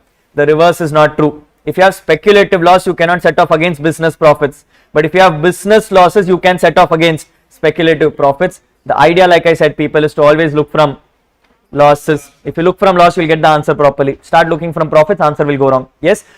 Then we move on to capital gains, people, where income tax says there are two capital gains, long-term capital loss and short-term capital loss. If you have any long-term capital loss, you will set off against long-term capital gains. If you're not able to set off, you will carry forward for a period of 8 years and set off only against long-term capital gains. If you have a short-term capital loss, income tax says you can set off against long-term or short-term capital gains. If you're not able to set off, there is no interhead and therefore you will directly carry forward to be set off against long-term and short-term capital gains for a period of 8 years. Finally, when you move to IFOS, income tax says if you have any owning and maintaining horse race losses, income tax says that will be set off only against income from owning and maintaining horse races. If you're not able to set off, you will carry forward for a period of 4 years to be set off only against income from owning and maintaining horse races. Other than that, any other sources loss you have, you can set off against other sources income. If you're not able to set off, you can set off against any head, but after that you can never carry forward. There is no carry forward provisions when it comes to other sources. Yes or no? Yes. Some rules for you to follow, people, is that rule number 1, when it comes to special incomes like winnings, online winnings, unexplained income, against these incomes no set off can be permitted. Rule number 2, if the income is exempt, the losses are also exempt. So if share of profit from a partnership firm is treated as exempt, the share of loss is also treated as exempt, and you therefore ignore that also. Rule number 3, income tax says if you want to carry forward any losses, you need to ensure that the return is filed on time for business and capital gain losses.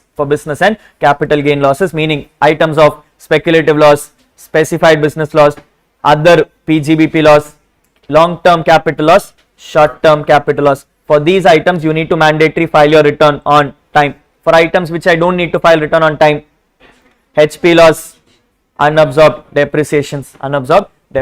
Yes or no? Yes. This brings me to point number 4, people, which is unabsorbed depreciation. Income tax says if you have any unabsorbed depreciation, you can set off against any business profits.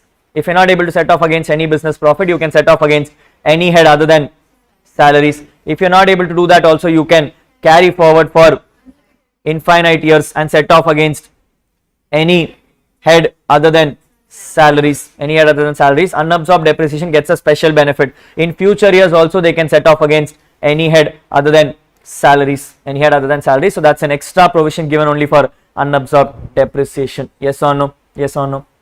If you get an exam question, people, where they come and say you have business profits, where they come and say you have current year depreciation, you have current year losses, you have past year losses and past year depreciation. Order of set off will be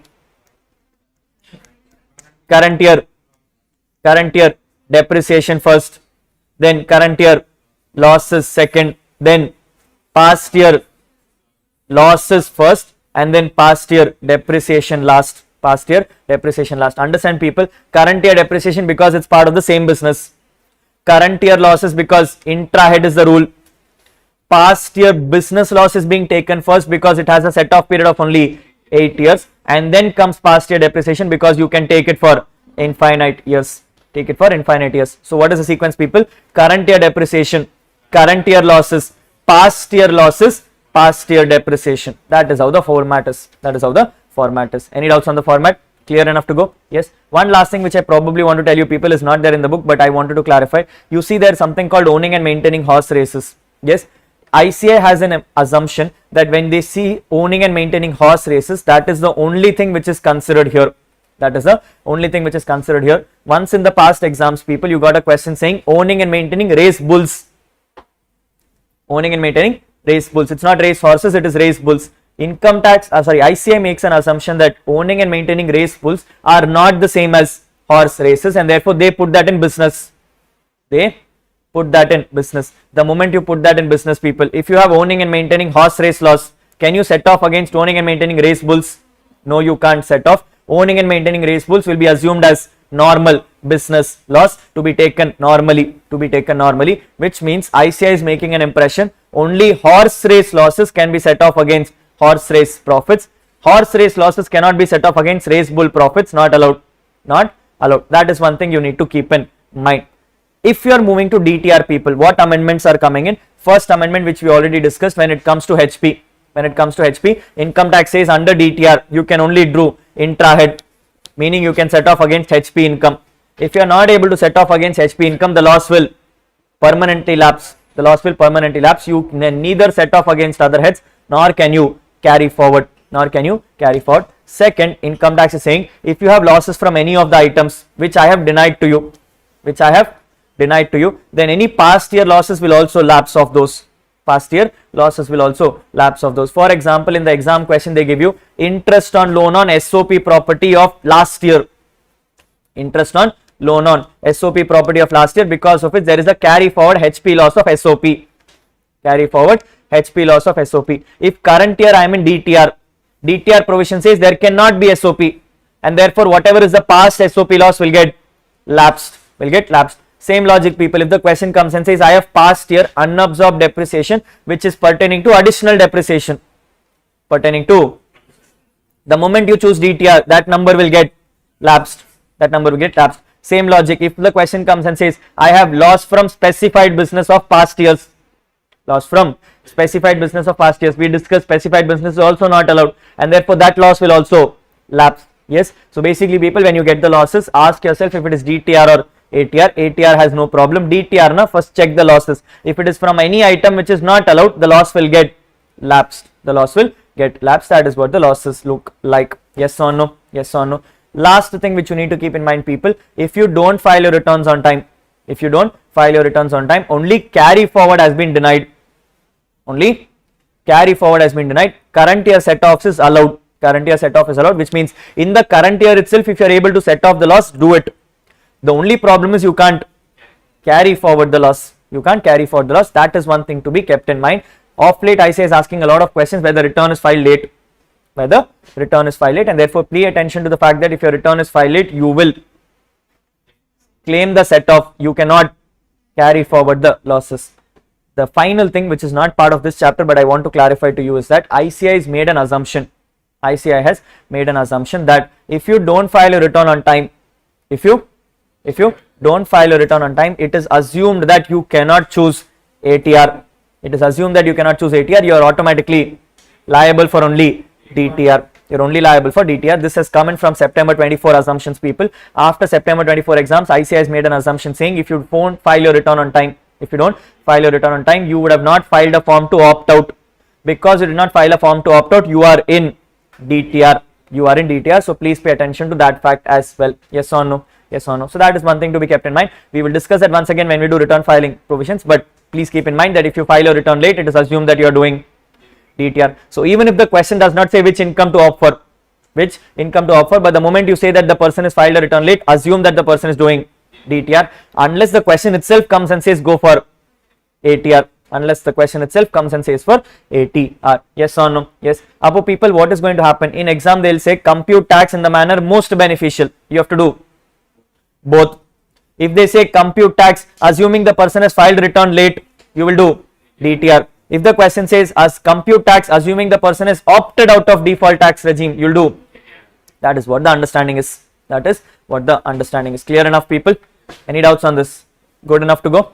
Yes. Great. We're going to do a quick revision of what we are doing of chapter 6A, people. A chapter 6A deduction chapter, most likely relevant more from your total income perspective. Yes, we're looking at what kind of deductions can you be claiming against your incomes. For you to claim chapter 6A, people, certain rules to be established. Rule number 1, you can only claim chapter 6A against your gross total income. You can only claim chapter 6A against your gross total income. You can't claim it beyond your gross total income, which means chapter 6A can maximum adjust against your gross total income. It cannot go beyond that. Rule number 2, if you have unexhausted chapter 6A, it will get lapsed. You cannot carry it forward. And rule number 3, and the most important rule when it comes to chapter 6A, you can only claim chapter 6A against slab rate incomes. You cannot claim any chapter 6A against special incomes. So when you have a question of chapter 6A, people, it's always better what you do, that when you find out gross total income, also find an additional line saying gross total income excluding special income. Do chapter 6A on those, find the net income, and then add your special incomes once again, so that you get the proper answer. Otherwise, what will happen, people, you may get confused and you may end up doing chapter 6A even on special incomes, and your answer will go wrong there. Yes, so that is first rule to be followed. Now when it comes to chapter 6A, people, there are 3 headings which you need to understand. One is heading number B, heading number C, and heading number CA. Heading number B talks about all your investments and expenses. Heading number C talks about all your income based deductions, and heading number CA talks about all your interest based deductions. Yes. What is heading number B, people? We start with section 80C, the important section of exam, which comes and says that when you have a person having such expenses or investments, you will be eligible for 80C. With a maximum limit of 1,50,000. What are the items, people? The first and the most critical item is something called life insurance premium, where income tax says if you have taken life insurance premium on self, spouse, children, that's all, self, spouse and children, you are not eligible for deduction on any parents. You are not eligible for any deduction on parents. And when it comes to child, whether dependent or not, both are covered. You will be eligible for a deduction up to 20% of the premium paid if the policy is taken before 2012. You will be given premium of 10% of sum assured if the policy is taken after 2012, and you will be given a premium of 15% of sum assured if the policy is taken after 2013, but is taken for a handicapped person. Other than this, people, income tax says if you have contributed anything to PF, understand this is not employer's PF, this is employee's PF. Any employee's PF is contributed to RPF, SPF, PPF, whatever it is allowed as deduction. Then items, people, are something called contribution to Sukanya Samriddhi scheme, any kind of repayment of housing loan, tuition fees which you have paid for children, for maximum 2 children with an education in India, any kind of 5 years term deposits you have taken from a scheduled bank, any other items like subscription to NSC, National Saving Certificate, superannuation fund, and all the like items will be 80C. In exam, if you see an investment which you don't understand because it has a special name, it is always 80C. Yes, only investments are under 80C. Yes or no? After 80C comes, people, something called 80CCC, which talks about pension fund. If you have any kind of pension fund contributions, then it is also allowed as deduction for a maximum of 1,50,000. Then comes your 80CCD. 80CCD comes and says 2 people can contribute here. One is employer, one is employee. If an employer contributes, you will be eligible for 10% of the salary as a deduction. But if you are opting for default tax regime, you will be eligible for 14% of the salary as a deduction. Yes, where salary here means basic plus DA forming part, basic plus DA forming part. When it comes to employee, income tax says whatever he contributes, first 50,000 no restriction, full allowed. First 50,000 there is no restriction, fully allowed. Whatever extra he contributes, he will get a deduction maximum of 10% of the salary. He'll get a deduction maximum of 10% of the salary, where again salary means basic plus DA forming part, basic plus DA forming part. Yes or no? Yes or no? Yes. However, then comes a section called 80CCE. This 80CCE comes and says that 80C, 80CCC and 80CCD, part of 10% of employee, the part of 10% of employee will have an overall restriction of 1,50,000, which means overall you can claim people is 1,50,000 plus 50,000 for employee contribution plus 10% of salary for employer contribution or 14% of salary of employer contribution. That is what you can maximum claim. That is what you can maximum claim. You cannot go beyond this. You cannot go beyond this. If you are opting for DTR people, neither 80C nor CCC nor CCD is eligible for deduction. The only one thing which is eligible for deduction is the employer's contribution to the maximum of 14% of salary. So in the three items, only employer's contribution can be claimed as deduction. Everything else is not allowed as deduction. Not allowed as deduction. Then we have something called as 80D people. The next important section from exam perspective, which says if you are going to have any kind of medical insurance for self, spouse, dependent children, any parents, dependent children and any parents, whether dependent or not, you will be given 80D. You will be given 80D. Income tax says do one thing, split your buckets into two. Bucket number 1 has self, spouse, dependent children. Bucket number 2 has parents. Both the buckets, each bucket will get 25,000 deduction. Each bucket will get a deduction of 25,000. But in that bucket, if any one person is also a resident senior citizen, the bucket will get 50,000 worth of deduction. What kind of expenses can you claim here, people? First, medical insurance. Second, any kind of central government health scheme payments. And third, any kind of preventive health checkup for a maximum of 5,000 rupees for both the buckets put together. So when you claim preventive health checkup, either you put it in bucket 1 or bucket 2 or together, but maximum claim 5,000 rupees. At any appropriate stages, if you find out that there is a resident senior citizen who wanted to take insurance but was denied insurance, he can then claim his actual expenses as a deduction because he does not have a insurance. People understand it is not whichever is higher or whichever is lower. It is if no insurance, then expenses. If insurance is there, expenses will get rejected. Yes or no? For this 80D people, income tax comes and says the medical expense, the medical insurance, the central government health scheme, all the 4 items need to be paid by other than cash. Except for preventive health checkup. Preventive health checkup can be paid by cash. At any stage, if you find out that the medical insurance premium has not been paid for 1 year, has been paid for lump sum, split the medical insurance over the previous years in which the policy is alive. For the previous years, if the policy is alive, which means if the policy was taken on 1st April, then no problem. Whatever is the number given, as it is, take it off. But if the policy was somewhere like 3rd, 31st March or 2nd April and all, then what will happen? You will have a spillover. In that case, 1 year will get added. For example, if the question comes and says medical insurance has been taken on 2nd April for 5 years. If you actually calculate, people, you will get 6 years in previous year terms. You will get 6 years because 1 more year will get added for 2 days. Therefore, income tax will say that premium should be split over 6 years and not 5 years. In simple words, lump sum on 1st April, the years will match. Lump sum after 1st April will be plus 1 year. That is what the rule will be. Yes or no? Yes. 80D also not eligible for default tax regime. You can't claim 80D under default tax regime. Then comes 80DD and 80U, which income tax says if you are going to have a handicapped person,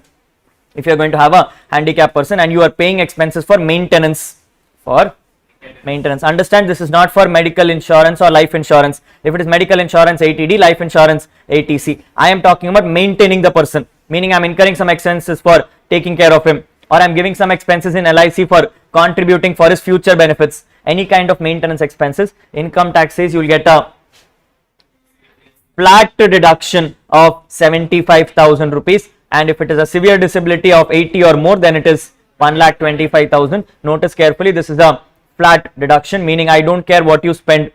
Even if you spend 1 rupee, I'll give you 75,000 rupees. That is what flat deduction means. Again, 80DD and 80U not eligible under default tax regime. After this comes 80DDB, which talks about medical treatment to specified disease, where income tax says if you are going to have any specified disease for which you incur any kind of medical treatment expenses, you can claim up to a maximum of 40,000 rupees of this expense, or 1 lakh rupees in case the person is a resident senior citizen. DDB also not eligible under DTR. After this comes people here 80E series, where 80E comes and says if you are going to take a loan, for higher education, the loan amount is not allowed as deduction, but the interest on the loan can be claimed as deduction for the next 8 years. Where this loan has to be taken either for self, spouse, children, or any guardian children. Understand, this is only for those kind of educations which is happening post 12th standard, higher educations, and it has no restriction to happen in India or outside India. No matter where you spend it, it is allowed. After this comes people something called 80EE and EE. Now this is all old provisions. This is not relevant for your exams, but sometimes they may ask you a question. In the current years, the only thing you need to remember is if the question section says that there is some loan taken of past years and is eligible for deduction, whether they use EE or EE, it doesn't matter. If they use the word EE, then it is 50,000. If they use EE, it is 1,50,000. That is what you have to remember. But the one thing to be kept in mind, people, is that these deductions will only be granted to you if there is any unconsumed balance from HP.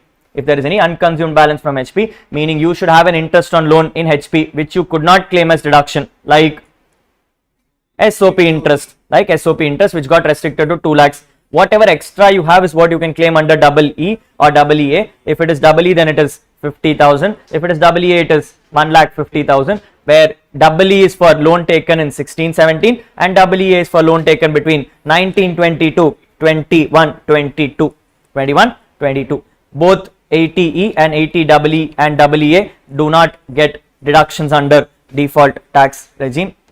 Then comes EEB, people, which talks about loan taken for electric vehicle. If you have taken a loan for electric vehicle, the interest on that is also not allowed as is allowed as deduction up to a maximum of 1,50,000. Will be allowed as deduction up to a maximum of 1,50,000. This also is not eligible under default tax regime. After this comes your important section, people, your 80G. Income tax says when it comes to 80G, 4 categories are there. Category number A talks about 100% donation without any qualifying limit. Category B talks about 50% donation without any qualifying limit.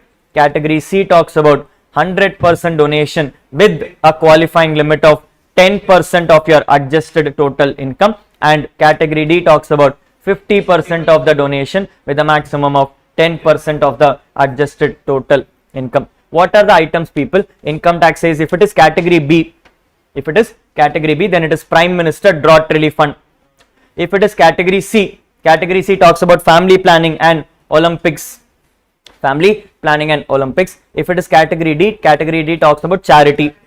Charitable trust. Anyone else falls into category A.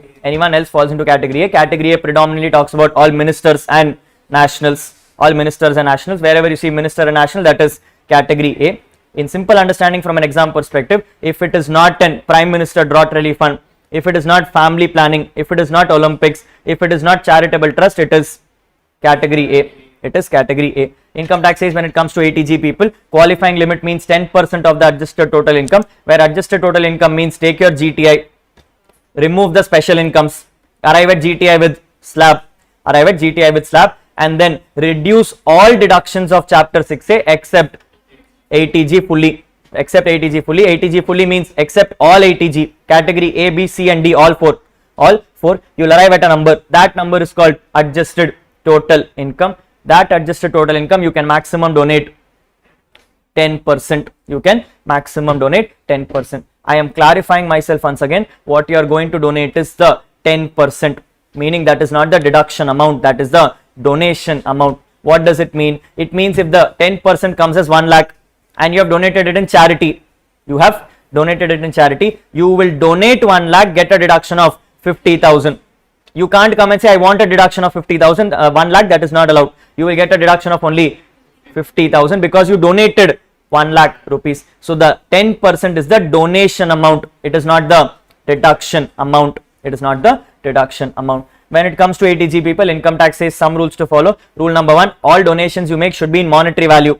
Cannot be in kind payments. Cannot be in kind payments. Rule number 2, whatever donation you make, if you are making it in cash, you can only make up to 2,000 rupees in cash. If you make any donation more than 2,000, the donation will get rejected. The donation will get rejected. You don't get the deduction for that donation. ATG also is not eligible for default tax regime. After G people comes your ATGGA, which talks about scientific research donations. Income tax says if you want to claim a deduction of scientific research, first claim it under PGBP. But if you tell me that you are not liable for PGBP, then you can claim it under GGA. Then you can claim it under GGA only if you are not under PGBP. Only if you are not under PGBP. Amount allowed as deduction 100%, provided you don't make donations more than 2,000 rupees in cash. After GGA comes people GGB and GGC, which comes and says if you are going to donate anything to political parties or electoral trust, you can claim that as a 100% deduction, subject to the condition that you don't pay any money in cash. You don't pay any money in cash. Again, GGA, GGB, GGC, both are, all the three are not eligible for default tax regime. Then comes your ATGG, which I generally don't tell you to read. It's okay to ignore.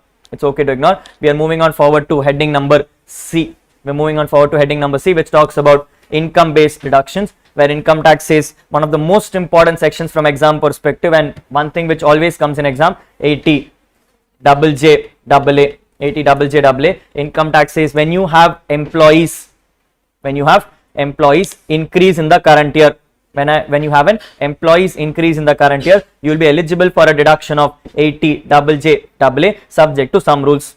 Subject to some rules. Rule number 1, take all your employees, remove all the employees who are getting salary more than 25,000 rupees per month. Rule number 2, whatever employees are left, remove all those employees who are not participating in PF. Rule number 3, after you have removed those employees, remove all those employees who are employed for less than 240 days or 150 days in case you are in leather, apparel or footwear business. Leather, apparel or footwear business. Rule number 4, if last year you had rejected some employees for 240 days, add them in the current year. Add them in the current year. Rule number 5, whatever employees you have, multiply that with the salary which you paid them, but ignore all the salary which was paid other than by permissible modes.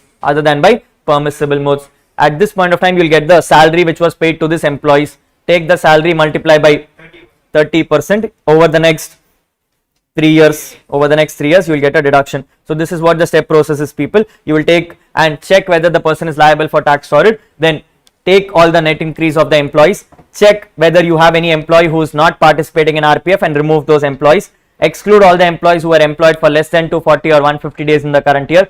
Add all the employees who are less than 240 or 150 in the last year but satisfied 240 and 150 in current year. Exclude all the employees who are having salary more than 25,000.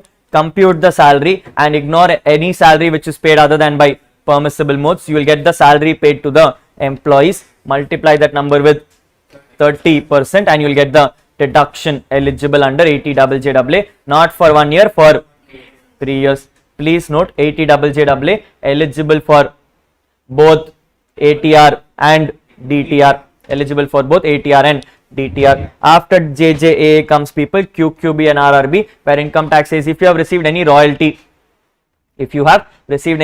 for either books or for inventions, you will be eligible for a deduction of 3 lakh rupees, subject to the condition that you have offered it to tax. So you add it to IFOS and then claim a deduction maximum 3 lakh rupees, maximum 3 lakh rupees. Some conditions to follow. They say if you are going to receive royalty, you should only maximum receive royalty of 15% of the value of the books. 15% of the value of the books. If you have received any royalty more than 15%, you will tax the whole thing under IFOS, but claim a deduction only for 15%. Claim a deduction only for 15%. Second, if you are receiving royalty from outside India, you should receive the money in India within 6 months from the end of the financial year. Third, if you have already claimed any expense in your IFOS, you will not claim that much deduction under 80 QQB and RRB as well. And fourth, after you get the number, restricted to 3 lakh rupees. So it's a 4-step process, people. Step number 1, restrict the amount to 15%. Step number 2, check how much amount received within 6 months. Step number 3, reduce all the expenses already claimed as deduction under IFOS. Step number 4, restrict the number 2. You will get the deduction eligible. That is QQB and RRB. Income tax says for JJA, QQB, RRB, you will only get these 3 deductions provided you file your return on time. But if you are opting for DTR, QQB and RRB not eligible. Only JJA is eligible. This leaves me with the last one, people, which is heading number CA, your 80 TTA and 80 TTB. Income tax says if you have any interest income which you are ready to offer to IFOS, I will give you a deduction of 10,000 rupees under TTA or 50,000 rupees under TTB, subject to some conditions. Condition number 1, if you are a resident senior citizen, you are under TTB. If you are not a resident senior citizen, you can only claim savings account interest. But if you are a resident senior citizen, you can claim any interest, whether it is FD, RD or savings.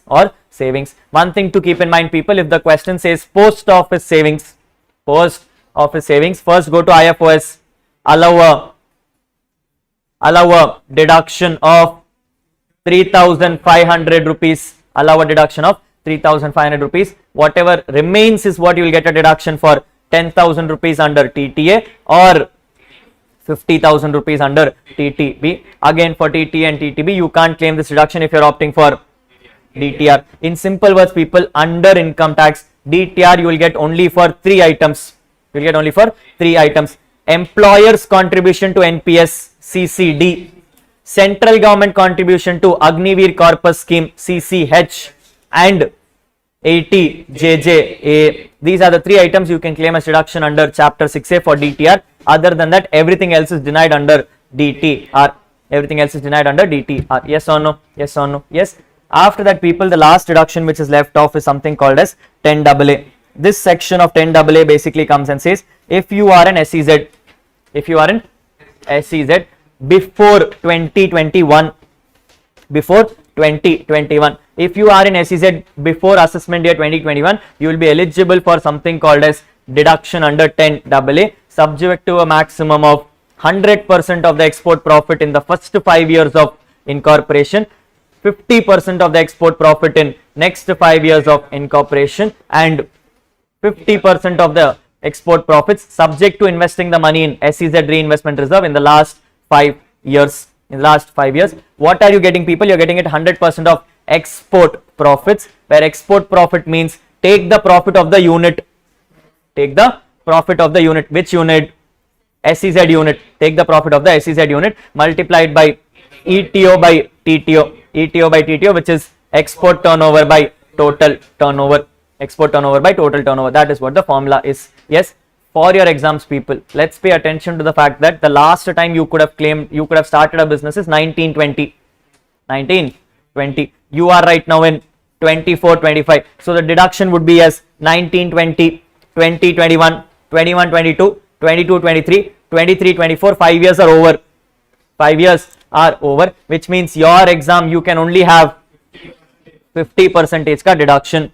You can only have 50% ka deduction. If it comes to a point in exam, people, where you see no, you are in the 4th year of business, 3rd year of business, say no deduction itself. Say, because then you would have been incorporated after 1920. If you are incorporated after 1920, anyway, zero deduction for you. Zero deduction for you. Yes. So the hint for you in the exams, people, if you see 50% happening, do it. If you don't see 50% happening and you're falling in the 100% bracket, say no deduction. Say no deduction, but there cannot be a possibility that in the current year you will get 100% deduction. If you're getting it, you are wrong.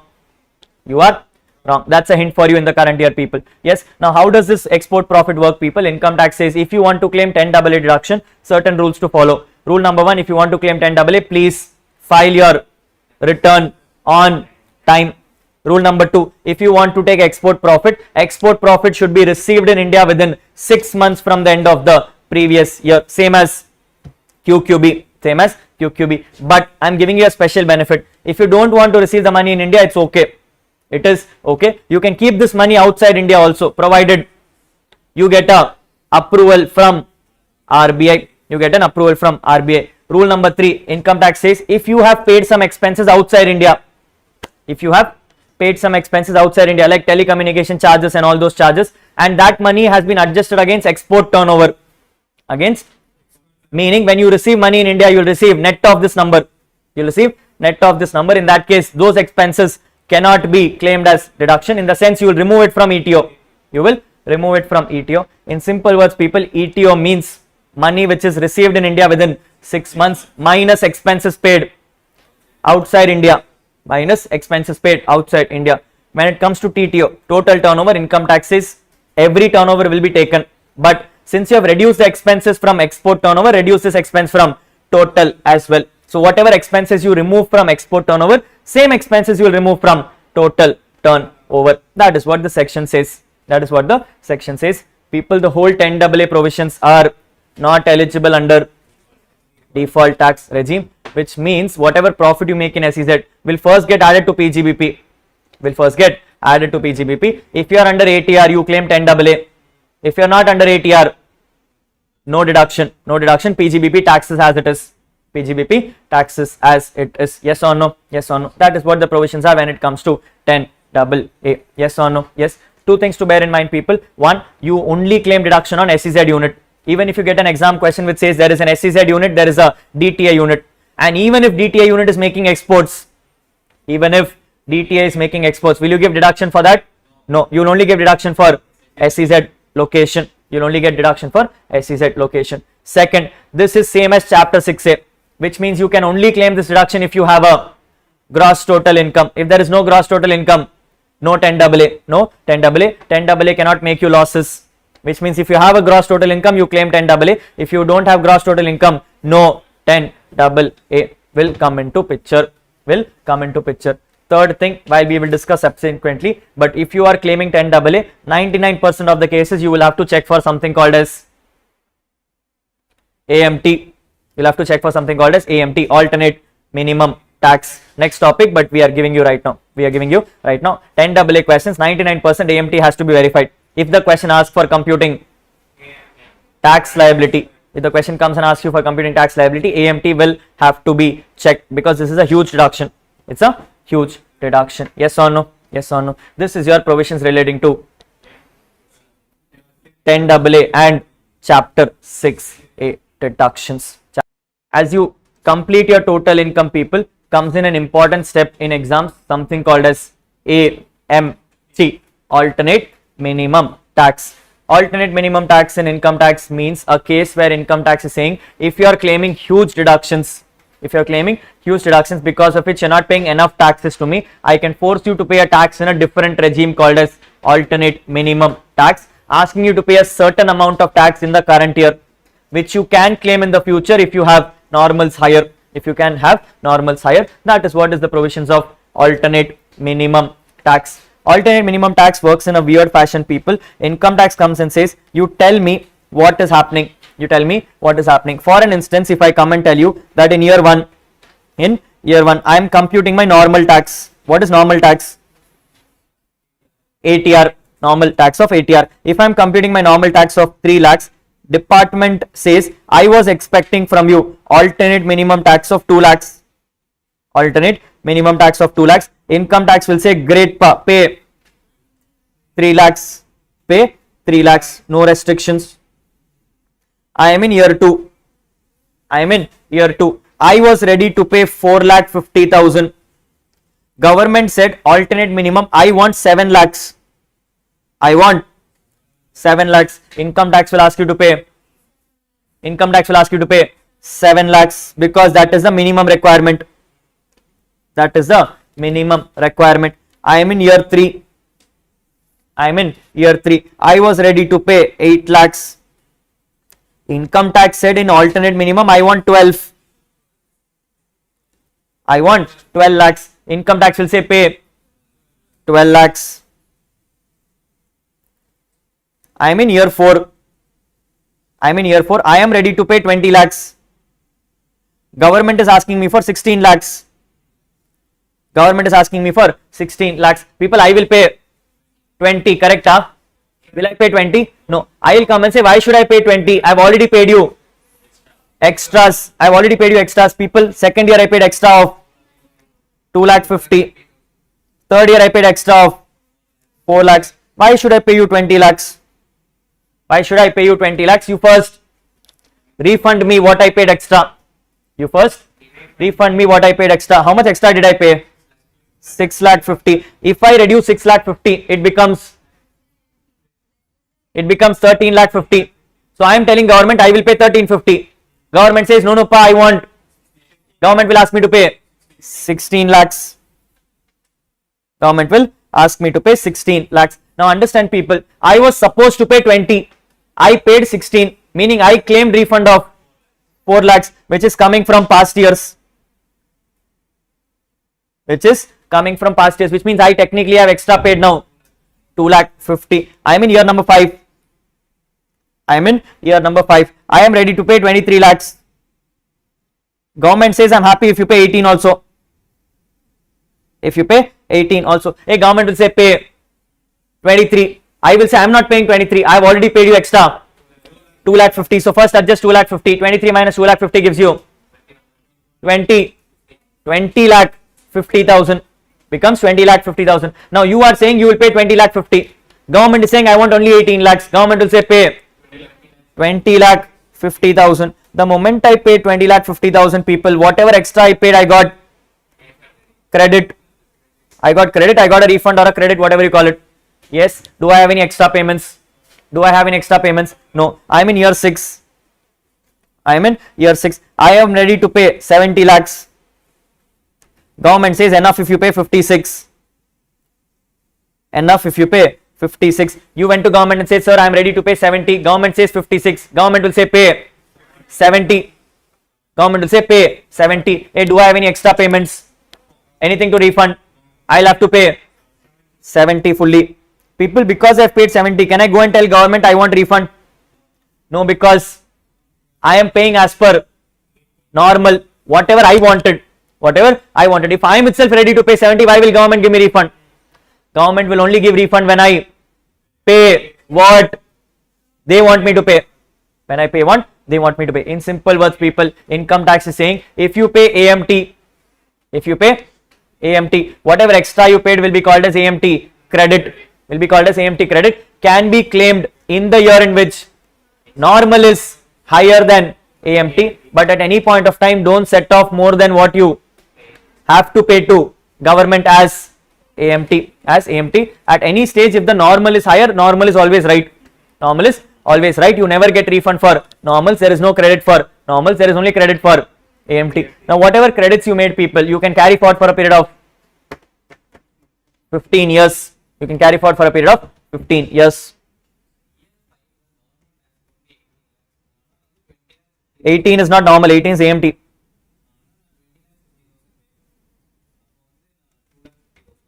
Why?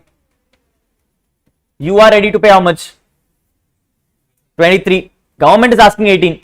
From your perspective, you are ready to pay 23. Will government give you extra refund? You are ready to pay already that number. I will only give you refund when you don't want to pay that much. Government is forcing you to pay. Right? This is not a government force because you are paying what? you want to pay. Yes, yes, that is what your AMT provisions look like, people. Yes or no? This is the simple logic of what we call as AMT credit. What we call as AMT credit. Now, how do you compute AMT, people? Income taxes, AMT is nothing but 18.5% of your adjusted total income. 18.5% of your adjusted total income. How do you compute adjusted total income? Income tax says take your total income.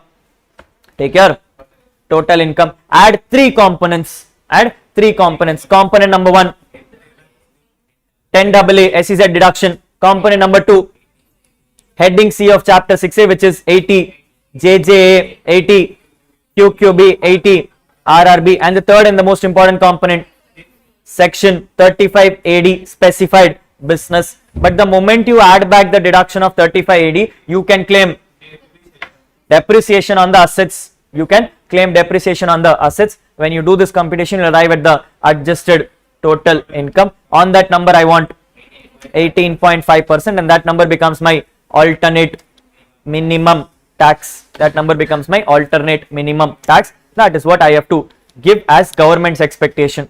As government's expectation. Some things to be kept in mind, people. Alternate minimum tax is only applicable if you are under ATR. You will not be applicable if you are under DTR. In DTR, you will only do DTR, you don't do AMT. You don't do AMT. Rule number 2, even if your total income has any special incomes, when you compute AMT, it is 18.5% on all incomes. On all incomes, it doesn't matter whether you have specials or not. All income will be computed at 18.5%, meaning even if the question says you have winnings inside it, for the purpose of AMT, it is always 18.5%. The winnings ka 30% is only for ATR and DTR, not for AMT. Rule number 3, if your AMT income, your adjusted total income is more than 1 crore, more than 50 lakhs, more than 2 crores, more than 5 crores, you will levy surcharge and cess as well. You will levy surcharge and cess as well. It doesn't matter even if normal is less than surcharge limits. If your adjusted is more than surcharge limits, you will apply surcharge on those. You will apply surcharge on those. Yes, yes, yes. Rule number 4, if an exam question comes where they say, I don't know what you want to do, you compute tax as if the manner most beneficial. As if the manner most beneficial, you will check ATR, DTR, AMT, all the three. How will you check which one is better? It is ATR or AMT, whichever is higher, compared with DTR, whichever is lower, compared with DTR, whichever is lower, because DTR ka AMT will not come. So take ATR or AMT, whichever is higher, that will be compared with DTR, whichever is lower, Now, do you have to do AMT in all questions in exam? Answer is no.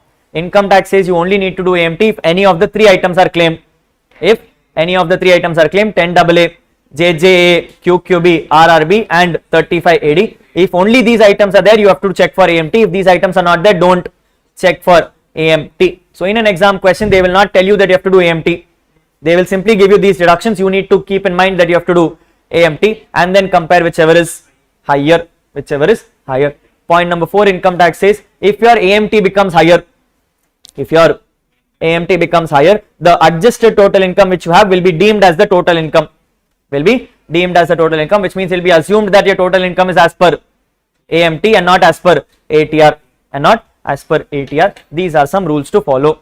Yes. So for example, people, if I give you a question in which I come and say my ATR is 100, my DTR is 120, my AMT is 110, you will choose ATR or AMT, whichever is higher, compared with DTR, whichever is, therefore I'll pay. But the moment I pay 110, people, I can claim AMT credit for 10 rupees. I can claim AMT credit for 10 rupees because I paid as per AMT. Correcta. People, I have 100, 110, 120.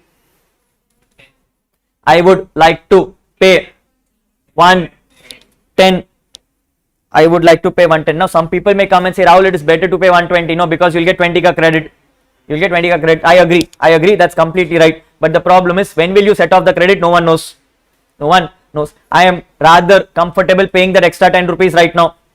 than maybe losing the 20 rupees in the future. So I would rather pay 110. I would rather pay 110. People, have I paid any AMT tax? This is not the same. Independent cases. Tanya cases. I'm not looking at together. Tanya Pakna. Yes, yes. Will your AMT credit come in this case? Will your AMT credit come in this case? No. No. I am having case number 3. It is 100. It is 110, 100, 120. I will choose 100 DTR. I will choose 100 DTR. I have 110, 120, 100. I will 110 is the answer.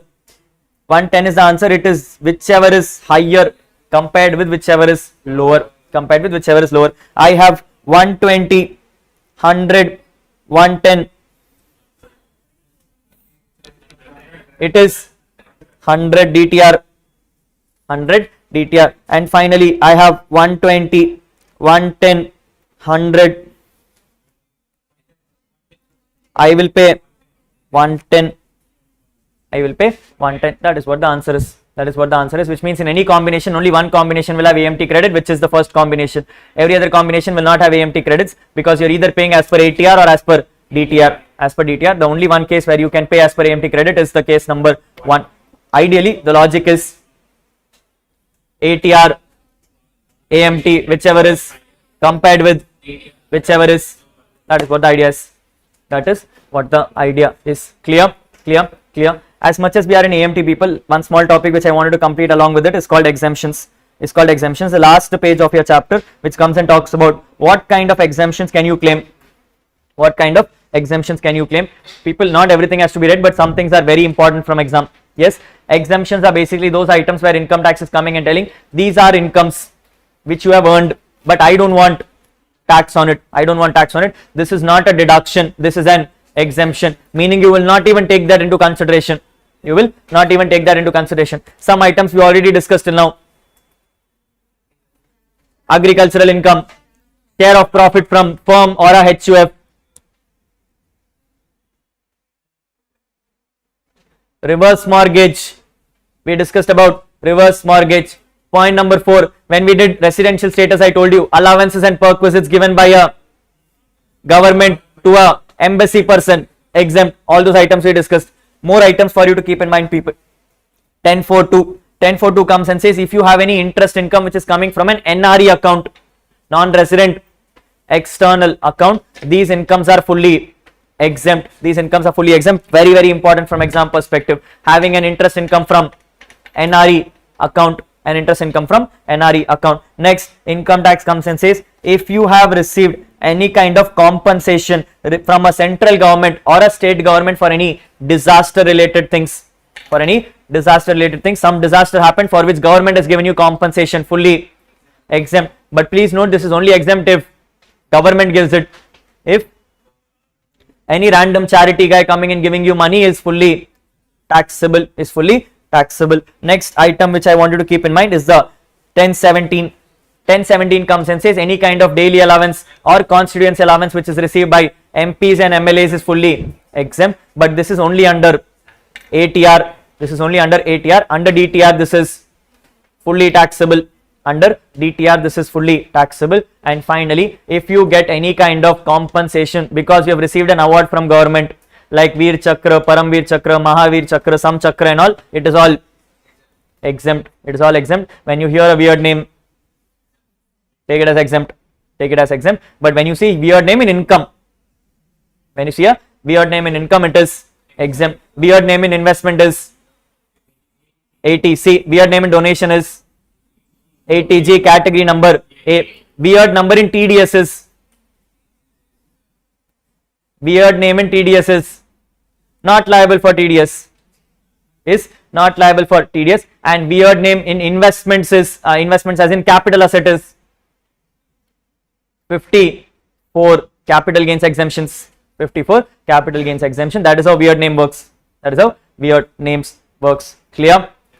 Yes, this is your exemptions chapter. This is your exemptions chapter. Great. Let's quickly summarize what is your default tax regime, people. We have already discussed this when we came to our other topics. Yes, we have already discussed it here and there, but a quick summary of what a default tax regime looks like. Income tax comes and says if you are preferring to have a lower tax rates, you can choose to forego some of your incomes and therefore you will be put into something called as default tax regimes. The slab rates of the current year has been notified as 0 to 3 lakhs, 0, 3 lakhs to 7 lakhs, 5%, 7 lakhs to 10 lakhs, 10%, 10 lakhs to 12 lakhs, 15%, 12 lakhs to 15 lakhs, 20%, and after 15 lakhs directly 30%. That has been notified. If you are going to have a total income which is up to 7 lakh rupees, you will be eligible for something called as rebate with a maximum limit of 25,000. If you are going to have an income more than 50 lakhs, you will be liable for surcharge at the rate of 10%. Income more than 1 crore will be liable for a surcharge of 15%. Income more than 2 crores will be liable for a surcharge of 25%, and you will leave it there. You will leave it there. Any person who's falling exactly near to 7 lakhs, 50 lakhs, 1 crore or 2 crores will be eligible for something called as marginal relief. Will be eligible for something called as marginal relief.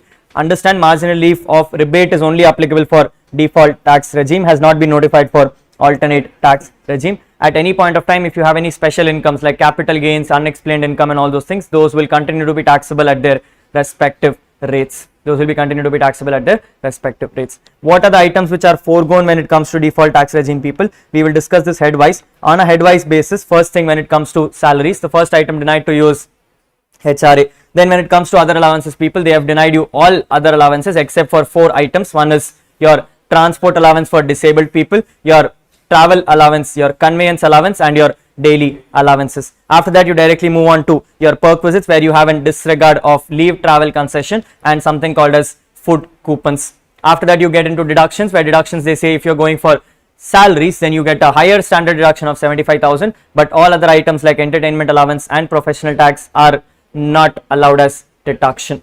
Coming to the chapter of house property, income tax comes and clarifies if you are going into default tax regime, you will not have the option of self-occupied property. Therefore, the self-occupied property will become 0. When it comes to PGBP, people, only one item which has been denied to you. They come and say you will not be able to claim any additional depreciation. But other than that, they have also denied you what is called as your specified businesses. Your specified businesses have been denied to you, where you will now move back to normal business and therefore claim normal depreciations. You will claim normal depreciations. And the last item and the most critical item, if you are getting default tax regime question, that if you are going for scientific research, income tax will come and clarify you can have expenses in house. You can't have donations. You can't have donations. Donations will get denied as a deduction. Yes, no changes in capital gains. The capital gains remain the same. When it comes to income from other sources, 2 items to be kept in mind. One is that if you are going for family pension, default tax regime will give you an enhanced deduction of 25,000, which was normally 15,000 under alternate regime. And second, we discussed in exemptions, people, that if you are getting any MP and MLA's daily allowance or constituency allowances, these become fully taxable. The next chapter of clubbing will come and clarify that if you have a minor child and you are going to get any exemptions of 1,500, this exemption of 1,500 will get denied under default tax regime. When it comes to set off chapter, 2 things to be kept in mind. Income tax says any past year losses which pertains to items income tax does not allow under default tax regime, those losses will lapse. Other than that, in the current year, if you are having HP loss, you can only set off against HP income. If you don't have any HP income, this loss will lapse permanently. This loss will lapse permanently. After that, you get a chapter 6A, people, where income tax says under chapter 6A everything is not allowed as deduction except for 3 components. First item is 80CCD, employers contribution. Second is 80CCH, government's contribution, and third thing is 80JJAA. 80JJAA. 3 items are allowed as deduction to you. Fourth, if you are going into AMT provisions, income tax says no AMT provisions will apply, but if you have any past AMT credit, that will also get lapsed. That will also get lapsed. Finally, people, if you are having any kind of 10AA deductions, that will also get lapsed. That will also get lapsed. This is what your chapter on default tax regime looks like. 2 things which is to be kept in mind, people. Can you opt default tax regime every year? Answer is yes and no. Answer is yes and no. If you are a person not having business income, income tax says you can choose DTR every year. You can choose DTR every year. When mean this year you can choose DTR, next year you can do ATR, again go back to DTR, perfectly allowed. But if you are having business, if you are having business, you will be under DTR normally. If you want, you can move to ATR by filing a form. You can move to ATR by filing a form. Once you move to ATR, you are always in ATR. You are always in ATR. But once in your lifetime, you will be allowed to come back to DTR. If you come back to DTR, no more ATR will apply. So which means you will start with DTR, go to ATR, come back to DTR, and full stop.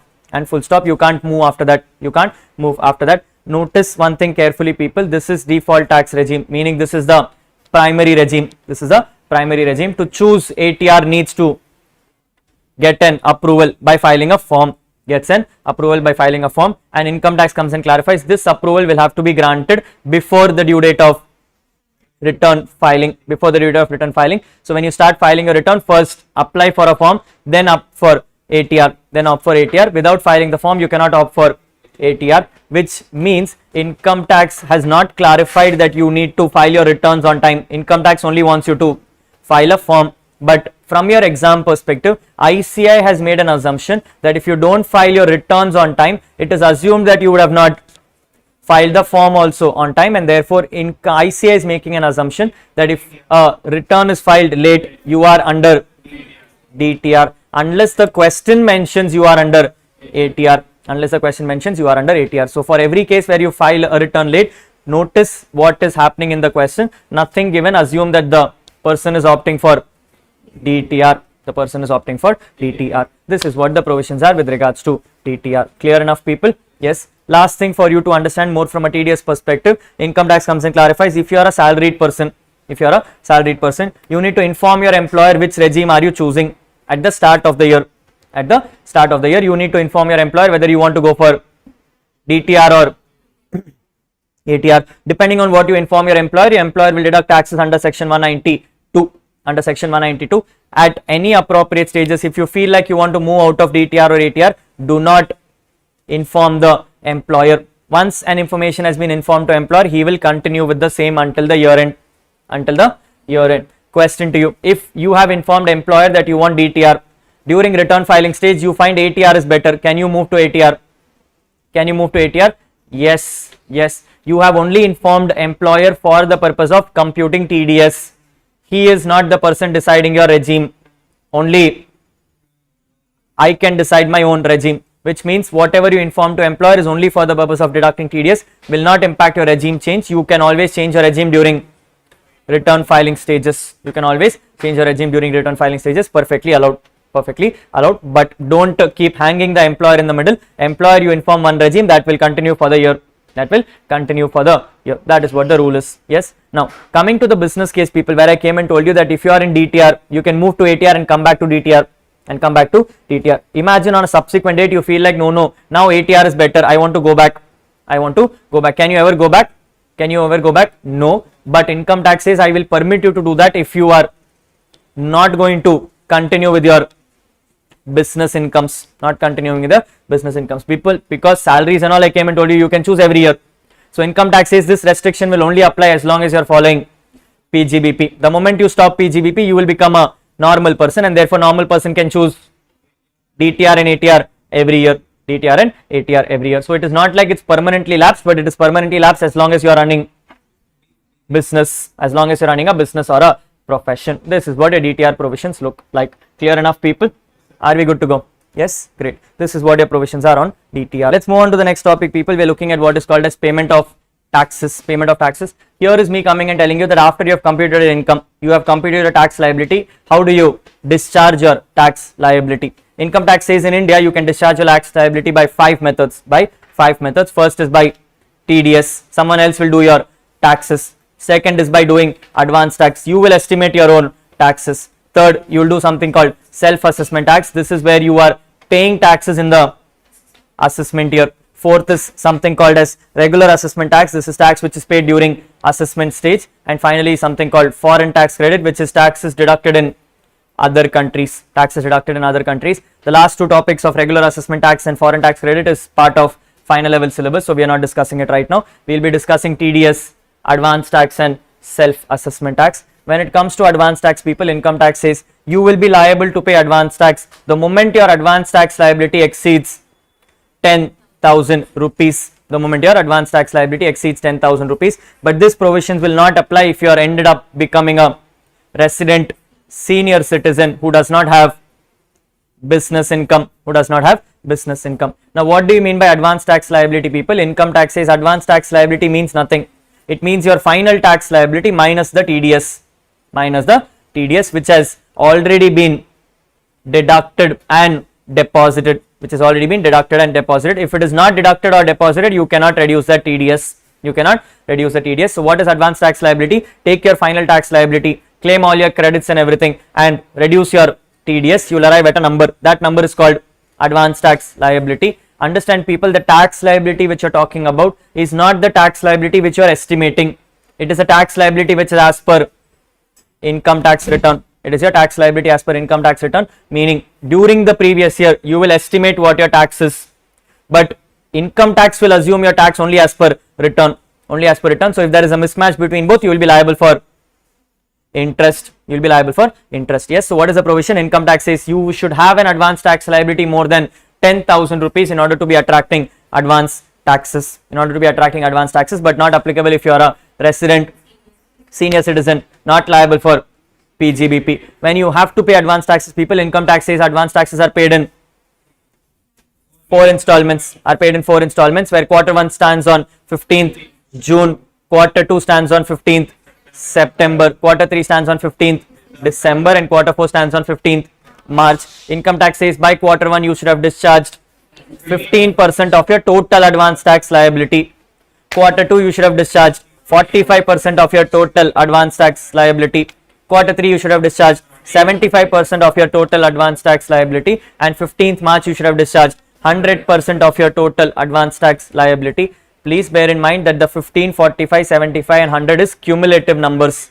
You're not paying 15 and then 45. You're paying 15 and then difference of 30, which means if you have paid less than 15, you can pay the balance by the quarter 2.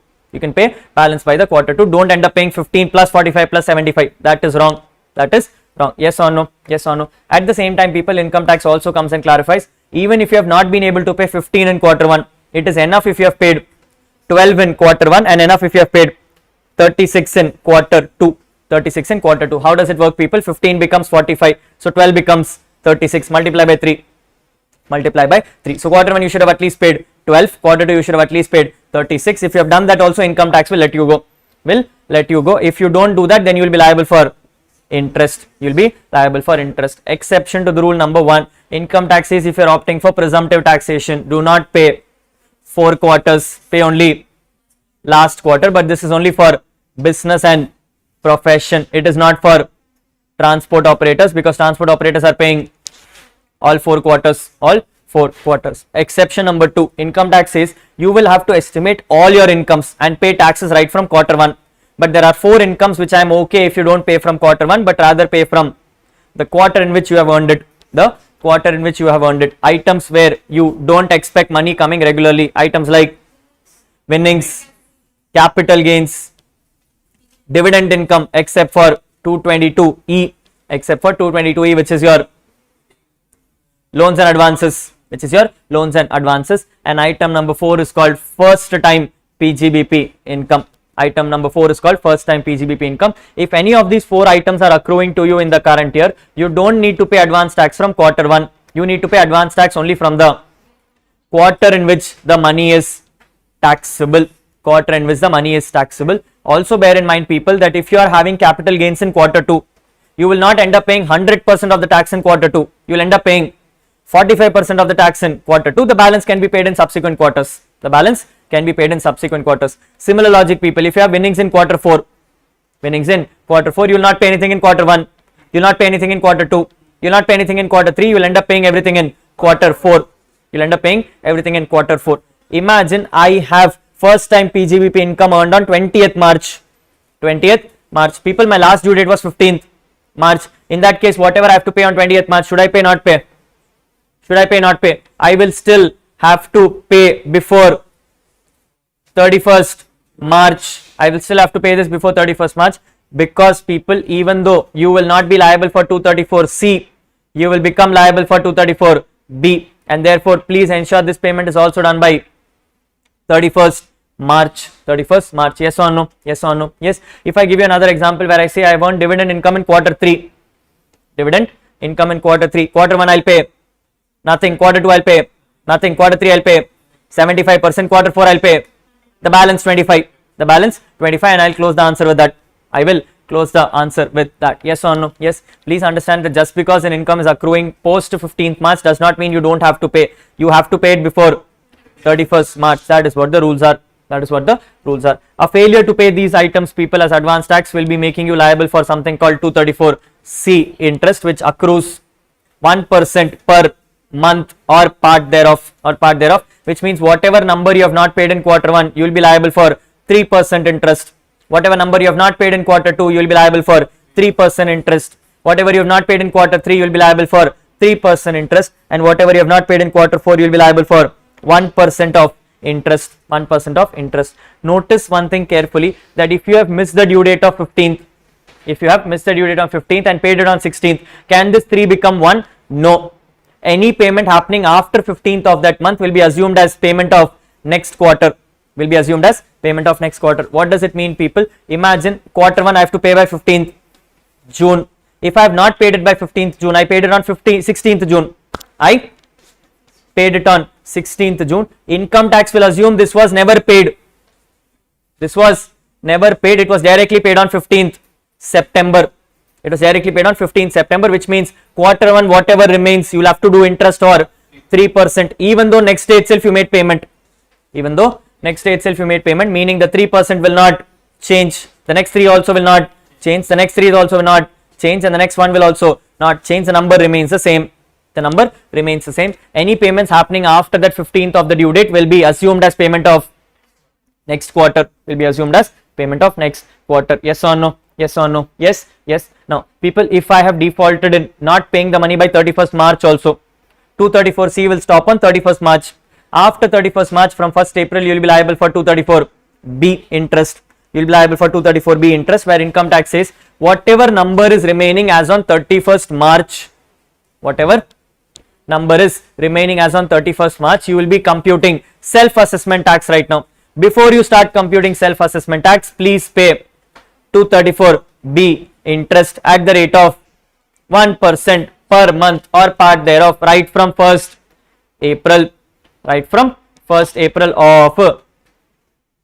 of assessment year till the date on which the tax is paid off. Till the date on which the tax is paid off. So you will do 234B at the rate of 1% per month or part thereof from 1st April of assessment year till the date of actual payment. Till the date of actual payment. Yes or no? Yes or no? Which means, people, if you are doing 234B, if I have 1 lakh amount outstanding on 1st April and I pay 20,000 in April, I pay 20,000 in May, I pay 20,000 in June, income tax will say before you pay 20,000 in April, first compute 234B for April, then pay some number, and then again compute 234B for May, and then compute the number, and then do 234B for June, and then compute the number. That is how you will keep doing it. So you will keep reducing your 234B interest as much as you keep paying your self-assessment taxes. Yes, yes, yes. Finally, people, income tax says if you are going to pay self-assessment tax, you cannot adjust your self-assessment tax against tax directly.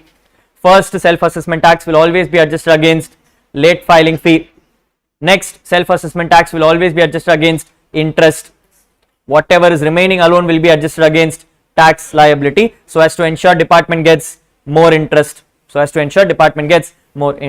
And finally, for the purpose of this chapter, income tax says whenever you compute interest, you will always round down the tax to nearest 100. You will always round down the tax to nearest 100. So take your tax liability, round it down to the nearest 100, and then compute the taxes. That tax will be multiplied by interest for the purpose of computing 234C or 234B. Please note that after you compute interest, the tax will remain the same. You will not round down the tax, because tax will get rounded off to the nearest 10 rupees. Will get rounded off to the nearest 10, which means only for the purpose of computing interest I am rounding down. After I compute interest, I will round off to the nearest 10 rupees. That is what the section says. That is what the section says. So that is what will happen, people. You will round down your tax to the nearest 100 by rounding down, compute the whole thing, and then you can round off to the nearest 10 rupees. 10 rupees. Yes or no? Yes or no? This is what the computation says. And like I said, when it comes to order of set off, you will first adjust again late filing fee, then compute interest, and then adjust against interest, then compute tax, and finally what you have, you can adjust against taxes. You can adjust against taxes. Clear? Clear? Clear? Yes. Let's start with the lengthiest topic of your syllabus, people. We are looking at what is called as TDS and TCS. From an exam standpoint, carries 4 marks. Will come as a part of question number 2B. Will become as a part of question number 2B. Unfortunately, people, for the current year, there is not much amendments in your TDS, and therefore any question can be asked. 2 critical amendments which you need to know probably is: 1, rates have changed. Wherever there was a rate of 5%, the rate has become 2%. The rates have become 2%. So therefore, there is no more 5%. There is only 2%. Second is in an amendment of 194 IA. We will discuss about those. As such, let's start with the chapter, people. The understanding of the chapter. Income tax comes and says, whenever a person makes a payment to another person, he is liable to do something called as TDS, tax deduction at source, which means before I make the payment to you, I will withhold some money and then give you the net payment. Income tax says it is mandatory for a deductor to do so because it ensures that the deductee reports his appropriate incomes. Failure to do so by the deductor will make him liable for 3 consequences. Consequence number 1, he will be made a disallowance under PGBP at the rate of 100% of non-residents and 30% for residents. Issue number 2, he will be liable for an interest under section 201 at the rate of 1% for non-deduction, 1.5% for non-payments. And issue number 3, he can be levied penalties, which is not part of your syllabus. Yes. For your inter-syllabus, you will only be discussed about TDS payments happening for a resident. Non-resident payments have been moved to finals, so you don't discuss it with me here. For you to start TDS, people, some rules for you to follow. Rule number 1, TDS always happens on payment to the party or credit of the party in your books, whichever is earlier. Meaning, I am the deductor. In my books, either you should have been received a payment or I should have booked you as my creditor. Either of the 2 events happen, I will be liable for doing TDS. Some exception to the rule, people. Exception number 1, if you are going to make a payment for salaries, then in that case it is done on payment basis. Winnings, because I don't know who the winner would be. Dividend income, because I cannot determine who the shareholder is. Compensation for compulsory acquisition, because capital gains itself comes and says you are going to tax in the year in which installments are received. Premature withdrawal of RPF, because I need to know whether you will hold it for 5 years or not hold it for 5 years. Maturity of life insurance proceeds, because it is taxable only when the life policy matures, and cash withdrawals only when I know you are going to withdraw more than 1 crore or 20 lakhs. Yes, these cases you will do TDS only on actual payment basis. Case number 2, people. Income tax says if I notify your rate under any section, the rate will remain as it is. You will neither add surcharge nor add cess, except for 2 components. If it is payment for salaries or it is a payment made to non-residents, those payments will be liable for surcharge and cess. This is me coming and clarifying you people that when you have winnings, TDS will happen at the rate of 30% flat without any surcharge and cess. But when you pay tax, you will pay tax 30% plus surcharge plus cess. And therefore, if the question comes and asks you to compute advance tax, you will get TDS credit only for 30%. The balance surcharge and cess you need to pay. And therefore, if that number goes more than 10,000 rupees, you are liable for advance tax. Yes or no? Yes or no? So if you get a question, people, where they come and say 1 crore is my winnings, you know 30 lakhs would have been deducted by the giver. But whatever happened on that surcharge and cess has not happened, and therefore that surcharge and cess you need to compute. If you compute the surcharge and cess and that number goes beyond 10,000, you are liable for from the quarter in which winnings is taxable. Yes or no? Yes or no? That is what the theory question looks like, people. Yes. Next, income tax is coming and saying TDS normally happens on all sections except if you are individual or HUF who is not having turnover more than 1 crore in case of business and 50 lakhs in case of profession, not in the current year but in the previous year. For your exam it is 20 2324. For your exam, it is 2324. In 2324 PY, if the turnover was less than 1 crore in business and 50 lakhs in case of profession, income tax for some items you will not do TDS. The rule of thumb is hijacker. The rule of thumb is hijacker. 194H, 194I, 194J, 194A, 194C, and 194R. These cases will not be liable for TDS if your turnover does not exceed 1 crore in business and 50 lakhs in case of profession in the immediately preceding previous year. H stands for commission, I stands for rent, J stands for professional payments, A stands for interest, C stands for contract, and R stands for perquisites, business perquisites and gifts. Then people, income tax says when you have to do TDS, TDS will happen whether you are doing commercial payments or personal payments, except for 3 sections where you will only do TDS if it is commercial in nature. Case number 1 is 194C, contract payments. Case number 2 is 194J, which is professional payments, and case number 3 is 194R, which is business perks, These payments only happen TDS when you are doing it for official reasons, Then comes the threshold limit, which is given in every section. People, income tax says if a section says a threshold limit, you will apply TDS only if the threshold is crossed. Meaning if the threshold is not crossed, TDS is 0. If the threshold is crossed, TDS is from first rupee. You will do TDS on the whole amount. Don't do it exceeding threshold. It is from the whole amount, except for 2 sections. People, income tax says if you have 194Q, which is purchase of goods, and 194N, which is cash withdrawals, you will do TDS only from the threshold limit. Where Q ka threshold limit is 50 lakhs and cash withdrawals ka threshold limit is 1 crore or 20 lakhs. Every other case, people, wherever threshold limit is given, you will start from rupee 1. At any appropriate stages, if you are the deductor, you need to collect from the deductee his PAN number to deposit the TDS. Failure to collect PAN number from the deductee will make the deductee liable for a higher TDS at the rate of actual rate or 20%, whichever is higher. However, this rate will become 5% in case you are in 194O or 194Q. 194O is not part of your syllabus. 194Q original rate is 0.1, will become 5. Every other case, no matter what the rate is, it will become 20%. The last year when this exam will be tested of people, that income tax comes and says if you don't file your returns on time, and income tax finds out that your TDS in that return was more than 50,000, the deductor will now be liable to deduct TDS on your payments at a higher rate of 2x of the rate or 5%, whichever is higher. This is the last year this section is going to be tested. Next year it has been deleted off. Therefore, this is important. Should be coming for either of the exams.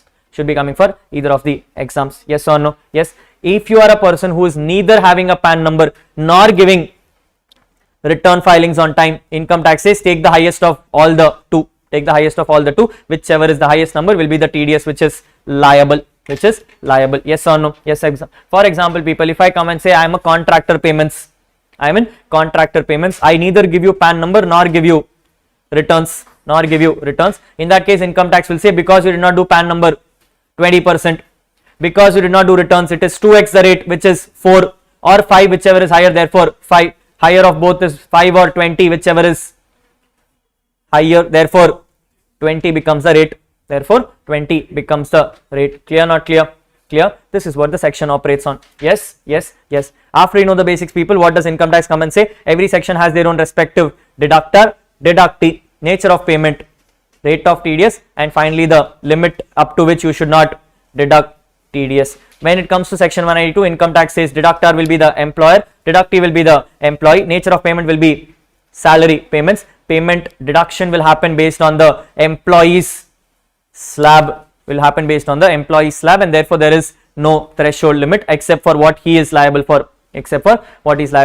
This section also comes and clarifies that while employer is liable to do TDS only on the salary component, if the employee also gives him other income details, employer can consider those and deduct the net TDS. When employee is reporting you any losses, employee can only report losses pertaining to HP because no other losses can be set off against salaries. No other losses can be set off against salaries, so only report HP ka losses. Then whenever an employee furnishes any deductions, exemptions, declarations, employer is bound to verify all those details. From an exam standpoint, they may ask you questions as if you are planning to give HRA exemption to your employee. As an employer, what kind of deductions and proofs should you collect? What kind of proofs should you collect? The answer is very simple. Check what is the exemption. Exemption is least of 3. First one is actual. Actual, you are only going to give, nothing to verify. Second, 50% of salary or 40% of salary depending on the state. People, salary data you know, 50-40 also you know, nothing to verify. Third becomes rent paid minus 10% of salary. 10% of salary also you know. What you don't know? Rent paid. So you will go and ask an employee to give him how much did you pay, to whom did you pay, what is his PAN number, and give me the agreement. Give me the agreement. So data which you can collect: rental agreement, rent receipt, proof of payment, landlord's PAN number, landlord's PAN number. The cases like these is what you can answer questions in exam. People, just use your head, use the exemption, get the answer. There is no rocket science in this. No rocket science in this. Max to max, they'll ask an MCQ question, so figure it out from there. Wherever you see more items are asked, that is the right answer. That is the right answer. Then you have 192A people, which talks about withdrawal of RPF. Income tax says if you are going to withdraw any money from your RPF account which ends up becoming taxable, because you withdrew within 5 years, then the amount which is withdrawn will be liable for a TDS at the rate of 10%, provided you have withdrawn more than 50,000 rupees. You have withdrawn 50,000 rupees or more. Yes, although please bear in mind, people, this TDS will not apply if you find out that the money withdrawn within 5 years is for reasons which is approved under salaries, like for illness, transfer to another company, company itself is shut down, all those cases you will not be liable for TDS. You will only be liable for TDS if there is no reasons specified in this. Then comes 193 people, which comes and says if you are going to have any interest on securities, income tax says you will be liable for a TDS at the rate of 10% on those securities. Just thought in mind, in exam if you get a security and there is weird names in it, TDS is not applicable.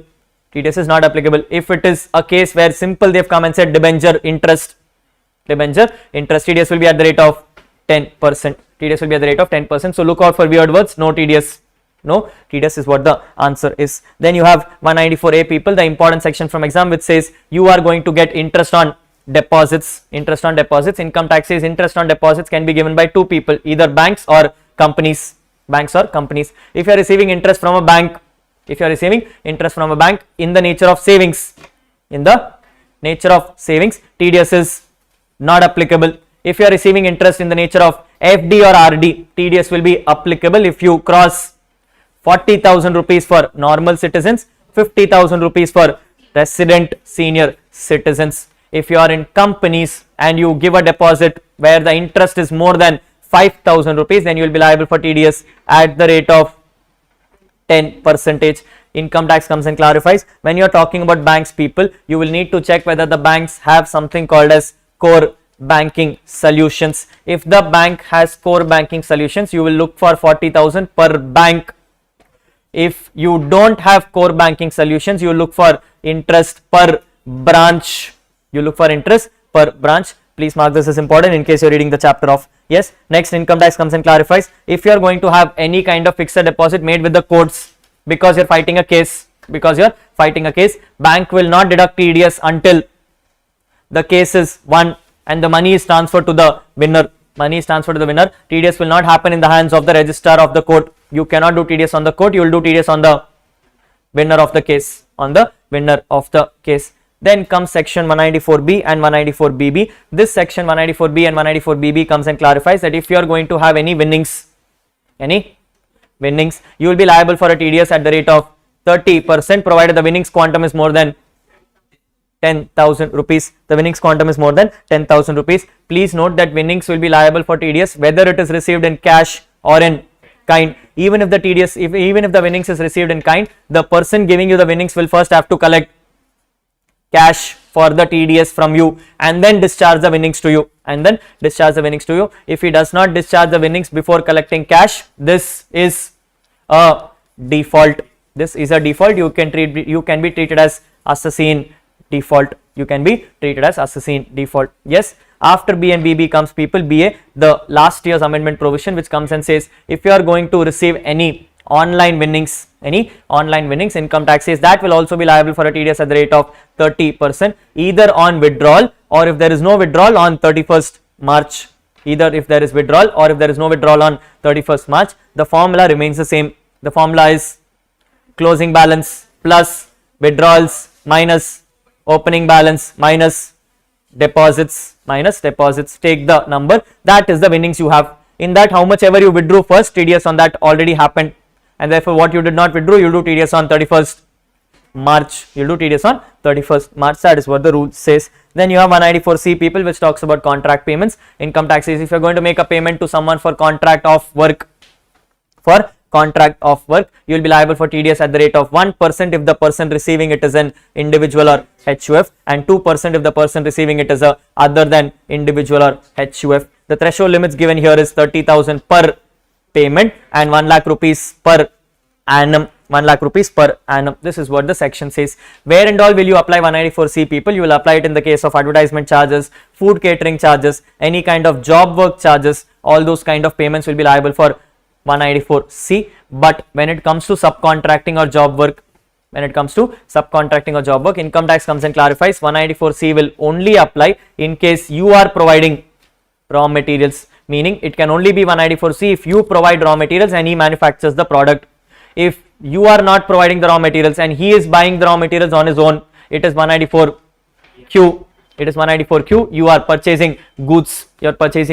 Only when you provide raw materials and he manufactures the product, it is supply of service, and therefore it is 194C. The important thing from exam perspective, where income tax says you are a transport operator. If you give me a declaration where you confirm that you have less than 10 vehicles and you have also given me your PAN number, I will not deduct TDS on you.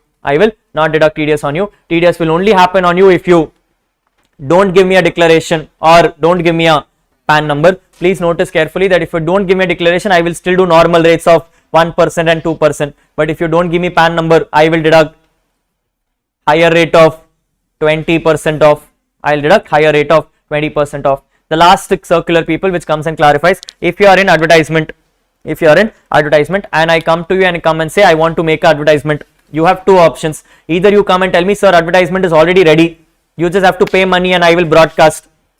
Or option number two, you come and say, you sit with me and tell me what kind of advertisement you want. Income tax says if the advertisement is already ready and you are just buying, this is like a goods, and therefore 194C will not apply. But if you are sitting with me and discussing with me how to make the advertisement, then it is contract of work, and therefore 194C will apply in that case. Yes. So items to be marked important people is when it comes to work, you will have to have sold raw materials. Items where you are not liable for TDS if you are a transport operator furnishing declaration with less than 10 vehicles and a PAN card. And if you are going to do broadcasting services, then you should check whether there is a content already available or it is something you are newly making. Clear? Yes. Next comes your 194D people, talks about insurance commission. If you are going to receive any insurance commission, the payment which you receive will already be liable for a TDS at the rate of 5% before the threshold limit of 15,000. Unfortunately, this is the only section in the whole income tax this year that has not changed. This remains at 5. Every other thing becomes 2%. Next comes 194DA people, life insurance proceeds, where income tax says if your life insurance proceeds have become taxable, because of some reasons. Reason number one, your premium amount has exceeded 20% of sum assured, or 10% of sum assured, or 15% of sum assured for handicapped people. Or from 2023, if your premium amount is more than 5 lakh rupees, you will be taxable for 194DA. At the rate of 5% up to September and at the rate of 2% after October. Where income tax says you should have received at least 1 lakh rupees in your hand. For you to be liable for TDS. Notice carefully people, there is September and October, meaning if the money comes to you before September it is 5%, if the money comes after September it is 2%. That is what the rule is. That is what the rule is. Although bear in mind people, 1 lakh rupees is for the whole year. Is for the whole year. Which means in September people, I received 1 lakh 30. I received 1 lakh 30. I will deduct TDS on full 1 lakh 30 at the rate of 5%. In October, I received 2 lakh 30. Already threshold crossed there. Therefore, directly 2% in the October payment. 2% in the October payment. Although bear in mind people that this is insurance proceeds, and therefore the insurance company already knows how much premium you paid. How much premium you paid. Therefore, TDS is not happening on the amount you received. TDS is happening on your income. TDS is happening on your income, where income means money you received minus premiums you paid. Minus premiums you paid. So understand people, the 1 lakh rupees is the amount received, but TDS is not going to happen on 1 lakh rupee. TDS is going to happen on the income which is taxable. On the income which is taxable. Yes or no? Yes or no? After DA comes people 194G, which talks about lottery commission, where income tax says if you are going to be selling lottery tickets and receiving commission out of it, TDS will happen at the rate of 5% before September, 2% after October, at a limit of 15,000 rupees. And finally the next section, which is the important one, 194H, which says if you are going to receive normal commission, threshold will happen 15,000 rupees. TDS will happen at the rate of 5% up to September, 2% after October. Here it is commission people and brokerage, which means there should be a principal agent relationship. There should be a principal agent relationship. Doing a transaction on a principal to principal basis will not be liable for 194H. You will either check for C or J. You will check for C or J. That is what the section comes and clarifies. Then comes your 194I people, which talks about rent. Income tax says if you are going to take a property on a rent, you will be liable for TDS under section 194I at the rate of 2% if you are renting something called as plant and machinery or equipment, and 10% if you are renting any other things like immobile properties. But for both the things people, you should have at least paid 2,40,000 to this person. 2,40,000 to this person. Notice one thing here carefully, that if I go to one person and I ask him to give me land also, and I ask him to give me furniture also, furniture also, people, both will be checked for the purpose of limit, but land will be done at the rate of 10% and furniture will be done at the rate of 2%. That is how it will operate. That is how it will operate, which means when you check from me to him, you should check for a limit of 2,40,000. But the moment the threshold limit crossed, every payment will be liable as per their respective rates. As per their respective rates, it is not 2,40,000 for 2 separately and for 10 separately. It is 2,40,000 liable for both together. For both together. Notice that the whole TDS chapter comes and says limits are from me to you. Between us, limit is 2,40,000. If I am paying you some number and if I am paying someone else some number, for that number 2,40,000 will apply separately. For you 2,40,000 will apply separately. I cannot club both. TDS threshold limits are deductor, deductee specifics. Deductee specifics. Yes or no? Yes. At the same time people, income tax is coming and clarifying 194I talks about rent, which means I want to enjoy the property. I am not interested about the service. Which means if you get a question in exam and the question exam says I have rented a truck for transporting my products. People, am I interested about renting the truck or for transporting the products? I am interested about transporting the products. Therefore, this is not I, this is C. It's not I, it is C. Correct, not correct? Yes or no? That is how it will operate people. That is how it will operate. Similar logics people. If I come and tell you that I have taken a cold storage facility for storing my ice creams. Am I more interested about the warehouse or am I interested about the cold facility?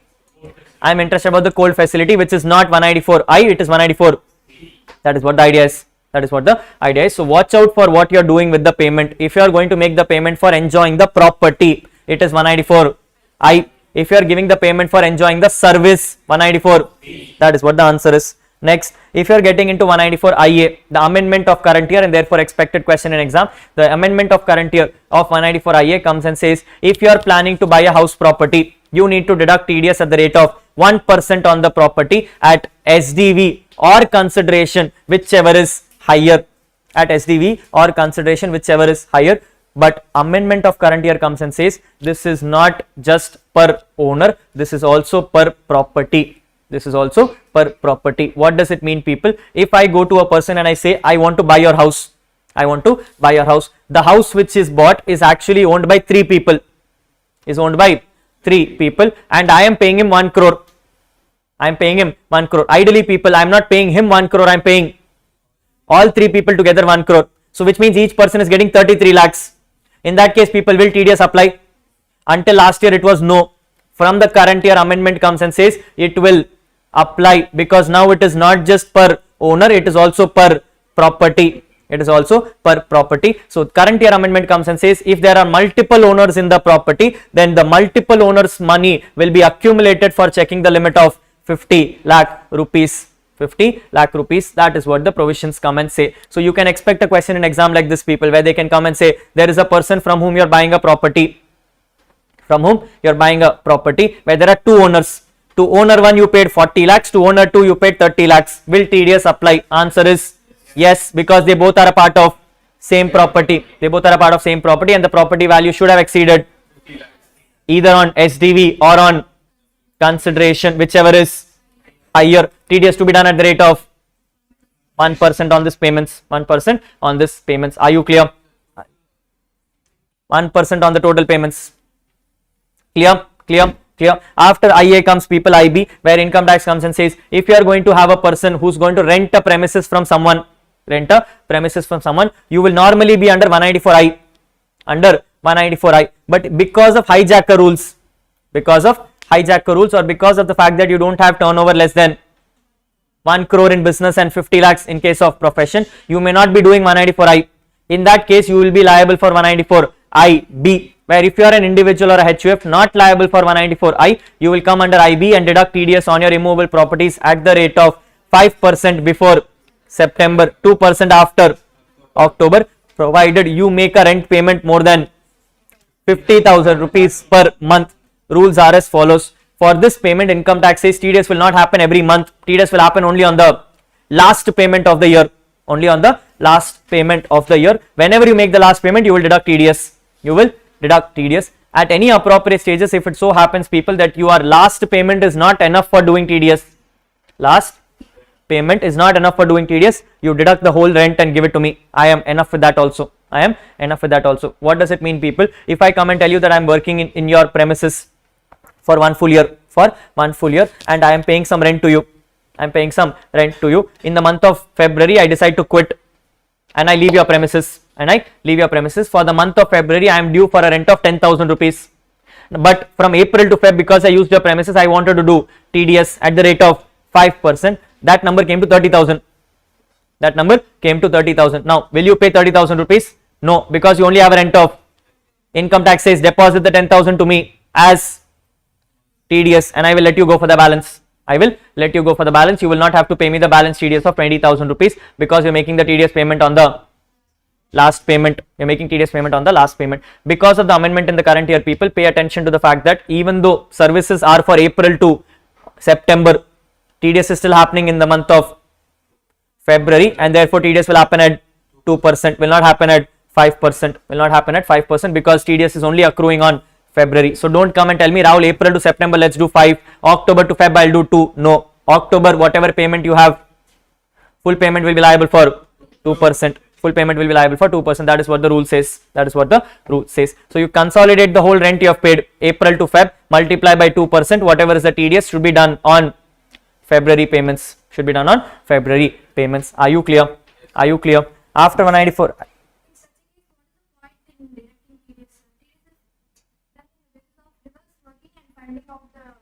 It's not done based on reverse working. So what will happen is when you deposit the TDS, you will still inform the income appropriately. While the rate number will be lower. While even though you have deposited 10,000 rupees, your income you are going to report is full April to October. So therefore it still doesn't matter because I will still be able to catch you. The problem what will happen is it will happen for the landlord, because landlord now has got lesser credit and therefore he needs to pay advance tax. The intention for TDS is never to collect TDS. The intention for TDS is always to report incomes. I want to know what your income is. I am not bothered about the TDS because that anyway you will have to pay by advance tax also.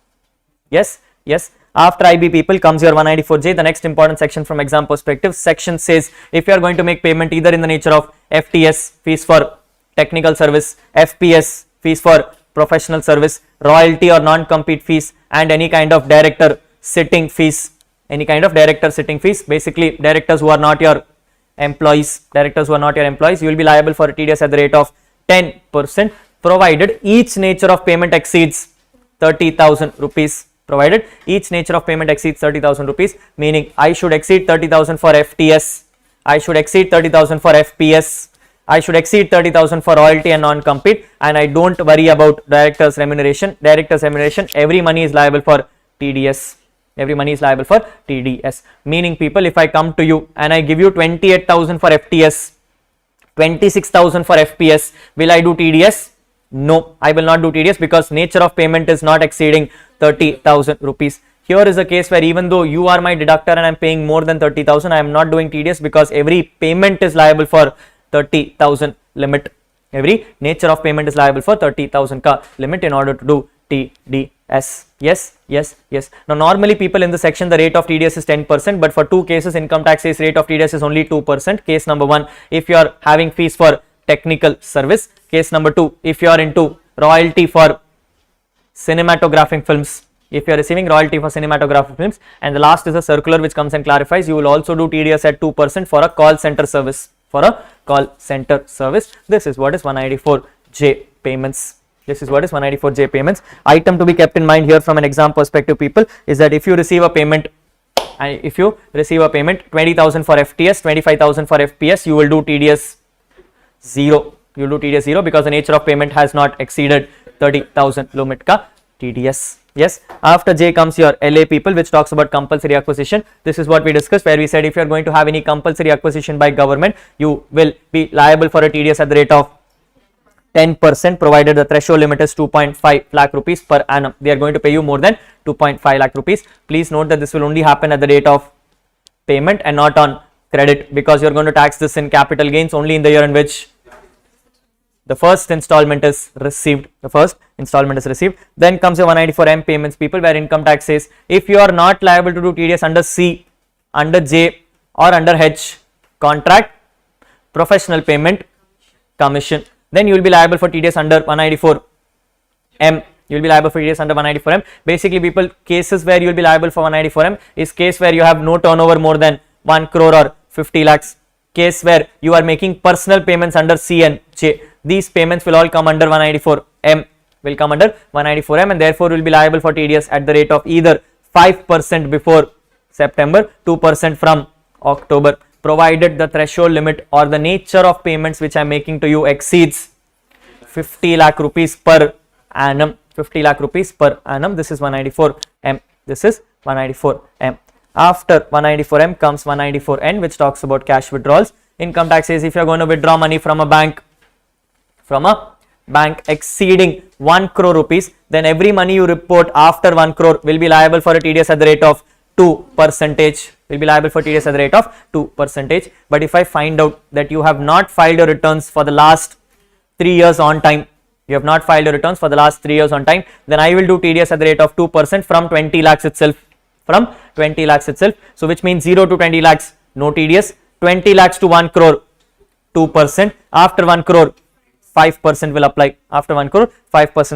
But income tax has also come and clarified that if the person withdrawing the money is a cooperative bank, if the money withdrawn is by a cooperative society, then wherever you saw the word 1 crore, the number will become 3 crores.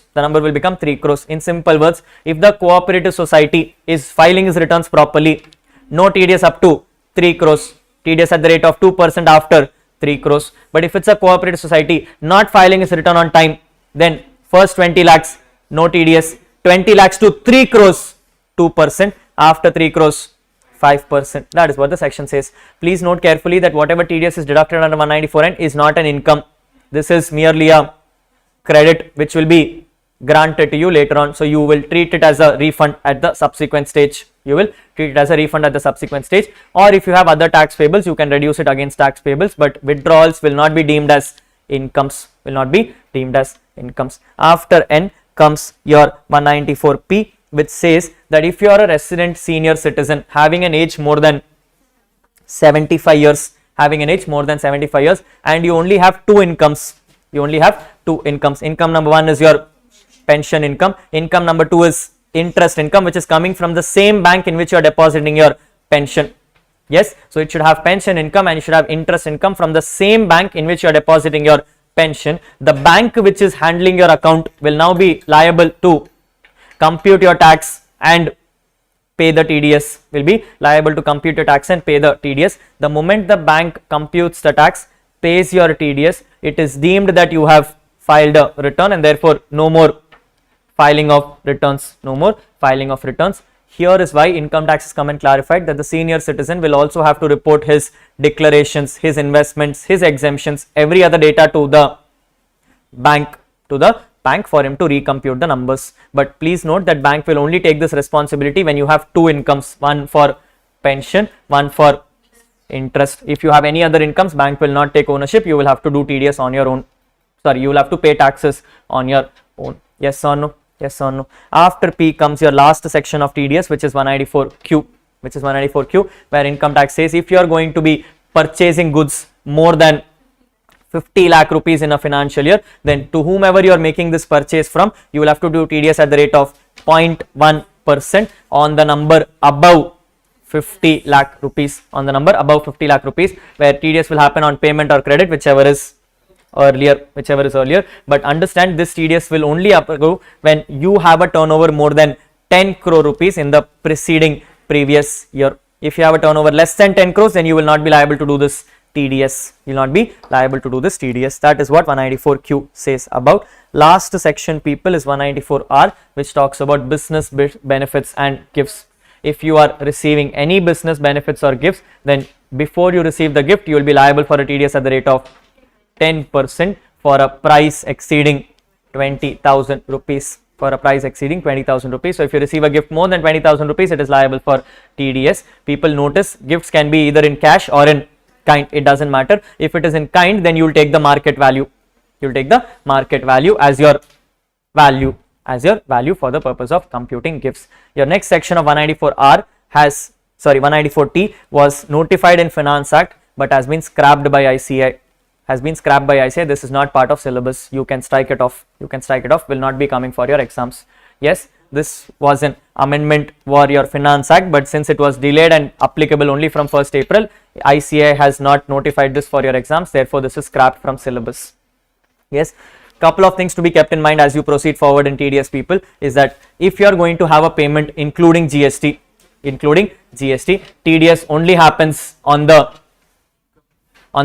amount without GST, but if you are not able to split the GST in the invoice, you will do TDS on the whole number. Second, income tax comes and clarifies that you should not be doing any TDS on government payments.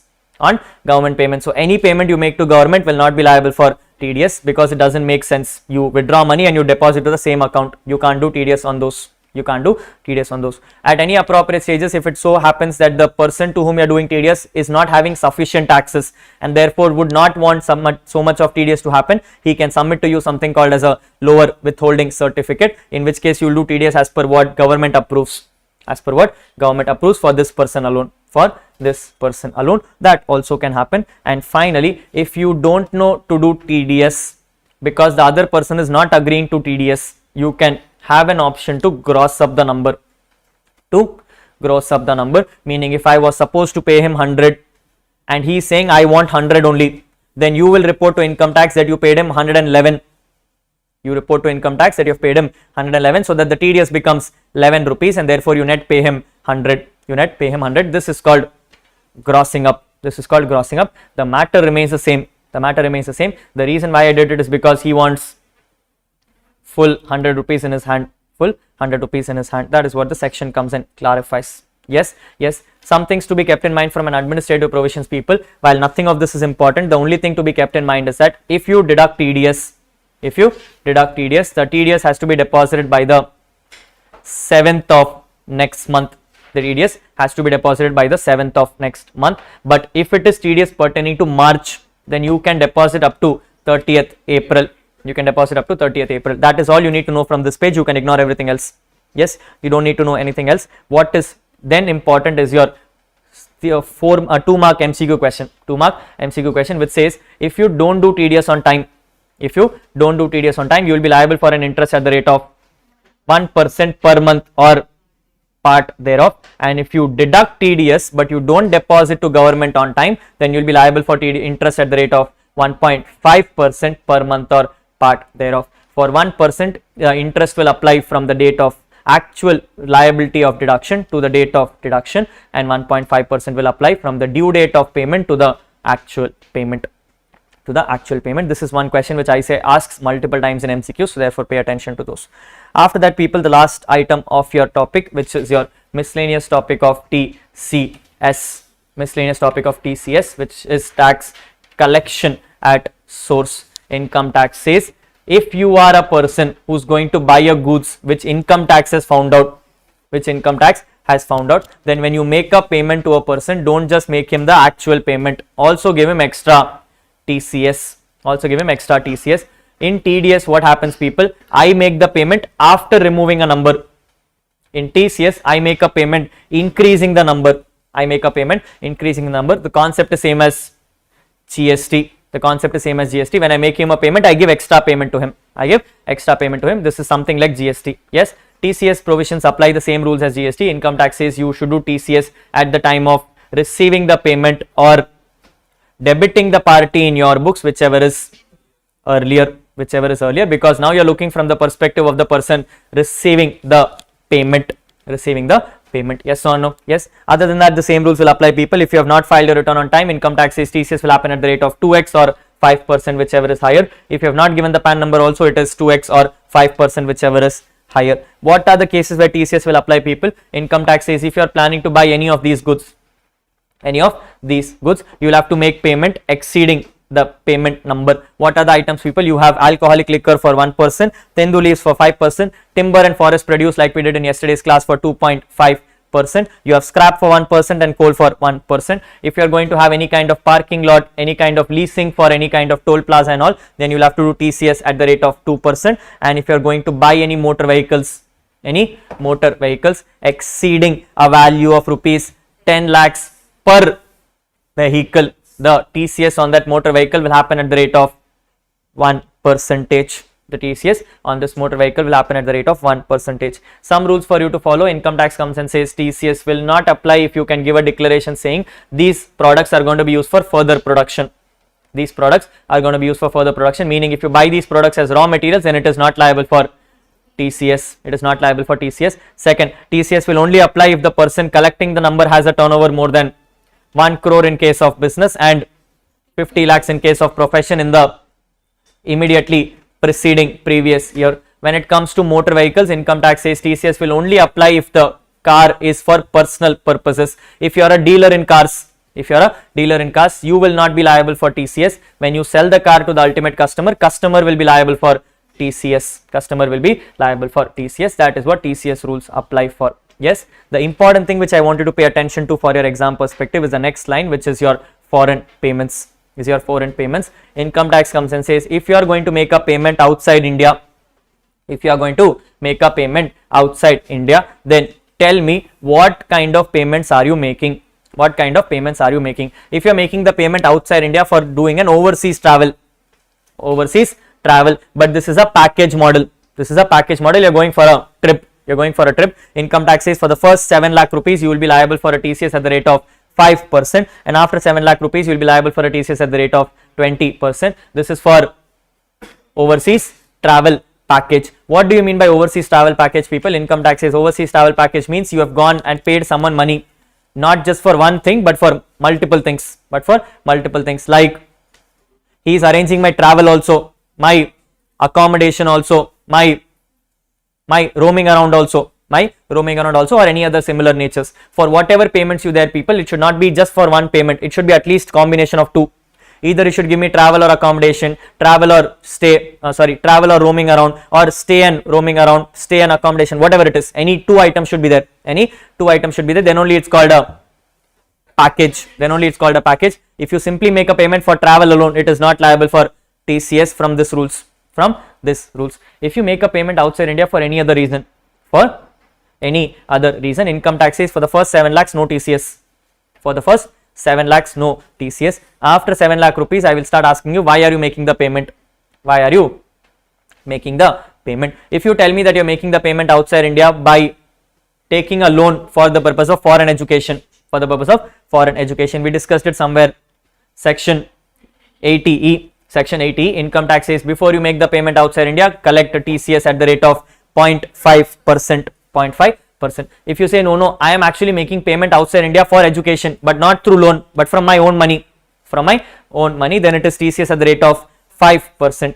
If you say you're making payment outside India for medical reasons, then it is again 5%. But if you do it for any other reasons, then it is liable for 20%. It is liable for 20%. Some of the classic questions which ICAI has asked in the past, they say that I am transferring money from India to my sister living in Dubai. You will say for the first 7 lakhs, no TCS. After 7 lakhs, it becomes 20% because where is it said that the sister is receiving it for education purposes? You are sending money to your sister which is not covered in education or medical reasons. It is liable for 20% TCS. It is liable for 20% TCS. That is what the rule says. Clear. For this payments, people, income tax is clarified. TCS will not apply if you make the payments through credit cards. If you're making payments through card and all, then it is not liable for TCS. You should make cash, rokda, hard cash. I want hard cash as payments. Finally, the last item, people, which is your 206C1H, which comes and says, if you are not doing 194Q purchase of goods, if you're not doing purchase of goods, but you are the seller of goods, if the purchaser of good is not doing TDS on you, you will be liable to do TCS. At the rate of 0.1% on an amount exceeding 50 lakh rupees. But TCS on 206(1)H only applies on payment basis. It does not apply on credit basis. Notice Q applies on credit or payment, whichever is earlier. TCS applies only on payment basis. Here also the rule is the same. I will only do TCS if my turnover exceeds 10 crores, which means if the purchaser's turnover exceeds 10 crores, he will do TDS. If the seller's turnover exceeds 10 crores, he will do TCS. If both of them are increasing turnover of 10 crores, TDS will do. TCS will not apply. Understand, for the same transaction, two things cannot happen, which means TDS will apply. In simple words, TDS is superior than TCS. But both the sections come and clarify that I will not do TDS or TCS if the goods are covered somewhere else, or if the services are covered somewhere else, meaning they are inferior to other sections. So order of priority, do other sections. If other sections are not there, do TDS. If TDS is also not there, do TCS. If TCS is also not there, sleep at home. Nothing is required. Yes or no? Yes. Amendment of current year for TCS also is the same, people. Income tax comes and says whatever issues you had in TCS, the same issues you will have in TDS. Meaning if you don't collect your TCS on time, you will be liable for interest at the rate of 1%. And if you don't pay your TCS on time, you will be liable for an interest at the rate of 1.5%. Yes, the one thing which I wanted to clarify to you people, because it has been tested in ICAI exams multiple times, ICAI is coming and saying when it comes to your foreign payments, if the question mentions that I am having two bankers, technically 7 lakh applies per bank. Which means from this bank I can do up to 7 lakhs no TCS, and from this bank I can do up to 7 lakhs no TCS. But if the ICAI exam question comes and says the first bank is aware about the second bank's payments, then in that case you will check 7 lakhs together.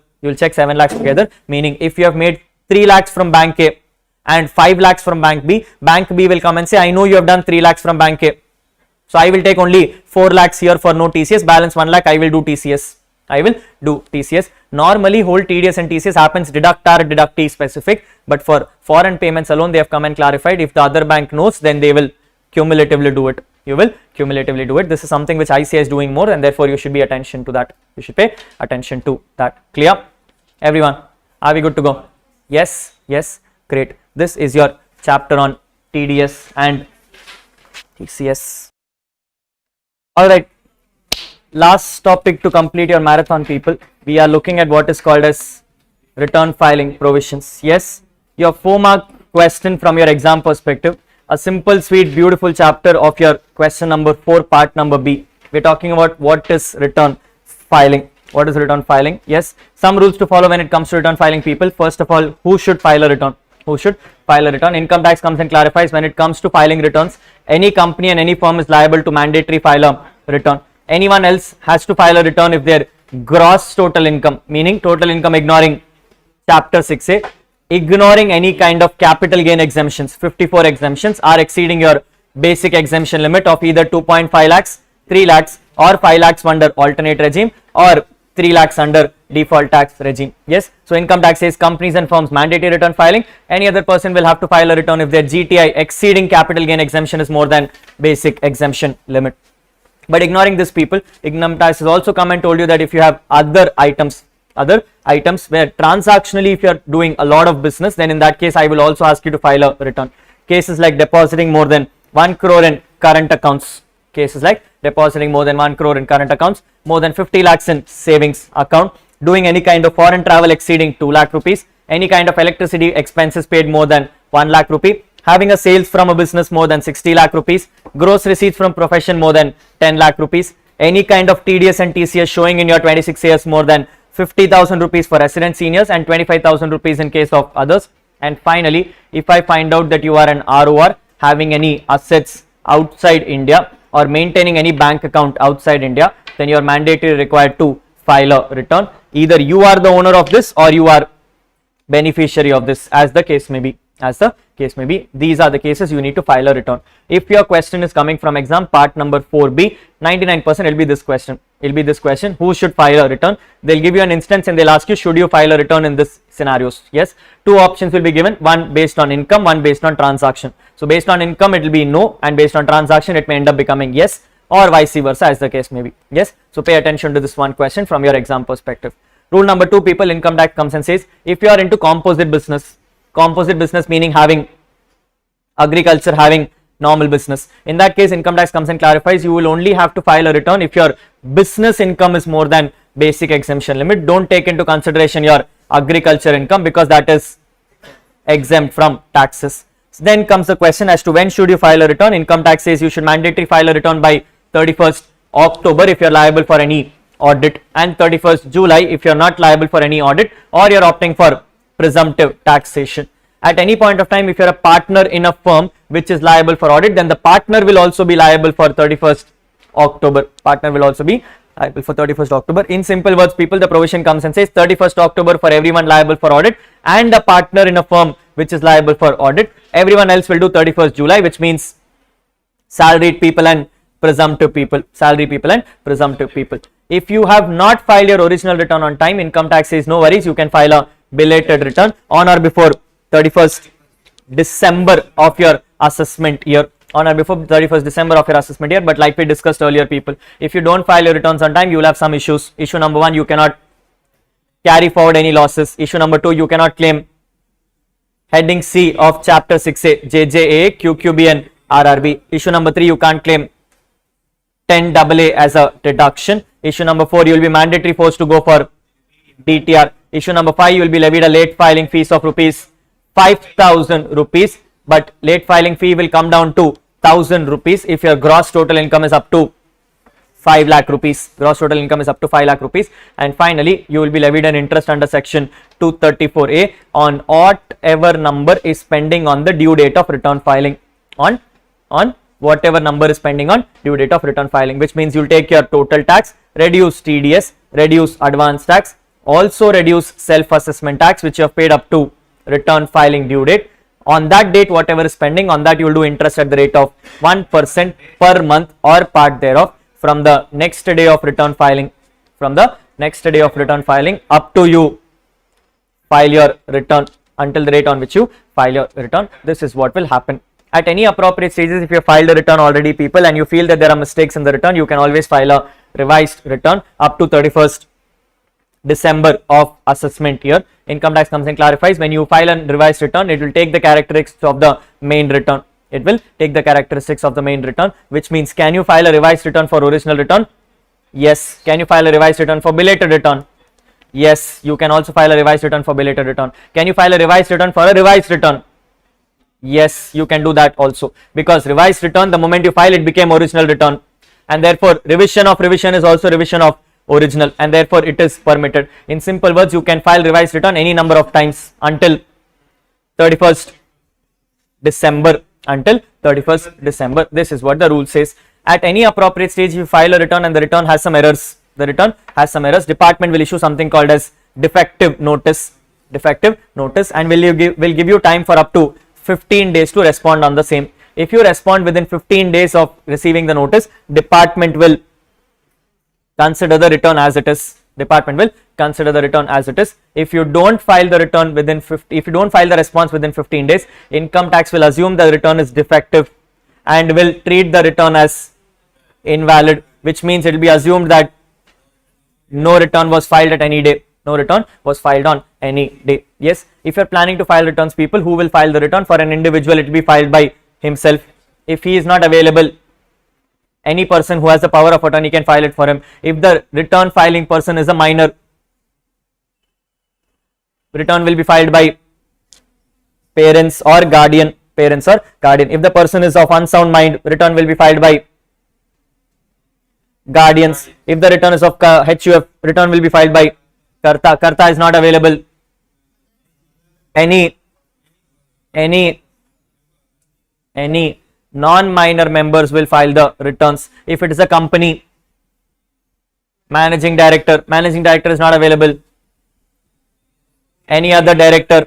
If it is a firm, managing partner, if managing partner is not available, any non-minor partner. If it is an LLP, designated partner is not available.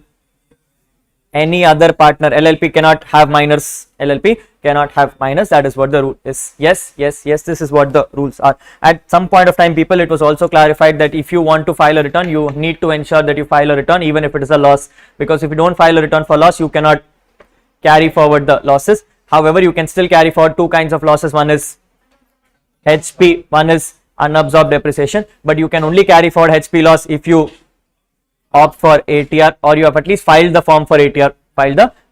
Otherwise, if you go for DTR, that return will also lapse. After that comes your other provision, people, which is called updated return provisions. Updated return basically comes and says that if you have filed a return earlier or not filed a return also, income tax will permit you to file an updated return for the next 2 years from the end of the assessment year, to report more income than what you have earlier reported, which means updated return is only for the purpose of paying tax. You cannot file an updated return when it is resulting in refunds or lower losses.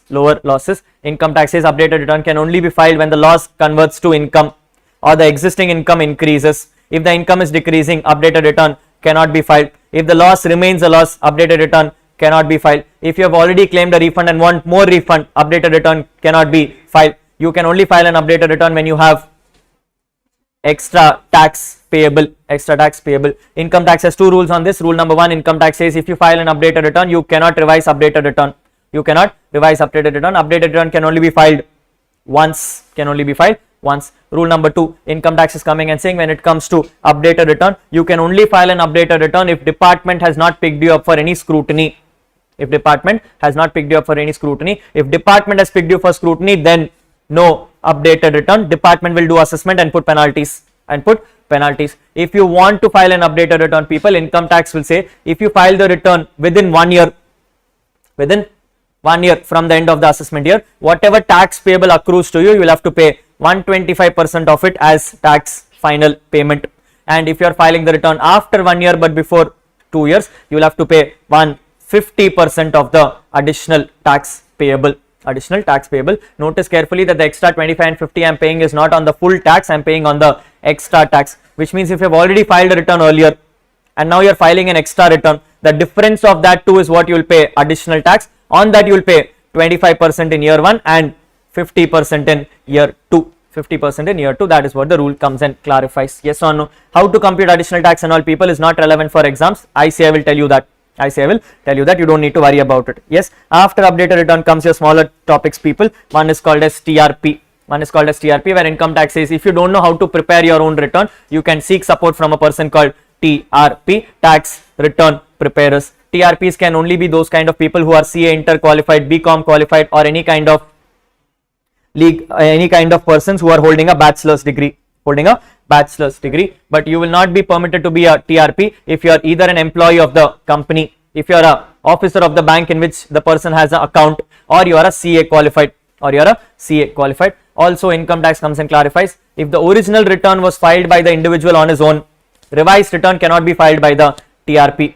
Second, if the person is liable for audit, then TRP cannot help you on this. Return will have to be filed by himself, meaning TRP can only file returns when you are not liable for audits. Either way, if TRP is not doing the original return, he cannot file your revised returns. That is what the rule says. Finally, people, we have discussed about 234A and 234F. Last topic which comes and says what happens in case of PAN cards.